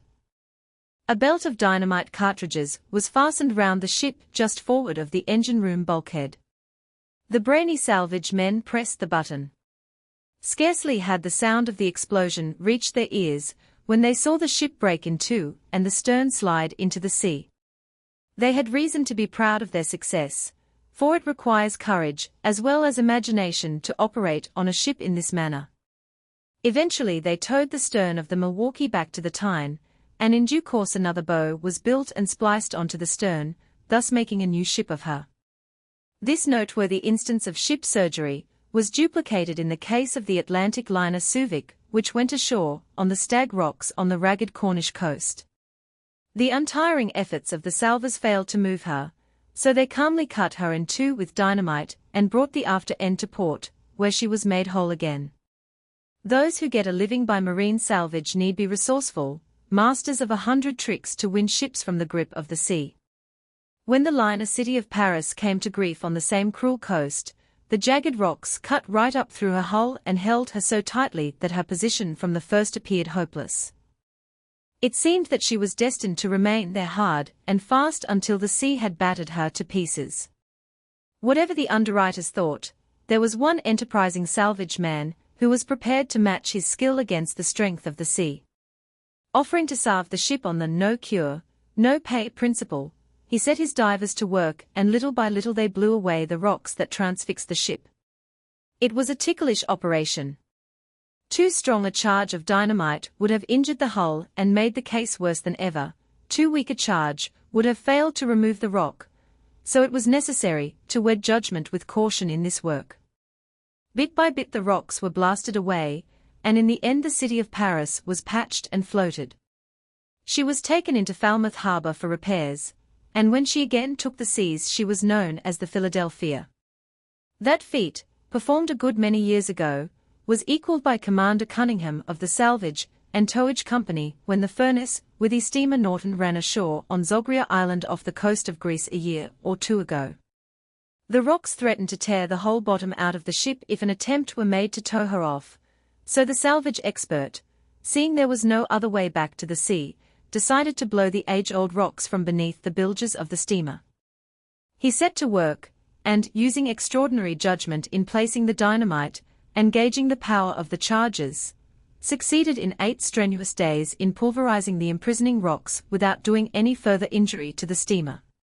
At the top of the tide the tugs and salvage craft towed her into deep water, and finally took her to port. She was a rich prize, worth with her cargo some £330,000. The repairs to the steamer cost about £20,000, and the salvors by their fine work earned an award of £22,000. This seems a large sum for the salvors to make in so short a time, but it must be borne in mind that such prizes do not often come along, and the upkeep of a salvage steamer and her trained crew may easily run to £150 or more a week, without reckoning the cost of the steamer and plant, so it is plain that a big capital is required to keep a salvage unit in continual commission. In other words, although the award was good, taken in conjunction with the capital employed and the risk run, it was not by any means excessive. Chapter 14. A ship cast ashore always reminds me of a hospital ward and the men and women who are deprived by illness of the power to carry on the struggle of life. The ship, too, is a cripple, driven out of her element, unable to carry on the duties for which she was created, and this is why my curiosity in a case is always tinged with a little sadness. To the salvage expert, however, the beached ship is merely a problem, and his mind, like that of the physician, is wholly occupied in effecting a cure. If straightforward towing will not get the ship off, he will try other means. He may set a gang of men digging a deep trench round the keel of the vessel at low tide, and as the tide rises the water, flowing into this trench, will give her just enough buoyancy under her keel to enable the tugs to do the rest. Or he may try a trick that was tried very effectively on one occasion during the war when a whole convoy of ships grounded during a fog. The salvage officer, when his tugs failed to shift them, set torpedo boats thrashing round at a high speed, and the wash they created lifted the grounded ships sufficiently for the tugs to get them off. It was a simple, yet clever, solution to the problem. But there may be factors in the case which make these methods useless, as happened when the SS Timbo was thrown ashore in Carnarvon Bay in 1921. She drifted at the mercy of a terrific gale, which was blowing dead on the shore. Lifeboats that put out to succor her were swamped by the enormous seas, and more than one brave man lost his life that stormy day before the Timbo, absolutely helpless, was driven right across the bay. Just when tide and tempest were at their height, she was caught up by a tremendous wave and thrown heavily ashore. That tide happened to be exceptionally high, and when Mr. Henry Enzer came on the scene he found a strip of shingle just 100 feet wide separated her from the sea when the tide was at the full. There she lay, broadside onto the ocean, and over 30 yards beyond the reach of the largest comber that rolled up the beach. She was indeed out of her element, so much so that 30 yards or 30 miles would have made no difference to the average city dweller, for to him the problem of getting her back would have been insuperable.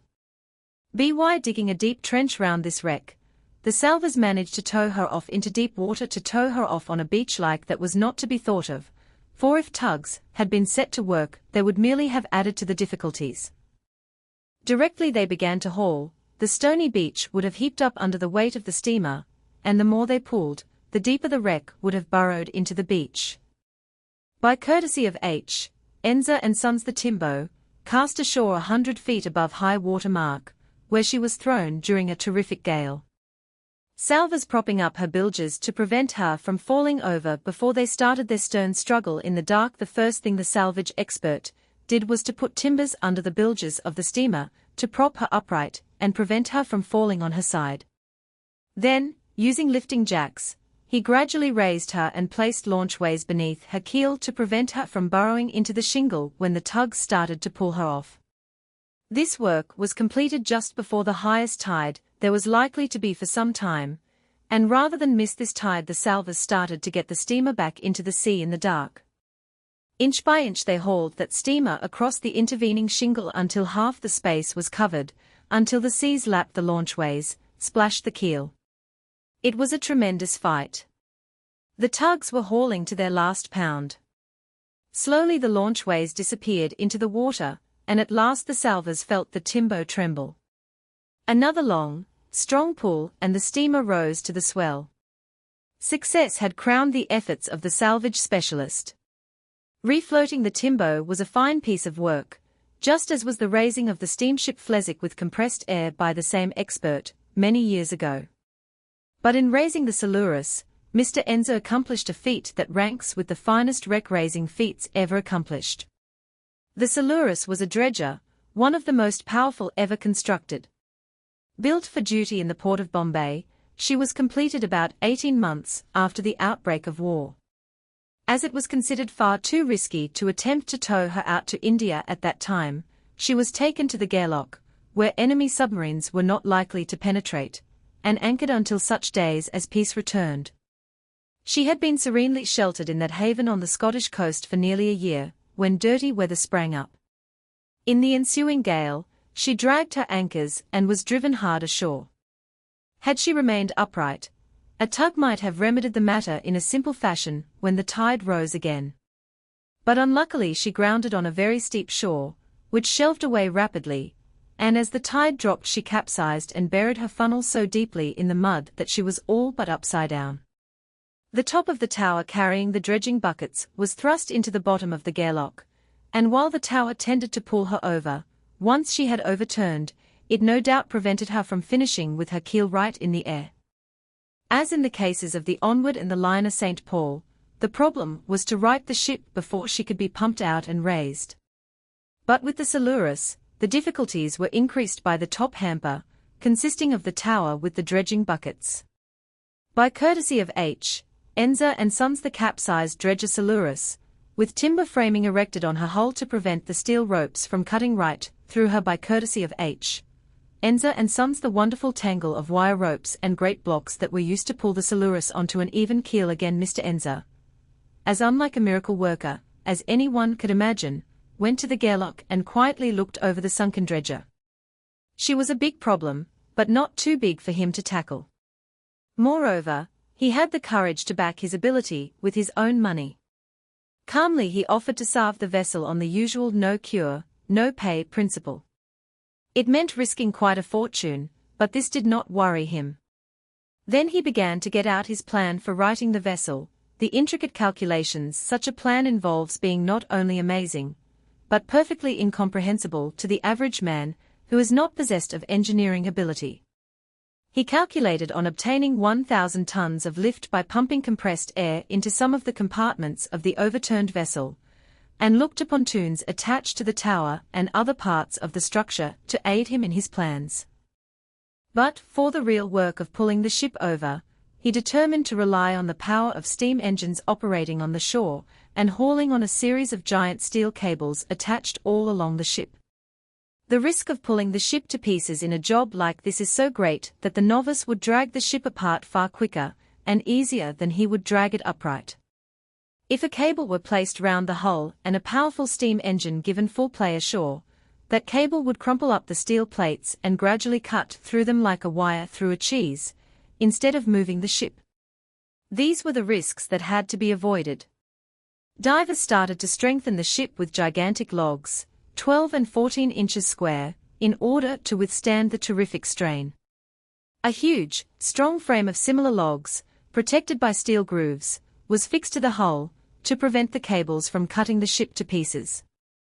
It was slow work, for the salvors could only devote time to the wreck when there were no important war jobs to claim their attention. However, they managed to get in a day now and again, preparing for the great tug-of-war, upon which depended a fortune. Materials were not easy to obtain owing to the demand for munitions at the front, so the salvors had to make shift with anything that would serve their purpose. The divers, who set to work with hacksaws to cut holes through the steel plates for the passage of some of the cables, were greatly handicapped by the rust and mud, which made the water so cloudy that the work was difficult to see. Yet they stuck to their job and slowly, monotonously ate away with their saws through the metal. Then they took up the task of preparing the seabed for the ship to come over on. She was practically lying on a submerged hill, and about 1,000 yards of the seabed had to be removed to make a flat table on which the ship could rest in safety without slipping over again. All this took time as well as money. Then it was necessary to find something ashore that would withstand the pull of the ship when the tug-of-war started, something that would be absolutely immovable while nearly 2,000 tons was dragging on the ends of the hawsers. The salvage expert tackled this difficulty by getting 4 old boilers, sinking them into pits dug down to the rock, and filling them and the space about them with concrete, thus making them as solid as the rock on which they stood. These boilers were in this way turned into 4 bollards, each capable of resisting a pull of 200 tons. Then a propeller shaft, 12 inches in diameter, was cut into suitable lengths, and from it 18 more bollards were made and set hard in concrete, each bollard being capable of withstanding a pull of 100 tons. These were placed at various intervals on the shore opposite the wreck, and by the time they were ready the salvors began to juggle with some 10 miles of steel cable, from 6 inches up to 8.5 inches in circumference, that had been specially made by Bullivant, whose cables have dragged many a ship back into her element while making a snug sum for the salvors. If there is any special work to be done, any heavy weight to be lifted, the salvage expert the world over knows he is safe with Bullivant's cable, that it will not break at the psychological moment and let him down. Some of these cables made of twisted strands of steel wire are 12 inches round, as thick as a man's leg at the calf, and they will support without breaking a weight of 320 tons. 320 tons could dangle from this cable in the air, and a man could stand under it in perfect safety. The largest hempen ropes made for salvage work are up to 24 inches round, even 25 inches on occasion, so it can be imagined how difficult they are to handle. If 1 foot of a 25-inch rope were cut off, it would be more than most men could lift, for it would weigh 146 pounds. A short length of 15 feet would weigh practically a ton. A rope of this size will withstand a pull of 125 tons, against the 320 tons of a 12-inch steel rope. It might be thought that a rope half the size would support half the weight, but a peculiarity about hempen ropes is that, while a rope of 4 inches will support 4 tons, if you treble the size of the rope to 12 inches you increase the breaking strain by more than 7-fold to 29 tons. Double the size of the rope again to 24 inches, and it will support just 4 times the weight of the 12-inch rope, or 115 tons. Similarly, the bigger the wire rope, the bigger the load it will take in proportion.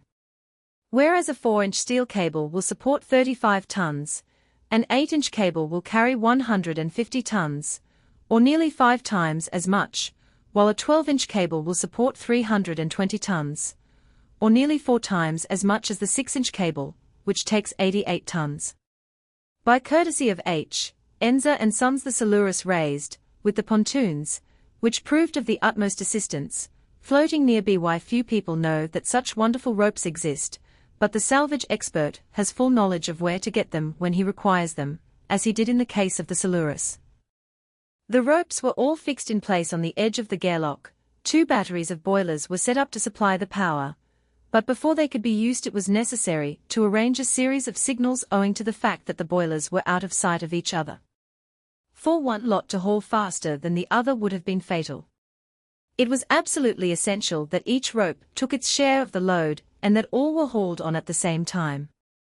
As showing how carefully everything must be considered in so important a case, the salvors even worked out how much efficiency they would lose through friction when hauling on the ropes. They left nothing at all to chance. Giant wire ropes were lashed round some of the top gear to prevent it breaking away when the ship came over. A big trench was cut for one set of ropes to work in, as only by cutting the trench was it possible here to get a direct pull on the ship. And at last the signal was given to haul away. Slowly the Salurus came up. Her funnel was tugged from beneath 10 feet of mud. The hauling went on until the pontoons were clear of the water, until they were no longer a help, but a hindrance, so the salvors cut through the wire lashings with blowpipes and freed them from the ship. Adjustments were made and the next haul set the Salurus on a fairly even keel. Despite the strain to which she had been subjected, the salvor made all his calculations so carefully that she was not in the least damaged by the operations. Over £56,000 was spent by the salvor on these operations, but he won his tug-of-war with flying colours, and the award he received was the reward of sheer merit. As already mentioned, the divers used hacksaws to cut holes in the hull underwater. In other cases they may bring into play a range of pneumatic tools, hammers, chisels, and drills worked by compressed air, which is pumped through a pipe from a boat on the surface. The hammer and chisel will deliver hundreds of blows a minute, each blow doing an almost imperceptible amount of work, but the hundreds of blows tell in the end. An air-driven drill, in spite of the disadvantages of working underwater, will cut a hole an inch in diameter through a plate or girder an inch thick in 1 minute. Frequently, it is desired to remove some submerged rock which interferes with navigation, and for this purpose pneumatic drills are often brought into play to make the holes for the charges of dynamite. The diver proceeds by drilling a series of holes, inserting his cartridges, after which he stops up the top of the hole with a special stopping in order to drive the force of the explosion downward. Then he withdraws to the surface and the boat removes to a distance before the dynamite is exploded. Sometimes, however, when it is desired to deepen a rocky channel, a powerful rock cutter weighing several tons is brought into play. This tool is shaped like a pencil and the nose is fitted with a specially hardened cutter. It is raised to a height and allowed to drop upon the rock, which it gradually pulverizes and breaks up, the rock dredger coming along and completing the work. Another method followed in the deepening of the channel of the Clyde was to use diamond drills for boring the holes for the explosives. The famous Endersley Rock, which caused all the trouble, was revealed one day about the middle of the 19th century through the keel of a steamer coming into contact with it. Up till that time nobody knew of its existence, but when this steamer damaged herself the authorities started investigations. They found a bed of rock, just over 900 feet long by 320 feet wide, which menaced the bigger ships that were beginning to navigate the river. The only way of making shipping safe was to deepen the channel by removing the rock. Accordingly, it was attacked by men working in a diving bell, who began blasting it away with gunpowder. By 1869, after working on it for 5 years and spending £16,000, half the channel was deepened to 14 feet, the other half remaining at 8 feet. 11 years later the rock was again attacked, this time by diamond drills worked by steam engines. 5 years of continuous work saw the rock removed to a depth of 20 feet over the whole channel. This improvement, which entailed the blasting away of over 100,000 tons of rock, cost £70,000, so the Endersley Rock, upon which the Clyde authorities spent in all a sum of £86,000, proved rather an expensive obstruction to find in the river. But it was no mean feat to remove it, as was done, without in any way interfering with the traffic. Chapter 15. There have been few pluckier fights for a ship than that waged over a great, camouflaged merchantman torpedoed by the Germans off the Cornish coast during the war. She was badly holed, but her captain bravely stuck to her and managed to beach her near Bude. Hastening to her aid, the salvage officer found her on a beach exposed to the full force of the Atlantic. With wind and sea rapidly rising, it was obvious that nothing could prevent her from going to pieces. The rollers were battering her, shaking and straining her ominously, seeking to finish what the German torpedo had begun. So desperate was her situation that her one chance lay in reaching a more sheltered spot. The salvage officer looked at the sky, saw the wind blowing the crests off the waves, then he got busy. Working at pressure, he and his men managed to set a few balks of timber within the ship to strengthen the damaged hull, and as the tide rose his tugs and salvage vessel started to haul her off the beach. He knew she was in a sinking condition, that she might go down before he could get her to a place of safety, but against this risk was a certain loss if she remained where she was. Then began his struggle to beat the coming gale. The steamer was quite unmanageable, so he set 2 tugs hauling away in front, while he hung on behind with the salvage vessel, making his ship play the part of a rudder to the damaged craft. Along the coast northward the little procession made its way. The pumps were working continuously, throwing out tons of water, but they could not conquer the inrush.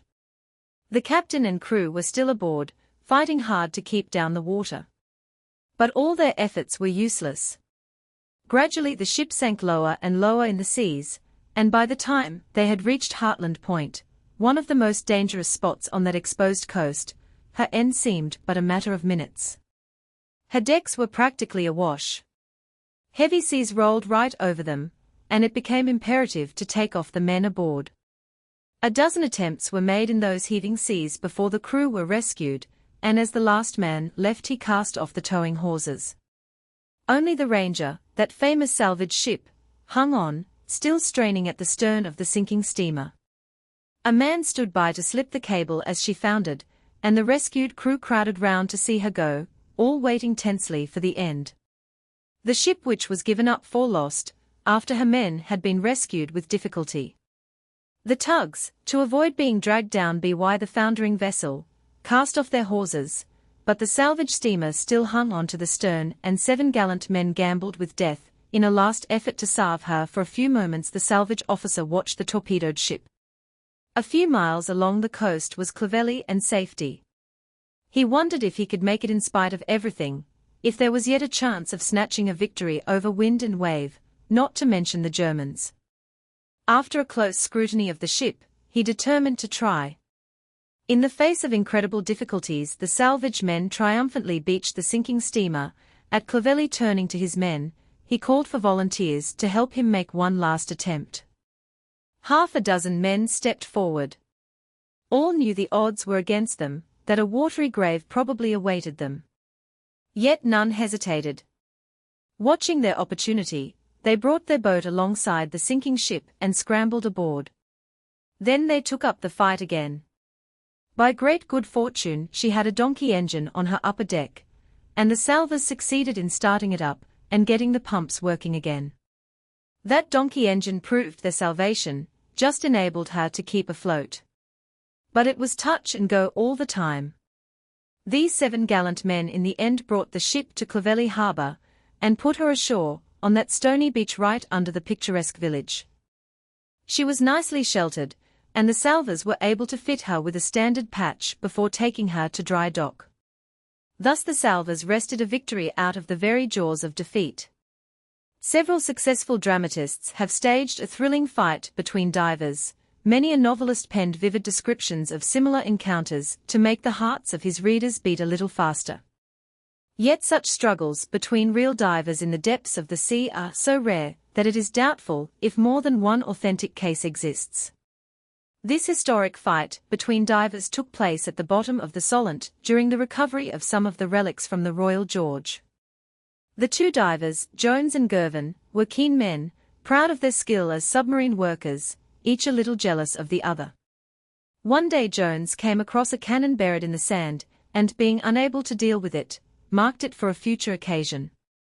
Divers as a rule are extremely chivalrous.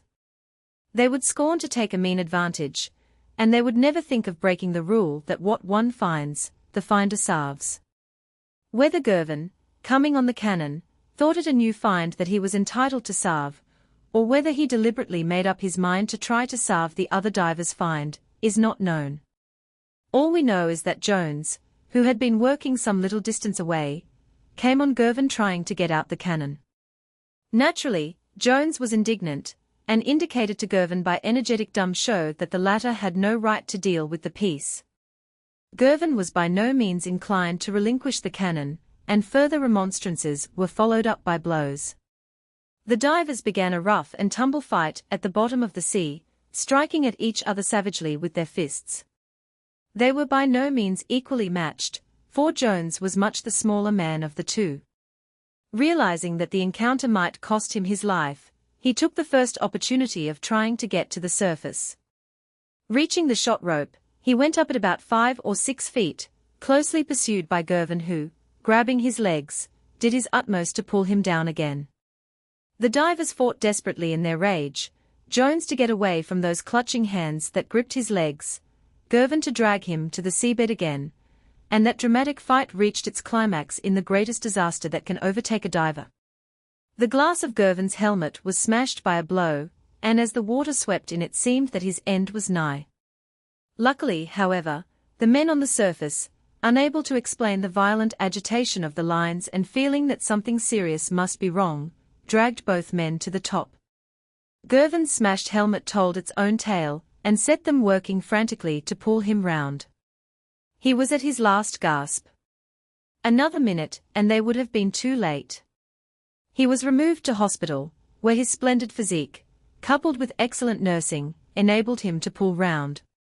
Those two divers who fought that strange fight at the bottom of the Solent came to the conclusion that it did not pay for divers to disagree, so they ended their differences by becoming the stanchest of friends. Other attendants in tropic waters, feeling a strange dragging at the lines, have also drawn the divers to the surface without loss of time, to find them in the clutches of the deadly octopus, whose horrible tentacles have been coiling round the divers, striving to draw them within reach of the deadly beak that would go through the rubber diving dress, as though it were paper. There, on the deck of the diving vessel, they have had to fight desperately to free the divers from the grip of the loathsome creature, only succeeding in the end by chopping and hacking away the encircling tentacles. As recently as the spring of 1924, when I happened to be in the south of France, a diver at Marseilles had to be rescued from an octopus in this thrilling manner. The octopus, or squid, is, indeed, the greatest danger that the diver has to face beneath the surface of the sea so far as the denizens of the deep are concerned. Those squids occasionally found round the British coast are too small to threaten the diver, but in warmer waters, where the squid attains a huge size, he will rapidly attack any unlucky diver who unconsciously ventures too near his deep-sea lair. The habits of fish are rather quaint. Should they be near the surface when a shadow falls on the water, a flick of the tail sends them disappearing into the depths. But undersea they are as inquisitive as cows. When fish see a diver standing still on the bottom, they find something about him too fascinating to withstand. Perhaps it is his form, perhaps the long line of bubbles flowing continually from the exhaust valve of his helmet. Whatever it is, they are drawn to the strange creature, and their fishy mouths suck at arms and legs and body in an effort to find out whether the diver is good to eat. The least movement sends them speeding away. The bigger fish are just as inquisitive, and just as easily scared. The diver needs only to open his air valve to let a little air escape in order to frighten them out of their fishy wits. Even the shark, the so-called tiger of the seas, is not generally feared by divers, for he is as scared by a sudden escape of air from the valve as are the smaller fish. Yet the shark is fearfully inquisitive, and will come back again and again to see what the strange figure is doing. Sometimes, indeed, the same shark becomes such a confounded nuisance, and the diver wastes so much time in scaring him away, that he is forced to put an end to the intrusion by slaying the monster. One diver, who had been worried day after day by the same shark, was compelled to signal to the surface for a knife. He then calmly held out his hand as bait, just as you hold out a bone to a dog, and as the monster turned to snap the delicacy, he stabbed it to death. Slipping a noose round the body of the fish, he sent it to the surface so that it would not attract other unwelcome visitors. For the scent of death, in the sea is carried far afield by the invisible currents, and soon brings the sea creatures swarming round, and was then able to resume his work in peace.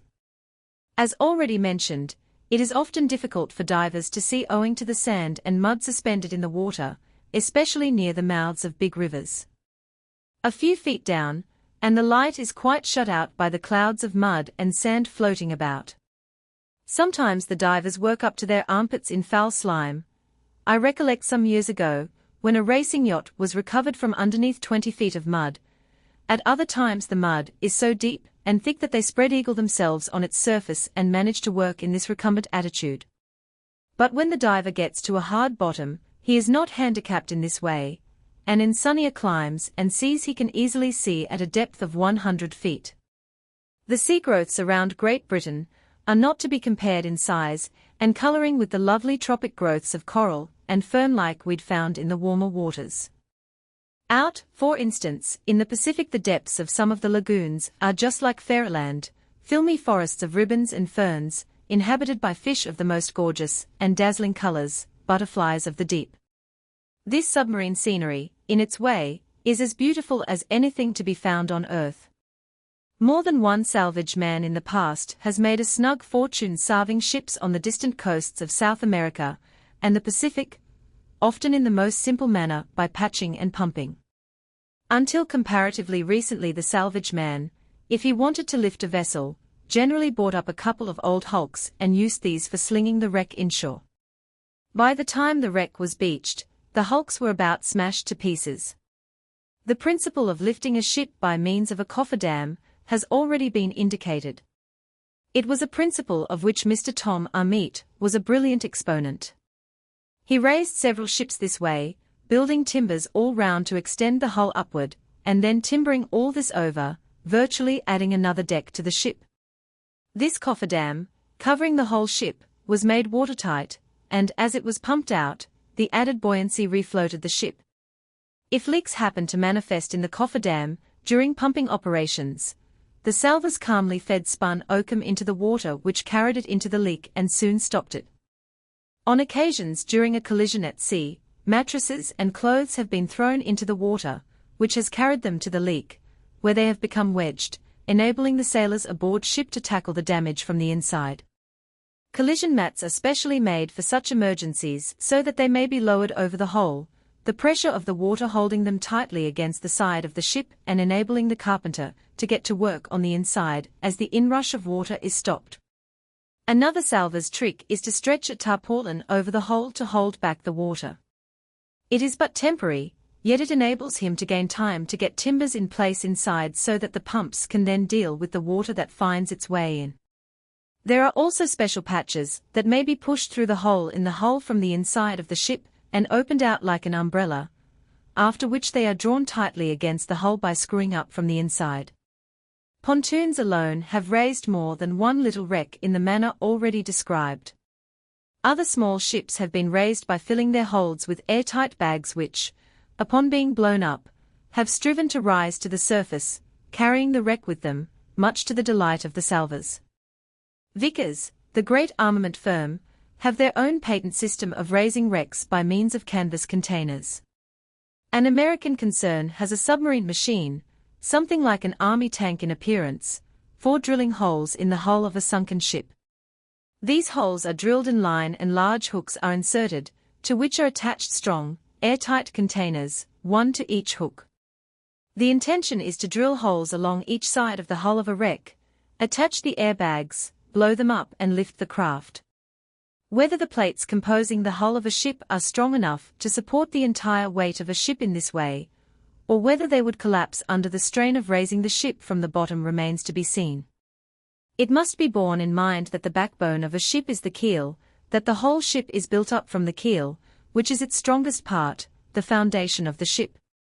The inventors of this new system proposed to lift the dead weight of the ship from the seabed, but hitherto salvors, who have accomplished these feats, have always swept their cables under the keel of the vessel to avoid the risk of pulling her to pieces. Before the war there existed at least one special lifting craft, consisting of two steamers linked together by strong girders. These twin craft were brought into position so that the wreck lay between them, cables were fixed under the wreck, and the lifting craft picked up the sunken ship as the tide rose, steamed away with it until it grounded again, when the operation would be repeated next tide. The salvors have several ingenious ways of getting cables into position. Sometimes two tugs towing cables between them sweep them under the wreck.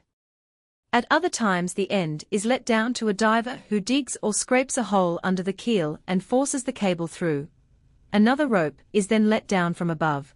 The diver attaches it to the end of the cable, which is drawn to the surface, and attached to the lifting craft. A quicker method of forcing a hole under the keel is to use a powerful pump which, directed by the diver, rapidly drives a way under the wreck for the lifting cable. It was while using a pump for this purpose on the wreck of the Intrepid on the Belgian seaboard that a most amazing adventure befell a diver of the salvage section. The wreck was buried 20 feet in clay and mud, and the diver by skillful use of the pump dug his way down to the keel. He was standing at the bottom of this pit when it caved in on top of him. He was buried alive, held as in a vice under a dozen feet of mud and clay, the weight of which doubled him up. Luckily he still retained his hold of the pump, and after a desperate struggle managed to direct the jet of water onto himself until he loosened one arm. As the water softened the clay, he worked the other arm free, then little by little his legs. Wrapping them round a wire, he directed the pump upwards and inch by inch wriggled and burrowed his way through that dozen feet of clay to the surface. His air pipe was hopelessly entangled, so he was compelled to cut it before he could be hauled up to safety. No diver would care to undergo such an experience a second time. Comedy so seldom plays a part in diving adventures that a case, which occurred some years ago, is worth recording. Divers had been at work for some time hauling the cargo out of a submerged wreck, when one of them, upon being drawn up, displayed quite exceptional signs of exhaustion. A sleep soon put him right, and he resumed work next day.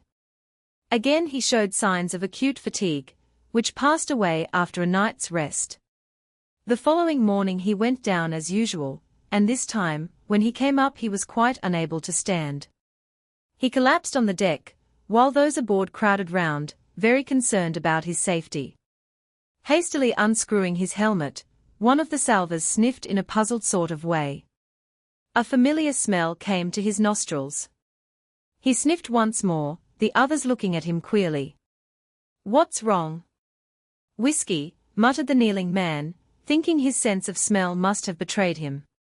They all sniffed in unison, and the smell was unmistakable. "He's drunk," said the first man. The idea was preposterous. "But how?" queried another. That was the question which baffled them. How was it possible for a diver to get drunk underwater? The mystery would have delighted Sherlock Holmes. There were cases of whiskey in the wreck at the bottom of the sea, but the diver would be drowned if he attempted to drink it. He was imprisoned in his suit. So how? Not a word did they say to the drowsy diver, but when he went down the following day another diver discreetly followed. He saw the first diver take a bottle of whiskey and proceed to a cabin. Instantly the mystery was cleared up. The exhaust air from his helmet, collecting here, had formed an air pocket, and the diver, poking his helmet out of the water, calmly unscrewed the glass front and took a good pull at the bottle. In this ingenious manner did he manage to get drunk underwater. For recovering metal objects, such as anchors accidentally lost in dock, there is the electric magnet. Among other inventions for seeing on the seabed and recovering lost treasure, is the hydroscope of the Italian Cavaliere Pino. The hydroscope is a floating chamber, from which depends a series of steel pipes that may be extended or shortened at will, just like a telescope. The pipes terminate in a chamber with observation windows made of stout glass, and a man sitting here can observe the whole seabed roundabout, provided the water is clear, while the hydroscope is being slowly towed along on the surface. When a ship overturns on quicksands, the salvors erect great legs on the hull, as shown here, and take strong steel cables from the masts of the wreck over the tops of these legs and haul on them until they drag the ship upright. The hydroscope has done some good work, and by its aid one wreck was raised in 5 hours after salvors, who had been working on it for months, had declared that the craft was lost forever. It was this Italian invention that the Japanese used in clearing the sunken Russian fleet from the bottom of Port Arthur after the termination of the Russo-Japanese War in 1905. A similar invention worked out by a Mr. Williamson has resulted in some extraordinary underwater cinema films being secured. The war led to a big development in the use of compressed air for raising wrecks, divers sealing up all the apertures in the tops of the wrecks with concrete to imprison the compressed air, which was then pumped into the ship until enough water was expelled to enable her to float. The war also hatched a crop of cranky salvage ideas that gave some of the salvage experts one or two happy moments. One such moment was just after the war, when an American walked into one of the British shipping departments and requested to be allowed to salve a ship in order to demonstrate the efficiency of his new method. The officer to whom the stranger went was courteous, listening attentively to the American's demand, and inquiring at last which ship of the few hundred sunk round our coasts he would like to demonstrate on. "Any one," said the American. "I don't mind. The bigger the better." "What about the Lusitania?" "She's rather deep," it was suggested. "That doesn't matter. It makes no difference to me what the depth is," came the easy reply. The officer put a few questions, and then learned that the stranger designed to use a submarine, which was to fire torpedoes right through the Lusitania, each torpedo carrying with it a steel cable. These were to be picked up at the other side and taken to the surface, and then the wreck was to be dragged bodily out of the depths. That scheme to salve a ship by first of all smashing a series of holes through her hull with torpedoes did not commend itself to the British expert.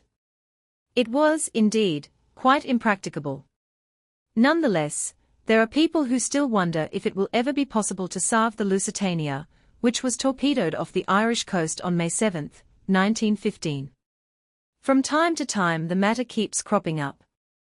Those who are curious on the subject may be interested to know that the chances of raising the Lusitania are so small as to be almost negligible.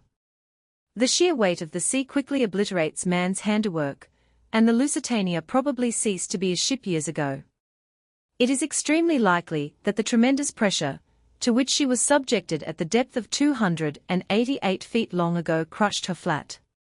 Proposals have been made to try to salve the valuable 30-ton safe from the strong room of the liner, but personally I should not care to back such an enterprise. The marvelous endurance of divers in going to great depths has been touched on in previous chapters, but perhaps the strangest task ever given to a diver was that of saving a cathedral. Some years ago, Winchester Cathedral was in such grave danger of collapsing that it became necessary to underpin the walls and strengthen the foundations.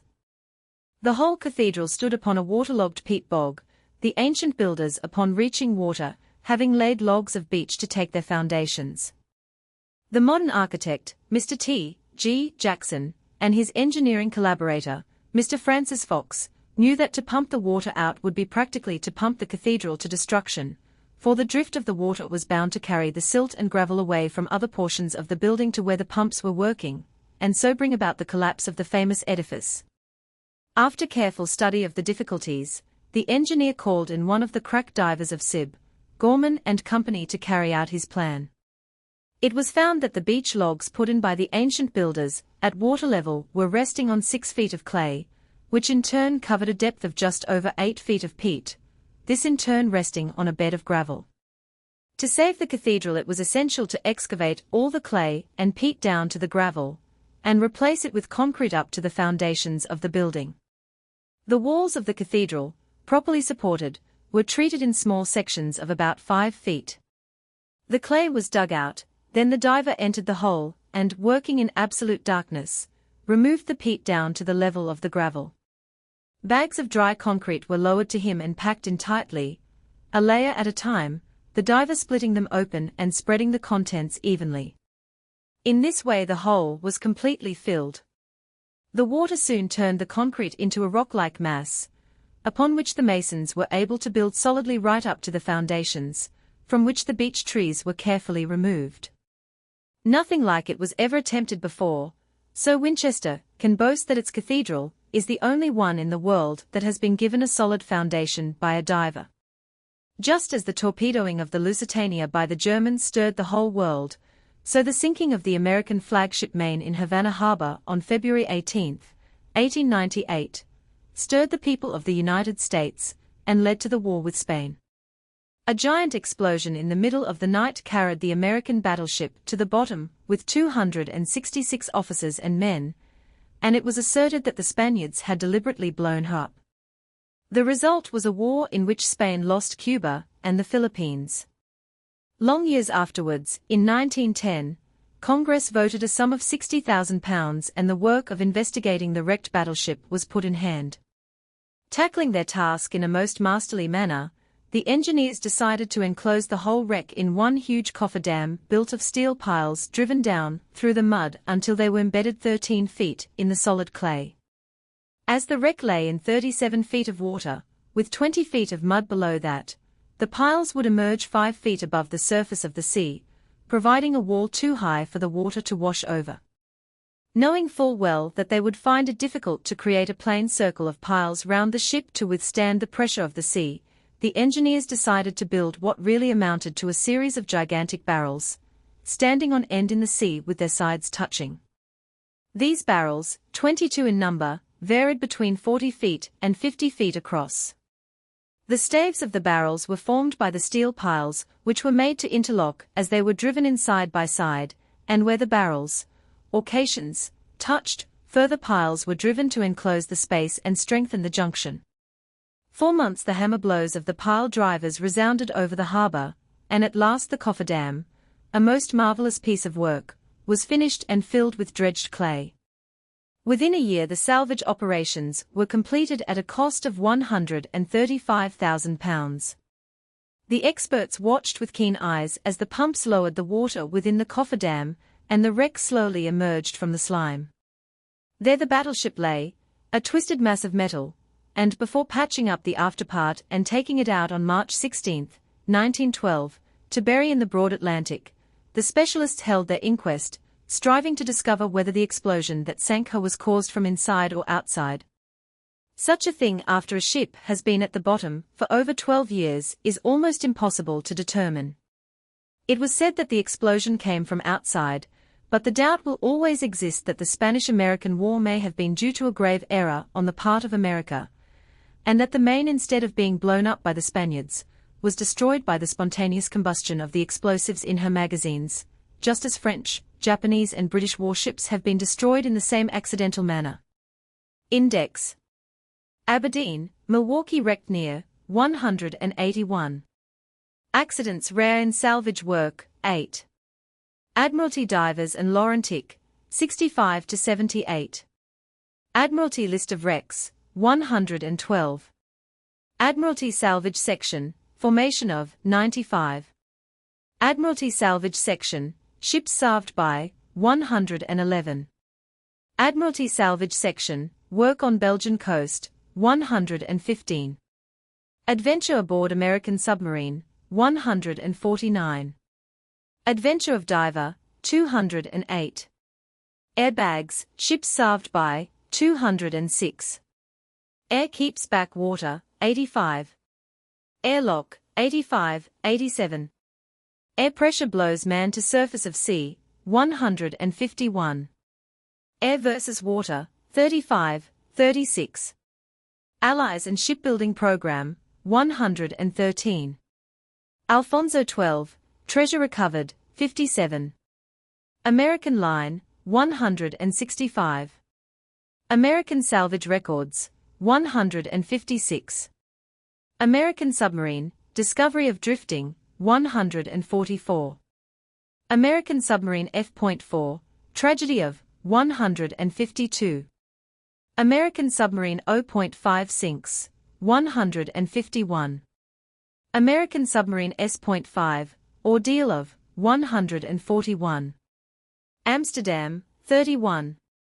Arabae, 174 to 179. Argyle, Duke of, 21. Armada wreck, discovery of, 17. Arming merchantmen in war, 97. Armistice, war wreck salved after, 112. Armeet salves a ship in halves, 181. Armeet, Tom, 181, 205. Atrocity, Belgian Prince, 118. Audacious, HMS, 19. Award of £22,000 for salvage, 184. Bad weather foils treasure hunters, 47. Ballast tanks in submarine, 132. Ballast, using sea as, 111. Battle with sand, 30. Battleship floating upside down, 87, 90. Battleship raised by compressed air, 90. Battleship, salving A, 79 to 93. Battleship, shells salved from wreck, 84. Battleship sinks upside down, 82. Balks of timber, 90. Belgian coast, salvage work on, 115. Belgian prince, tragedy of, 118, 119. Bell of Leutine, 26. Blasting for treasure, 31. Blasting through bulkheads, 169. Blazing sea, 161. Blazing ship shelled, 162, 163. Blowpipes melt submarines plates, 138. Boilers as bollards, 191. Bollards made from boilers, 191. Bombay, 188. Boulogne Harbour, clearing of, 175. Brave deed of salvage men, 199. Breathing compressed air, 35, 36. Bro, Henry, imprisoned for 30 hours in submarine, 151. Britain's food supplies restricted, 96. Britannia, extent of damage to, 172. Britannia torpedoed in Mediterranean, 173. British battleship torpedoed, 173. British diving record, 38, 68. British government and war wrecks, 112. British government insures all ships, 96. British Navy's treasure hunt, 65 to 78. British sailor escapes from sunken submarine, 149. British salvage companies and admiralty, 94. British salvage section carries German submarine 40 miles, 158. British salvage section fights U-boat menace, 97. British salvage section, method of working, 97. British submarine disaster, 133. British warships and spontaneous combustion, 216. Brown, Lawrence, imprisoned for 30 hours in submarine, 151. Brussels, raising the, 159. Bude, torpedoed ship beached near, 197. Bulkheads, 107. Bulkheads cause trouble, 169. Bullivant's cable, 191. Burial at sea, 130. Burning ship sunk, 162. Businessmen and treasure, 11. Butler, Charles, escapes from sunken submarine, 151. Cables for carrying submarine, 125. Cables, how placed under wreck, 125. Calmness of British seamen in danger, 133. Camera, how cinema man saved, 150. Cape Finisterre, 46. Captain Kidd, 11. Carpi, General, 93. Cathedral restored by diver, 213. Chapman, R.E., 168. Charts, concealed, 99. Charts full of flags, 99. Chinese pirates chase treasure hunters, 62 to 64. Cinema man sinks with submarine, 150. City of Paris, wreck of, 182. Clock, a maddening, 152. Clothes of diver, 39. Clovelly Harbour, 199. Clyde, 132. Clyde, cost of deepening, 195, 196. Code, divers, 40.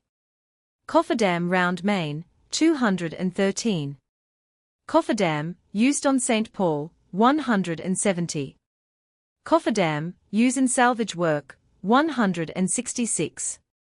Coincidence, the strange case of Gladiator and St. Paul, 167. Collision between Warknight and O.B. Jennings, 160 to 163. Collision mats, 205. Collision that cost £1 million, 163. Commander K, 111. Compressed air and sunken battleship, 85. Compressed air, breathing, 35, 36. Compressed air raises battleship, 90. Compressed air, tools worked by, 194. Compressed air, used on H.M.S. Britannia, 172. Concrete, ship patched with, 180. Concrete, used to salve ship, 175. Congress and loss of main, 214. Conning tower, the protruding hand, 157.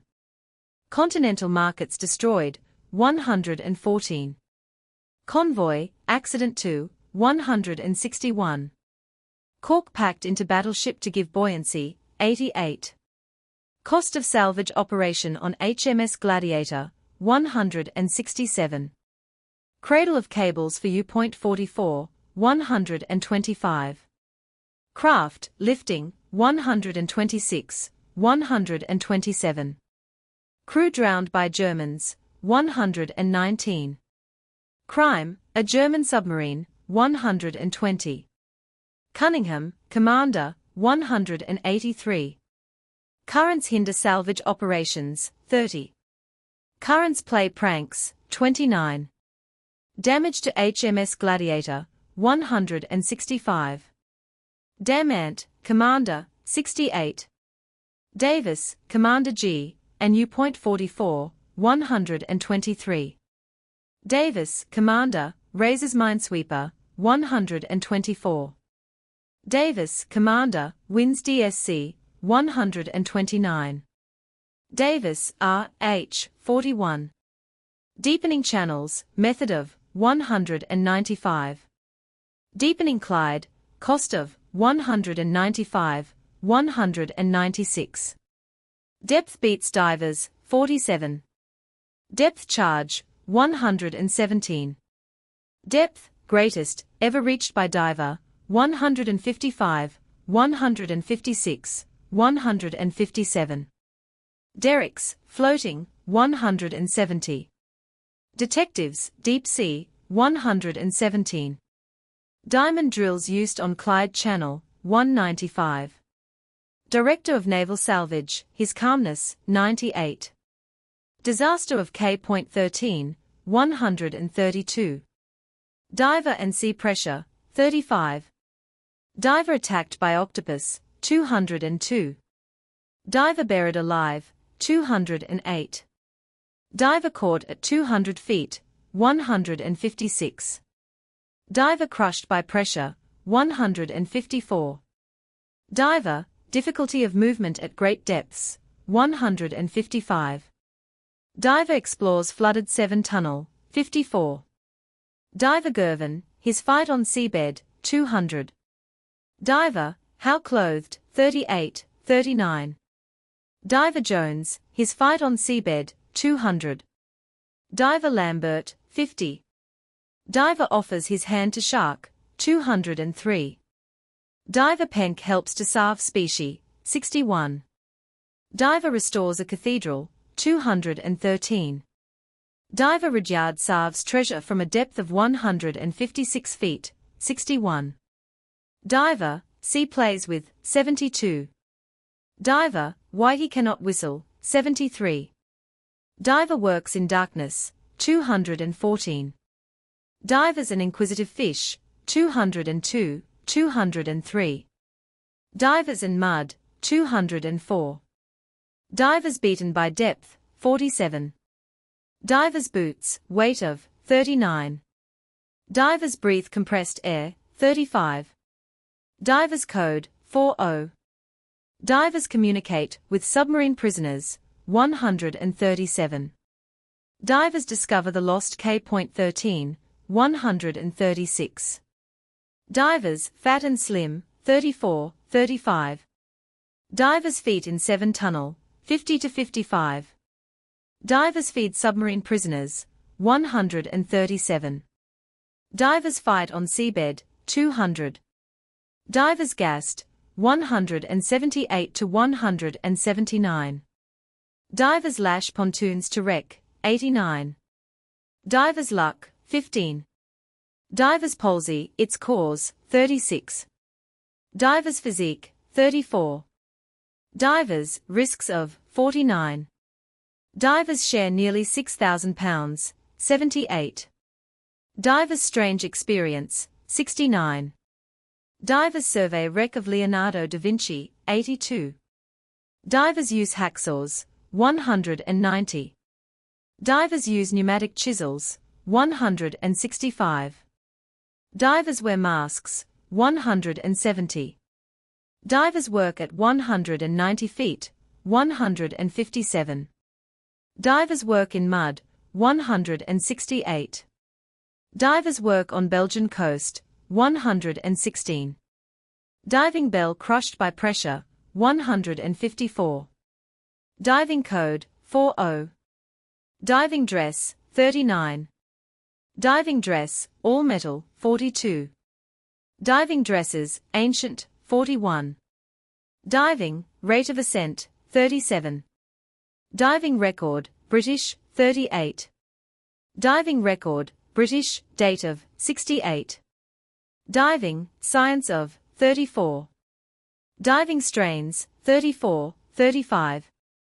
Diving to 304 feet, 155. Diving tragedy, 178. Donegal, 65. Doubloons discovered, 18. Dredger, Salving A, 188. Dredging a 1.5 mile channel, 89. Dress, diving, 39. Drill worked by air, 194. Drills, diamond, used on Clyde, 195. Drink, a lucky, 64. Duke of Argyll, 21. Duncan, Admiral, 22. Dutch claim Leutine, 24. Dynamite, cutting ship in two with, 181. Electric cable laid 1.5 miles out to sea, 84. Electric magnet, 210. Electric pump, invention of, 103, 104. Electric pump, weight of, 104. Electric torch, wonder of, 169. Electricity helps to salve battleship, 84. Emergency patches, 206. Endersley Rock, 195. Enemy buried at sea, 130. Engineer patches ship with concrete, 180. Engines raise a ship, 164, 165. Enza, Henry, 94, 186 to 194. Entombed in submarine, 133. Entombed miners rescued, 42. Aerostab, Angel, his diving record, 48. Escapes from sunken submarines, 139, 145, 146 to 152. Explosion off Waterford, 122. F.4, American submarine disaster, 152. F.4, discovery of, 153. F.4, plans for recovery, 153. Falmouth, City of Paris towed to, 183. Farafini, General, 93. Ferrati, General, 81. Fight on seabed between divers, 200. Finisterre, Cape, 46. Fire, disaster to oil tankers, 161. Fire in sunken submarine, 151. Fish and divers, 202, 203. Fish sent death, 204. Fishing for treasure, 24. Flag stuck in maps, 99. Flesic, salving the, 187. Floating dock proposed for raising Leonardo da Vinci, 81. Flooding of Severn Tunnel, 51. Floor of Gold, 61. Florencia's Treasure, 19. Fluis, 51-53 Flying Dutchman, 167. Folkestone, 163. Food supplies restricted in Britain, 96. Fortune from a rumour, 15. Fortune saved by a drink, 64. Foundering ship salved, 197-199. Fox, Francis, his work on Winchester Cathedral, 213. French warships and spontaneous combustion, 216. Fryatt, Captain, 159. Funnels, folding, on British submarine, 131. Furnace Withy, 183. Gale cheats salvers, 31. Gale snaps cables, 154. Gale stops salvage of U-boat, 126. Gales baffle salvers of Laurentic, 75. Gales stop salvage work, 108. Gales strength of 8. Gallantry of salvers, 199. Gardner, Captain, 28. Garelock, 132, 188. Garonne, 181. Gear lost, 7. General Goethals, 143. German mines off Waterford, 121. German ships seized, 114. German submarine campaign, 96. German submarine raised from 190 feet, 158. German submarine sinks oil tanker, 163. German submarines netted, 116. German submarines, risk of starving, 128. Germans block Ostend Harbour, 116. Germans buried at sea, 130. Germans drown crew of Belgian Prince, 119. Germans fail to raise Vindictive, 115. Germans miss lifebelts, 120. Germans sink ships at sight, 96. Germans torpedo British battleship, 173. Germans torpedo merchantman, 96. Gianelli, Major, work on Leonardo da Vinci, 83.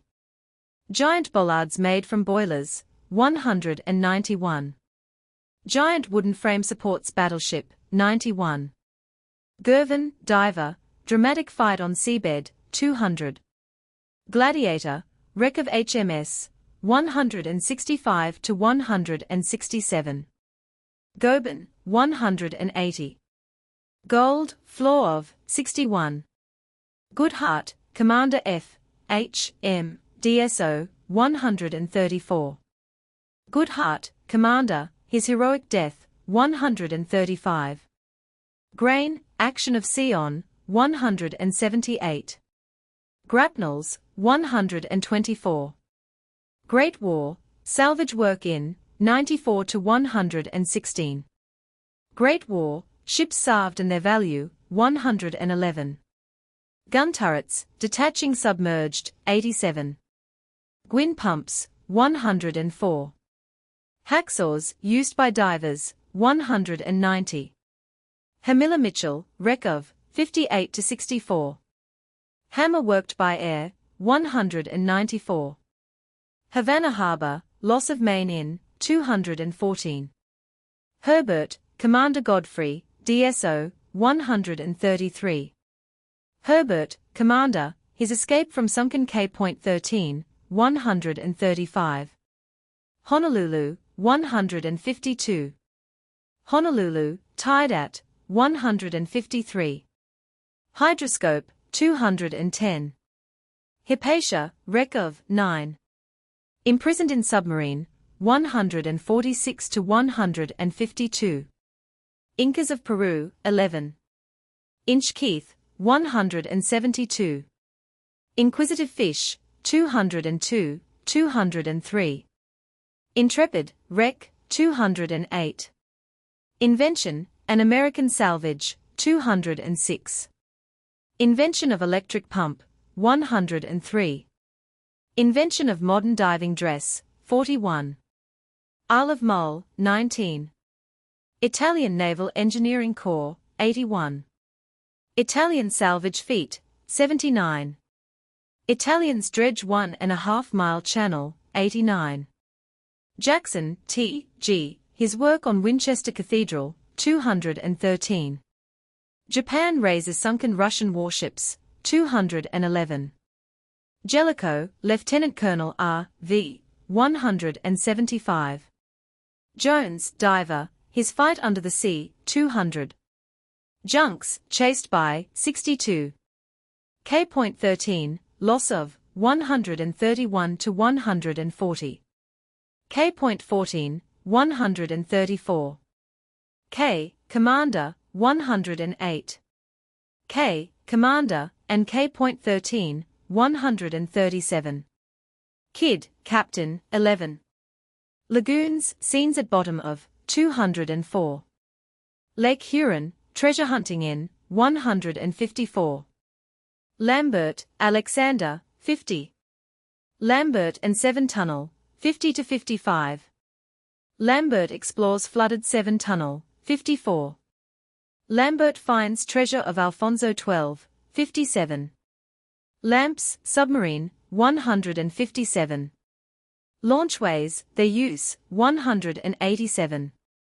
Laurentic, blasting operations, 74, 75.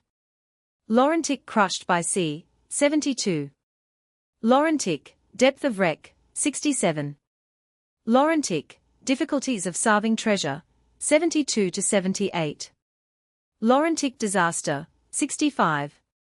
Laurentic, length of time divers can work, 73, 74. Laurentic, lives lost, 67. Laurentic, value of treasure aboard, 66. Leak stopped by Oakham, 205. Leaks obscured by oil, 86. Leonardo da Vinci, loss of, 79. Leonardo da Vinci, armament and cost, 80. Leonardo da Vinci, plans for salving, 81. Leonardo da Vinci floats upside down, 90. Leucona Rock, 58. Leverholm, Lord, 13. Lifebelts, concealed, 120. Lifting craft, linked, 207. Lifting methods, 125. Lifting the Brussels, 159. Lifting vessels, modern, 126. Lighthouses 2, 3. Lightships 2. Lion, HMS, after Jutland, 96. Liverpool Salvage Association, 94, 165. Liverpool, treasure landed at, 77. Lloyd's and Leutine, 23. Lloyd's Great Loss, 23. Locating leaks in battleship, 86. Lodge, Captain, offers to salve specie of Hamilla Mitchell, 58. London Salvage Association, 94.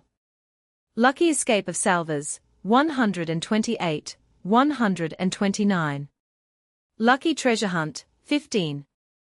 Lundy Island, 172. Lusitania, chances of salvage, 212. Leutine, amount of treasure recovered, 26. Leutine, blasting operations, 31. Leutine buried, 29. Leutine, capture of, 22. Leutine rediscovered, 29. Leutine, treasure shipped, 23. Leutine, wreck of, 23. Leutine's bell, 26. MacDonald invents electric pump, 103. Magnet, electric, 210. Maine, destruction of, 214 to 216. Marlin Head, 66. Marine salvage in wartime, 94. Markets destroyed, 114. Marseilles, octopus attacks diver at, 202. Meat, handling decayed, 171. Merchantmen armed during war, 97. Merritt and Chapman, 167. Method of raising vessels from seabed, 125. Methods of British salvage section, 97. Mexico Reef, 46. Milwaukee, wreck of, 181. Mine destroys U-Point 44, 123. Mine laying from submarine, 121. Minesweeping, 122. Minefield, adrift in, 162. Minefield at Waterford, 121. Miners entombed, 42, 43. Minesweeper, sinking of, 124. Models for salvage operations, 83. Montague, wreck of, 171 to 172. Montgomery, wreck of, 181. Morse code, 137. Mud and divers, 204. Mud grips battleship, 90. Mull, Isle of, 19. Mystery of Florencia, 19. Napoleon, 25. Naval divers and Laurentic, 65 to 78. Naval salvage, director of, 95. Netherlands government and Lloyd's, 25. New York, tanker caught off, 163. Nitrogen, its effect on divers, 36. Nordstrom, captain, 161. Norton, stranding of, 183. O. B. Jennings, 160 to 163. 0.5, sinking of American submarine, 151. Oakham stops leak, 205. Oates cause tragedy, 178. Oceana, blasting operations, 50.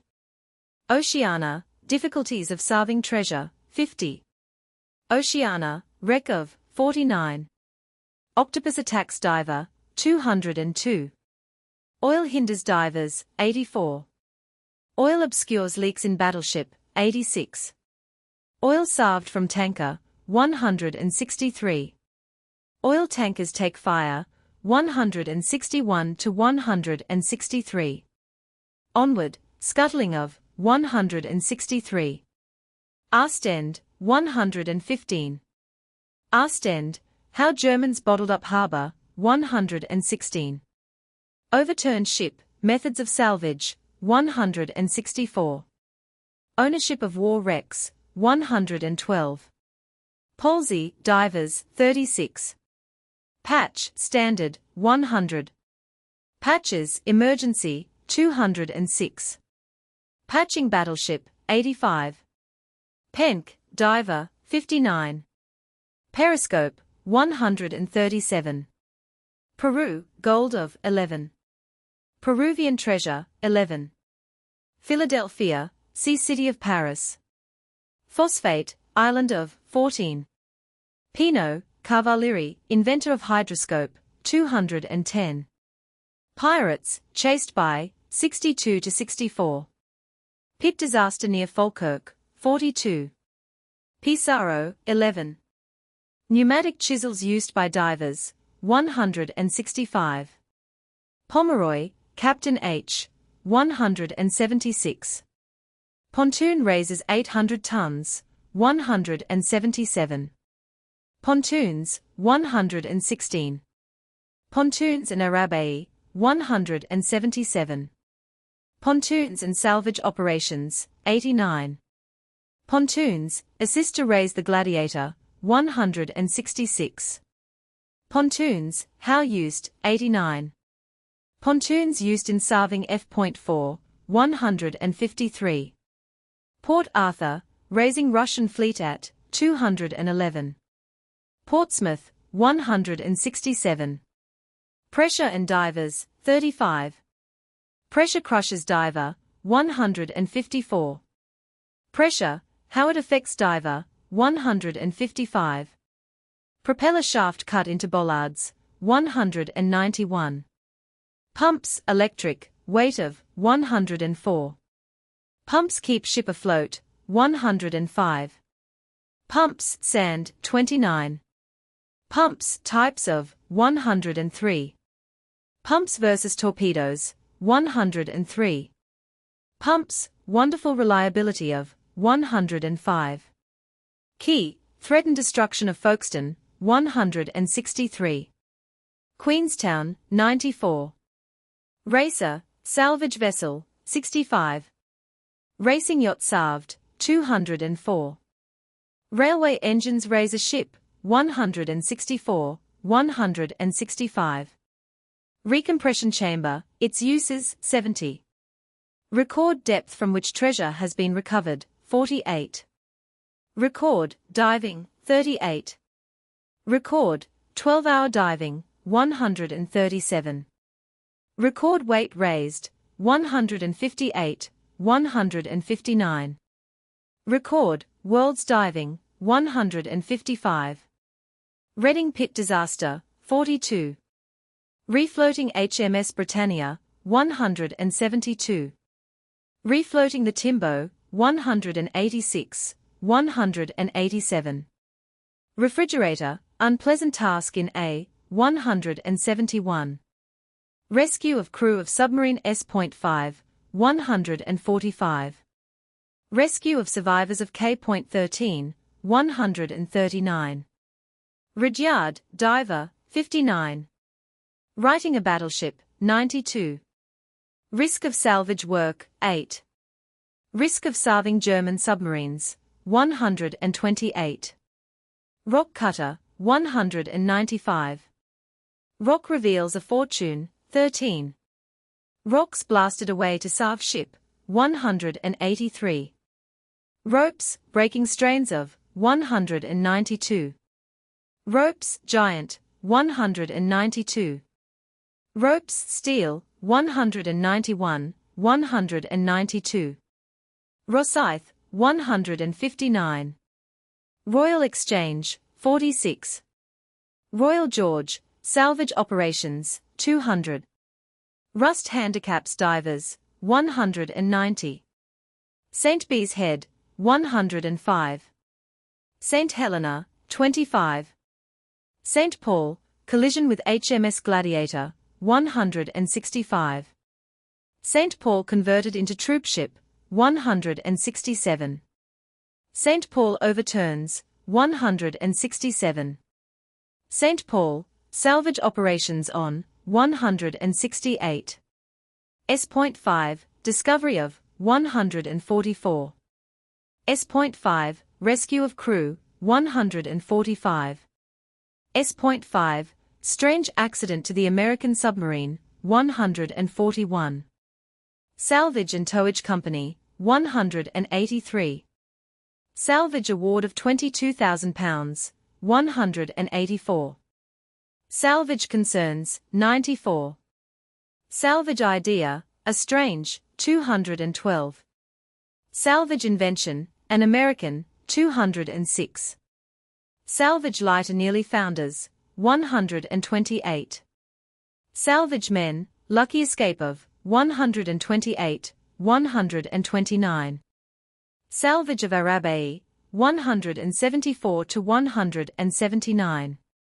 Salvage of Subic, 182. Salvage of the Norton, 183. Salvage officers' clever feat, 185, 186. Salvage on Belgian coast, 115.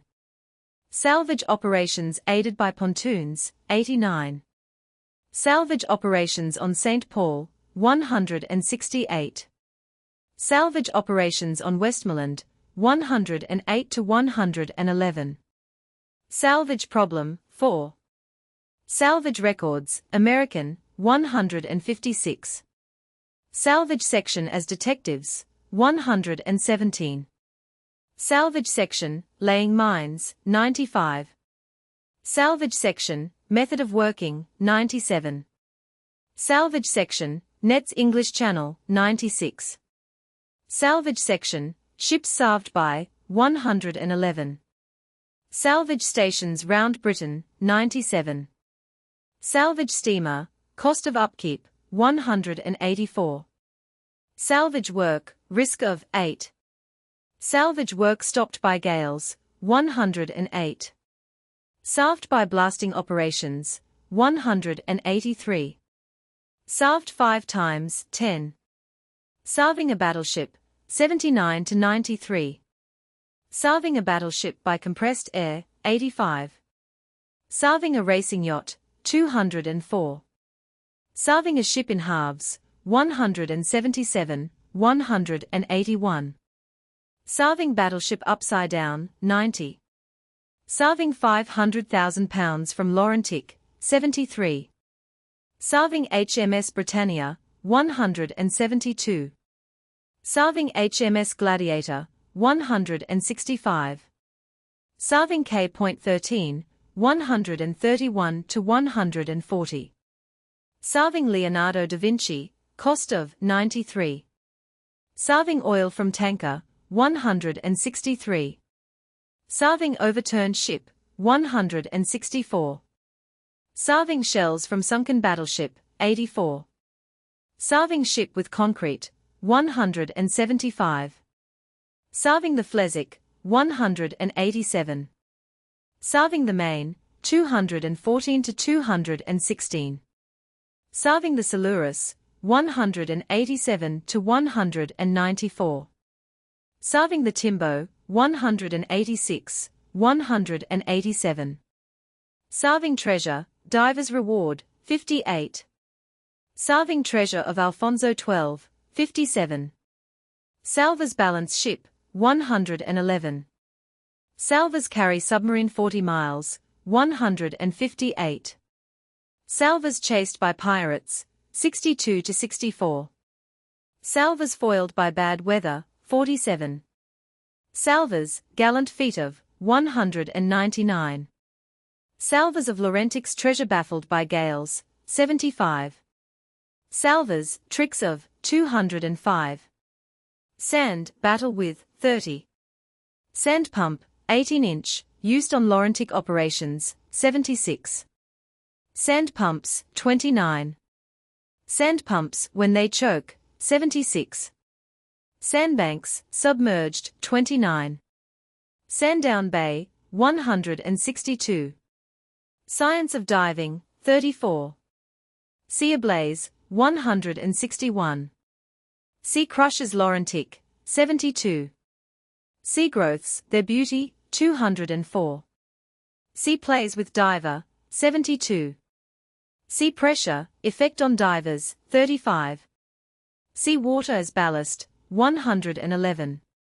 Secret German orders recovered by divers, 157. Secret papers in U-Point 44, 129 Subic, wreck of, 182. 7 tunnel, cause of flooding, 51, 55. 7 tunnel, divers feet in, 50 to 55. 7 tunnel explored by diver, 54. 7 tunnel, flooding of, 51. Shanghai, 58. Shark and diver, 203. Shells protected by oil, 84. Shells salved from Leonardo da Vinci, 84. Ship ashore, method of refloating, 185. Ship breaks in two, 177. Ship kept afloat by pumps, 105. Ship patched with concrete, 180. Ship, question of balance, 111. Ship salved by blasting away rocks, 183. Ship salved 5 times, 10. Ship surgery, 181. Ship torpedoed 3 times, 101. Shipbreakers by wreck of Gladiator, 167. Shipbreakers by wreck of Montague, 172. Shipping, high cost in war, 113. Shipping slump, 113. Ships, how destroyed, 3. Ships, increase in tonnage, 114. Ships insured by British government, 96. Ships salved by Admiralty Salvage Section, 111. Ships salved by airbags, 206. Ships salved in Great War, their value, 111. Ships seized from Germany, 114. Ships sunk at sight during war, 96. Ships, wonder of, 4. Shot rope, 37. Shutter rock, 171. Sib, Gorman and Company helped to save Winchester Cathedral, 213. Sib, Gorman and Company Limited, 41. Sib invents diving dress, 41. Sieve, giant, 30. Sifting seabed, 30. Silurus, cost of salvage operations, 194. Silurus, plans to salve, 189. Silurus, wreck of, 187 to 194. Silver bars recovered, 48. Sinking of K.13, 132. Skyro, wreck of, 45 to 47. Slings, U-boat carried 40 miles in, 158. Slump in shipping, 113. Smoke helmet, 42. Soldier patches ship with concrete, 180. Solent, 165. Spain loses Cuba, 214. Spanish-American War, cause of, 214. Spanish doubloons, 18. Spanish galleon, 15.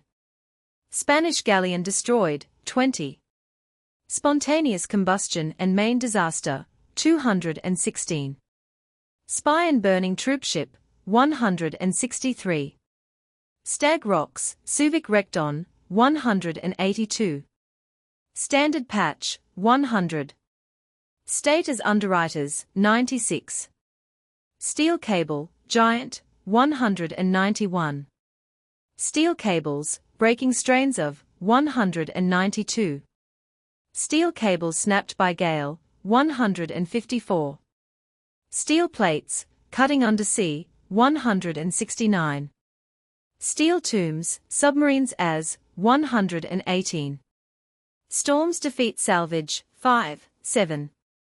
Storms snap steel cables, 7. Storms, strength of, 8. Stranded ships, towing off, 186, 187. Stranding of Norton, 183. Submarine, An American Adventure, 149. Submarine Campaign, 96. Submarine carried 40 miles, 158. Submarine carried over sandbar, 129. Submarine Commander's Dilemma, 150. Submarine, dropping A, 129. Submarine F.4, Disaster 2, 152. Submarine Flash Lamp and K.13, 137. Submarine Lamps, 157. Submarine Menace and British Salvage Section, 97. Submarine, Mine Laying, 121. Submarine O.5, sinks in 40 feet of water, 151. Submarine S.5, has strange accident, 141. Submarine Scenery, 204. Submarine sinks oil tanker, 163. Submarine tragedies seen by divers, 118. Submarine with folding funnels, 131. Submarines as steel tombs, 118. Submarines, netting, 116. Submarines, wonderful escapes from sunken, 139, 145, 146 to 152. Submerged gun turrets, detaching, 87. Survivors of Belgian Prince Atrocity, 120. Survivors of K.13, 139. Taranto, 79, 84. Taranto dry dock, depth of, 87. Telephone, submarine, 40. Telephone that floats, 142. Temperature of 6,700 degrees underwater, 169. Tessel, 22. Thermite bomb, 163. Tide, how it helps lifting operations, 127. Tides and salvage, 5. Timber frame upholds battleship, 91. Timber jackets for pontoons, 153. Timber props to strengthen wreck, 110. Timber structure, remarkable, 90. Timber used in salvage work, 90. Timbers support 20,000 tons, 91. Timbers withstand 225 tons pressure per square inch, 91. Timbo, wreck of, 186. Tippets, 117. Tobermory Bay, 20. Tobermory treasure hunt, 19. Tonnage, increase in, 114. Tools used by divers, 194. Torpedoed ships, how their positions were noted, 99. Torpedoes found in U-Point 44, 130. Torpedoing at site, 96. Torpedoing of Westmoreland, 106. Towing battleship upside down, 90. Towing off stranded ships, 186, 187. Tragedies of sunken submarines, 118. Tragedy caused by oats, 178. Tragedy of oil tankers, 161. Trapped in sunken submarine, 131, 146, 152. Trapping air to salve a ship, 85. Treasure and businessmen, 11. Treasure, Captain Kidd, 11. Treasure hunt at Tobermory, 19. Treasure hunt of British Navy, 65 to 78. Treasure hunting finance, 12. Treasure of Alfonso 12, 57. Treasure of Florencia, 19. Treasure of Incas, 11. Treasure of Laurentic, value found, 77. Treasure of Leutine, 23. Treasure recovered from Leutine, 26. Treasure recovered from Oceania, 50. Treasure hunters beaten, 32. Treasure hunters chased by pirates, 62 to 64. Tricks of salvers, 205. Tripods, use in raising ships upright, 164. Troopship, scuttling of A, 163. Troopships protected by nets, 96. Trunkway, 110. Tug of war between wreck and railway engines, 164, 165. Tugs tow battleship upside down, 90. Tyne, Milwaukee towed to, 182. U-boat carried 40 miles, 158. U-boat sinks oil tanker off New York, 163. U-boat, why Admiralty salved it, 124. U-boats and British salvage section, 97. U-boats, netting, 116. U-Point 44 atrocity, 118. U-Point 44 carried 3/4 of a mile, 127. U-Point 44, depth of wreck, 124. U-Point 44, destruction of, 123. U-Point 44, its mission, 121. U-Point 44, method of finding, 124. Umbrella patch, 206. Underwriters lose £900,000, 23. Vancouver, 32. Vindictive, full of cement, 115. Vindictive, German failure to raise, 115. Vindictive, mines aboard when sunk, 115. Vindictive, problems of raising, 115. Vindictive raised, 116. Vleeland, 25. Wagonfur, Paul, 119. War interrupts food supplies in Britain, 96. War Night, 160 to 163. War wrecks and British government, 112. Wartime salvage depots, 97. Wartime shipbuilding, 114. Water as ballast, 111. Water versus air, 35, 36. Waterford, 121. Weather, influence of, 5. Weather prevents salvage work, 108. Westmoreland, 105. Westmoreland, depth of wreck, 107. Westmoreland, extent of damage to, 106. Westmoreland, fight to save, 106, 107. Westmoreland, sinking of, 107. Westmoreland torpedoed, 106. Westmoreland, value of, 105.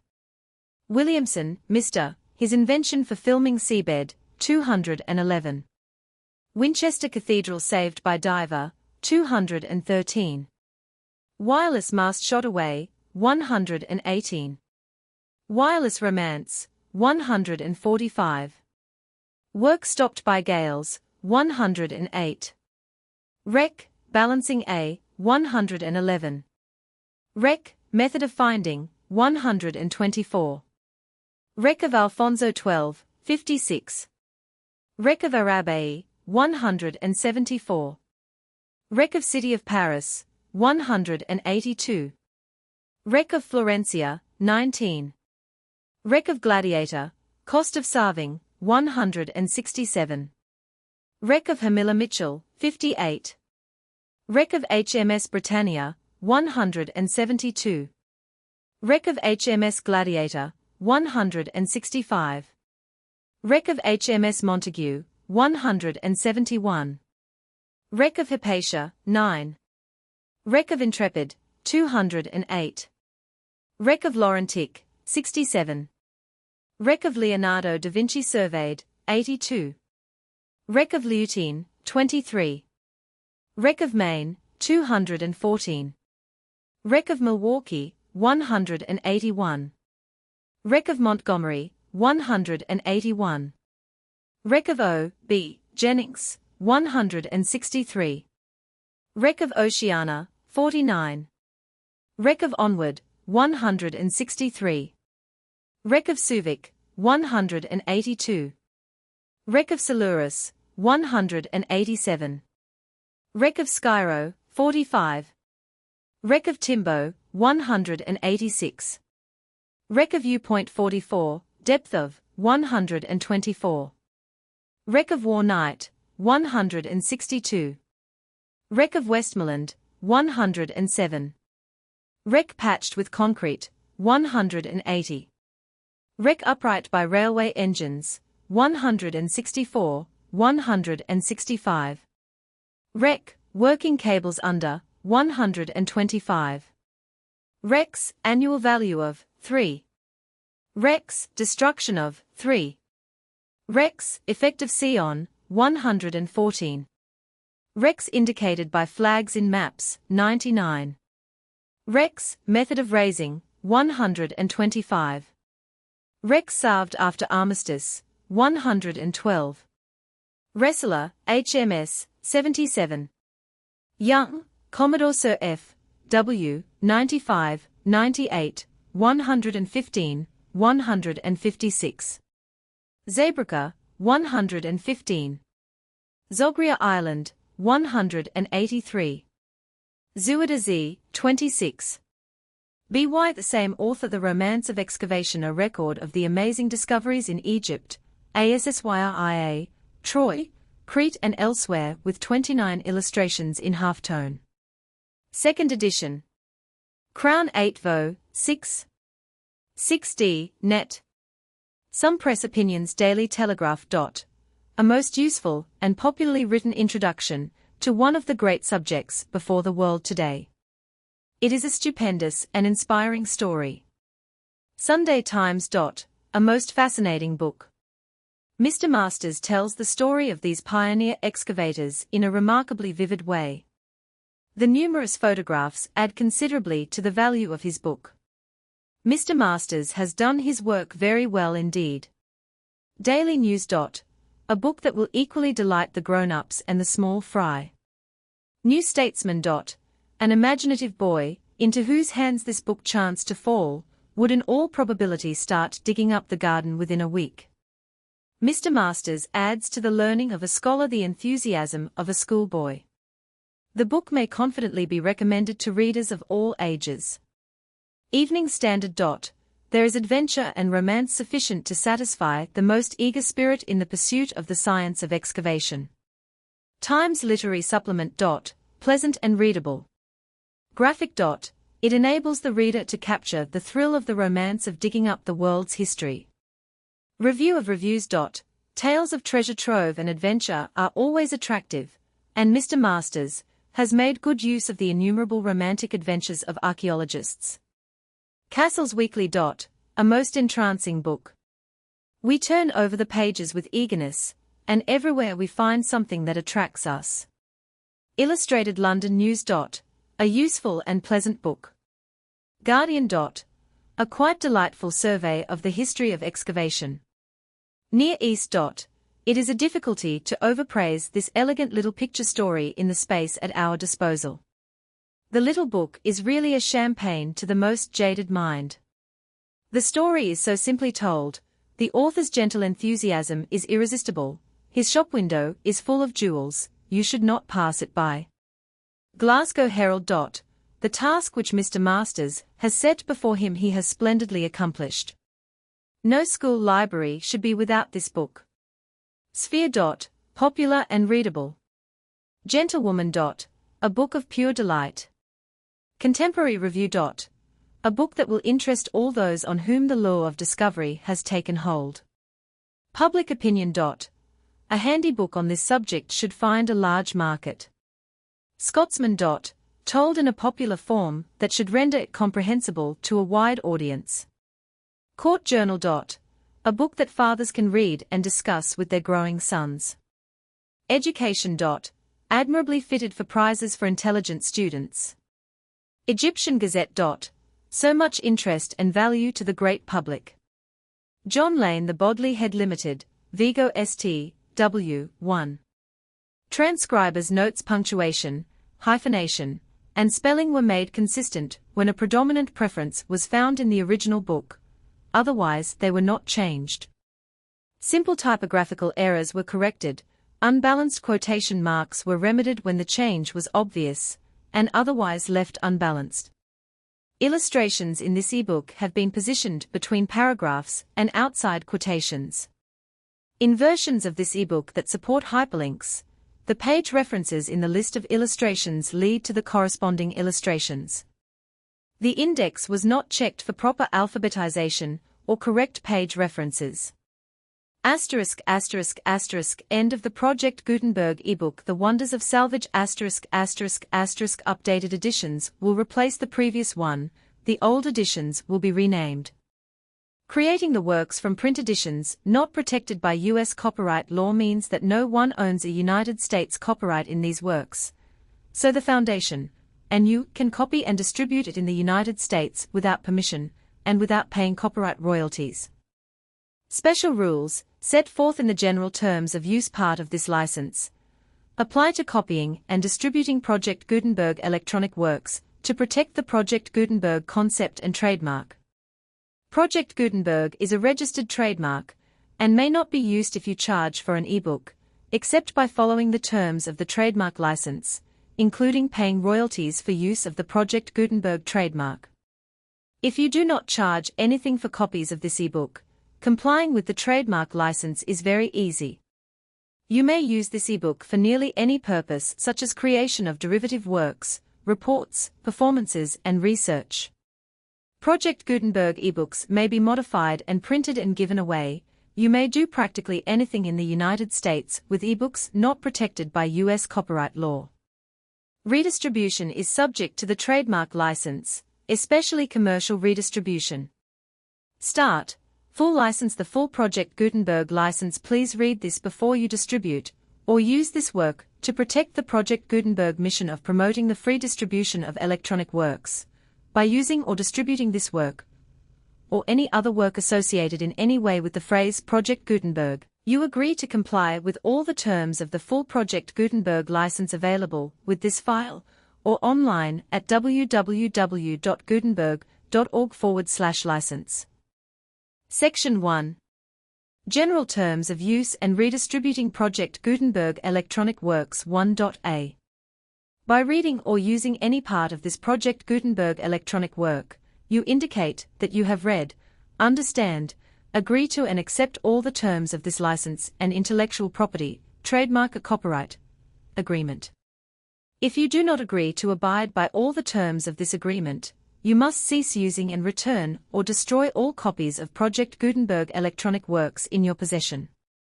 If you paid a fee for obtaining a copy of or access to a Project Gutenberg electronic work, and you do not agree to be bound by the terms of this agreement, you may obtain a refund from the person or entity to whom you paid the fee as set forth in paragraph 1.e.8. 1.b. Project Gutenberg is a registered trademark. It may only be used on or associated in any way with an electronic work by people who agree to be bound by the terms of this agreement. There are a few things that you can do with most Project Gutenberg electronic works even without complying with the full terms of this agreement. See paragraph 1.c below. There are a lot of things you can do with Project Gutenberg electronic works if you follow the terms of this agreement and help preserve free future access to Project Gutenberg electronic works. See paragraph 1.e below. 1.c. The Project Gutenberg Literary Archive Foundation, the Foundation, or PGLAF, owns a compilation copyright in the collection of Project Gutenberg electronic works. Nearly all the individual works in the collection are in the public domain in the United States. If an individual work is unprotected by copyright law in the United States, and you are located in the United States, we do not claim a right to prevent you from copying, distributing, performing, displaying or creating derivative works based on the work as long as all references to Project Gutenberg are removed. Of course, we hope that you will support the Project Gutenberg mission of promoting free access to electronic works by freely sharing Project Gutenberg works in compliance with the terms of this agreement for keeping the Project Gutenberg name associated with the work. You can easily comply with the terms of this agreement by keeping this work in the same format with its attached full Project Gutenberg license when you share it without charge with others. 1.d. The copyright laws of the place where you are located also govern what you can do with this work. Copyright laws in most countries are in a constant state of change. If you are outside the United States, check the laws of your country in addition to the terms of this agreement before downloading, copying, displaying, performing, distributing, or creating derivative works based on this work, or any other Project Gutenberg work. The Foundation makes no representations concerning the copyright status of any work in any country other than the United States. 1.e. Unless you have removed all references to Project Gutenberg, 1.e.1. The following sentence, with active links to, or other immediate access to, the full Project Gutenberg license must appear prominently whenever any copy of a Project Gutenberg work, any work on which the phrase Project Gutenberg appears, or with which the phrase Project Gutenberg is associated, is accessed, displayed, performed, viewed, copied or distributed. This ebook is for the use of anyone anywhere in the United States and most other parts of the world at no cost and with almost no restrictions whatsoever. You may copy it, give it away, or reuse it under the terms of the Project Gutenberg license included with this ebook, or online at www.gutenberg.org. If you are not located in the United States, you will have to check the laws of the country where you are located before using this ebook. 1.e.2. If an individual Project Gutenberg electronic work is derived from texts not protected by U.S. copyright law, does not contain a notice indicating that it is posted with permission of the copyright holder, the work can be copied and distributed to anyone in the United States without paying any fees or charges. If you are redistributing or providing access to a work with the phrase Project Gutenberg associated with or appearing on the work, you must comply either with the requirements of paragraphs 1.e.1 through 1.e.7, or obtain permission for the use of the work and the Project Gutenberg trademark as set forth in paragraphs 1.e.8 or 1.e.9. 1.e.3. If an individual Project Gutenberg electronic work is posted with the permission of the copyright holder, your use and distribution must comply with both paragraphs 1.e.1 through 1.e.7 and any additional terms imposed by the copyright holder. Additional terms will be linked to the Project Gutenberg license for all works posted with the permission of the copyright holder found at the beginning of this work. 1.e.4. Do not unlink or detach or remove the full Project Gutenberg license terms from this work, or any files containing a part of this work, or any other work associated with Project Gutenberg. 1.e.5. Do not copy, display, perform, distribute or redistribute this electronic work, or any part of this electronic work, without prominently displaying the sentence set forth in paragraph 1.e.1 with active links, or immediate access to the full terms of the Project Gutenberg license. 1.e.6. You may convert to and distribute this work in any binary, compressed, marked up, non-proprietary, or proprietary form, including any word processing or hypertext form. However, if you provide access to or distribute copies of a Project Gutenberg work in a format other than plain vanilla ASCII, or other format used in the official version posted on the official Project Gutenberg website at www.gutenberg.org, you must, at no additional cost, fee or expense to the user, provide a copy, a means of exporting a copy, or a means of obtaining a copy upon request, of the work in its original plain vanilla ASCII, or other form. Any alternate format must include the full Project Gutenberg license, as specified in paragraph 1.e.1. 1.e.7. Do not charge a fee for access to, viewing, displaying, performing, copying or distributing any Project Gutenberg works unless you comply with paragraph 1.e.8 or 1.e.9. 1.e.8. You may charge a reasonable fee for copies of or providing access to or distributing Project Gutenberg electronic works provided that you pay a royalty fee of 20% of the gross profits you derive from the use of Project Gutenberg works calculated using the method you already use to calculate your applicable taxes. The fee is owed to the owner of the Project Gutenberg trademark, but he has agreed to donate royalties under this paragraph to the Project Gutenberg Literary Archive Foundation. Royalty payments must be paid within 60 days following each date on which you prepare, or are legally required to prepare, your periodic tax returns. Royalty payments should be clearly marked as such and sent to the Project Gutenberg Literary Archive Foundation at the address specified in Section 4, Information about Donations to the Project Gutenberg Literary Archive Foundation. You provide a full refund of any money paid by a user who notifies you in writing, or by email, within 30 days of receipt, that he does not agree to the terms of the full Project Gutenberg license.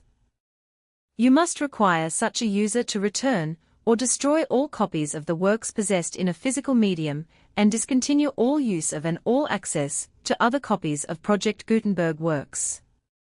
You provide, in accordance with paragraph 1.f.3, a full refund of any money paid for a work or a replacement copy, if a defect in the electronic work is discovered and reported to you within 90 days of receipt of the work.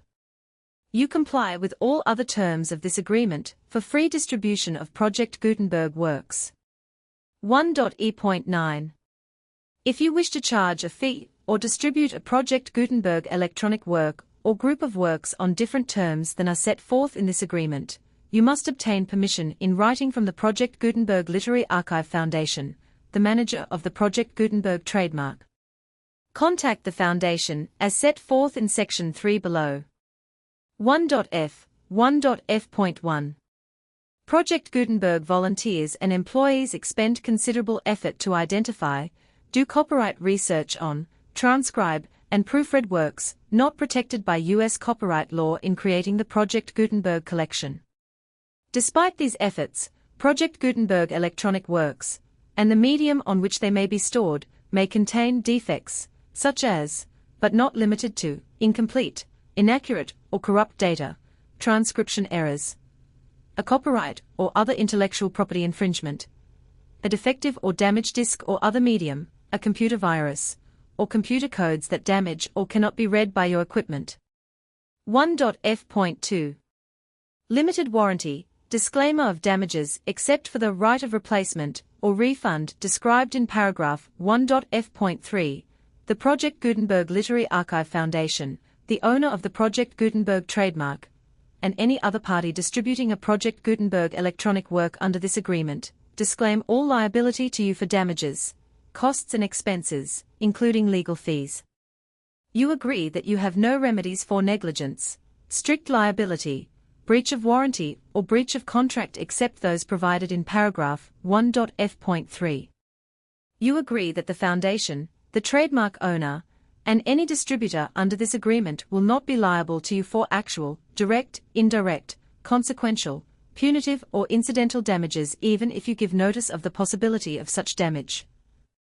1.f.3 Limited right of replacement or refund. If you discover a defect in this electronic work within 90 days of receiving it, you can receive a refund of the money, if any, you paid for it by sending a written explanation to the person you received the work from. If you received the work on a physical medium, you must return the medium with your written explanation. The person or entity that provided you with the defective work may elect to provide a replacement copy in lieu of a refund.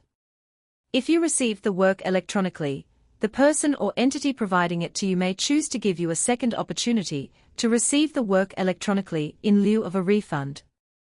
If the second copy is also defective, you may demand a refund in writing without further opportunities to fix the problem. 1.f.4 Except for the limited right of replacement or refund set forth in paragraph 1.f.3, this work is provided to you as is, with no other warranties of any kind, express or implied, including but not limited to warranties of merchantability or fitness for any purpose. 1.f.5 Some states do not allow disclaimers of certain implied warranties, or the exclusion or limitation of certain types of damages. If any disclaimer or limitation set forth in this agreement violates the law of the state applicable to this agreement, the agreement shall be interpreted to make the maximum disclaimer or limitation permitted by the applicable state law. The invalidity or unenforceability of any provision of this agreement shall not void the remaining provisions. 1.f.6 Indemnity. You agree to indemnify and hold the Foundation, the trademark owner, any agent or employee of the Foundation, anyone providing copies of Project Gutenberg electronic works in accordance with this agreement, and any volunteers associated with the production, promotion and distribution of Project Gutenberg electronic works, harmless from all liability, costs and expenses, including legal fees, that arise directly or indirectly from any of the following which you do or cause to occur. A. Distribution of this or any Project Gutenberg work. B. Alteration, modification, or additions or deletions to any Project Gutenberg work. And C. Any defect you cause. Section 2. Information about the mission of Project Gutenberg. Project Gutenberg is synonymous with the free distribution of electronic works in formats readable by the widest variety of computers, including obsolete, old, middle-aged and new computers. It exists because of the efforts of hundreds of volunteers and donations from people in all walks of life. Volunteers and financial support to provide volunteers with the assistance they need are critical to reaching Project Gutenberg's goals and ensuring that the Project Gutenberg collection will remain freely available for generations to come. In 2001, the Project Gutenberg Literary Archive Foundation was created to provide a secure and permanent future for Project Gutenberg and future generations. To learn more about the Project Gutenberg Literary Archive Foundation and how your efforts and donations can help, see sections 3 and 4 and the Foundation information page at www.gutenberg.org. Section 3. Information about the Project Gutenberg Literary Archive Foundation. The Project Gutenberg Literary Archive Foundation is a non-profit 501(c)(3) educational corporation organized under the laws of the state of Mississippi and granted tax-exempt status by the Internal Revenue Service. The Foundation's EIN, or Federal Tax Identification Number, is 64-6221541. Contributions to the Project Gutenberg Literary Archive Foundation are tax-deductible to the full extent permitted by U.S. federal laws and your state's laws. The Foundation's business office is located at 809 North 1500 West, Salt Lake City, Utah, 84116-801-596-1887. Email contact links and up-to-date contact information can be found at the Foundation's website and official page at www.gutenberg.org/contact Section 4. Information about donations to the Project Gutenberg Literary Archive Foundation. Project Gutenberg depends upon and cannot survive without widespread public support and donations to carry out its mission of increasing the number of public domain and licensed works that can be freely distributed in machine-readable form accessible by the widest array of equipment, including outdated equipment. Many small donations, $1 to $5,000, are particularly important to maintaining tax-exempt status with the IRS. The Foundation is committed to complying with the laws regulating charities and charitable donations in all 50 states of the United States. Compliance requirements are not uniform, and it takes a considerable effort, much paperwork, and many fees to meet and keep up with these requirements. We do not solicit donations in locations where we have not received written confirmation of compliance.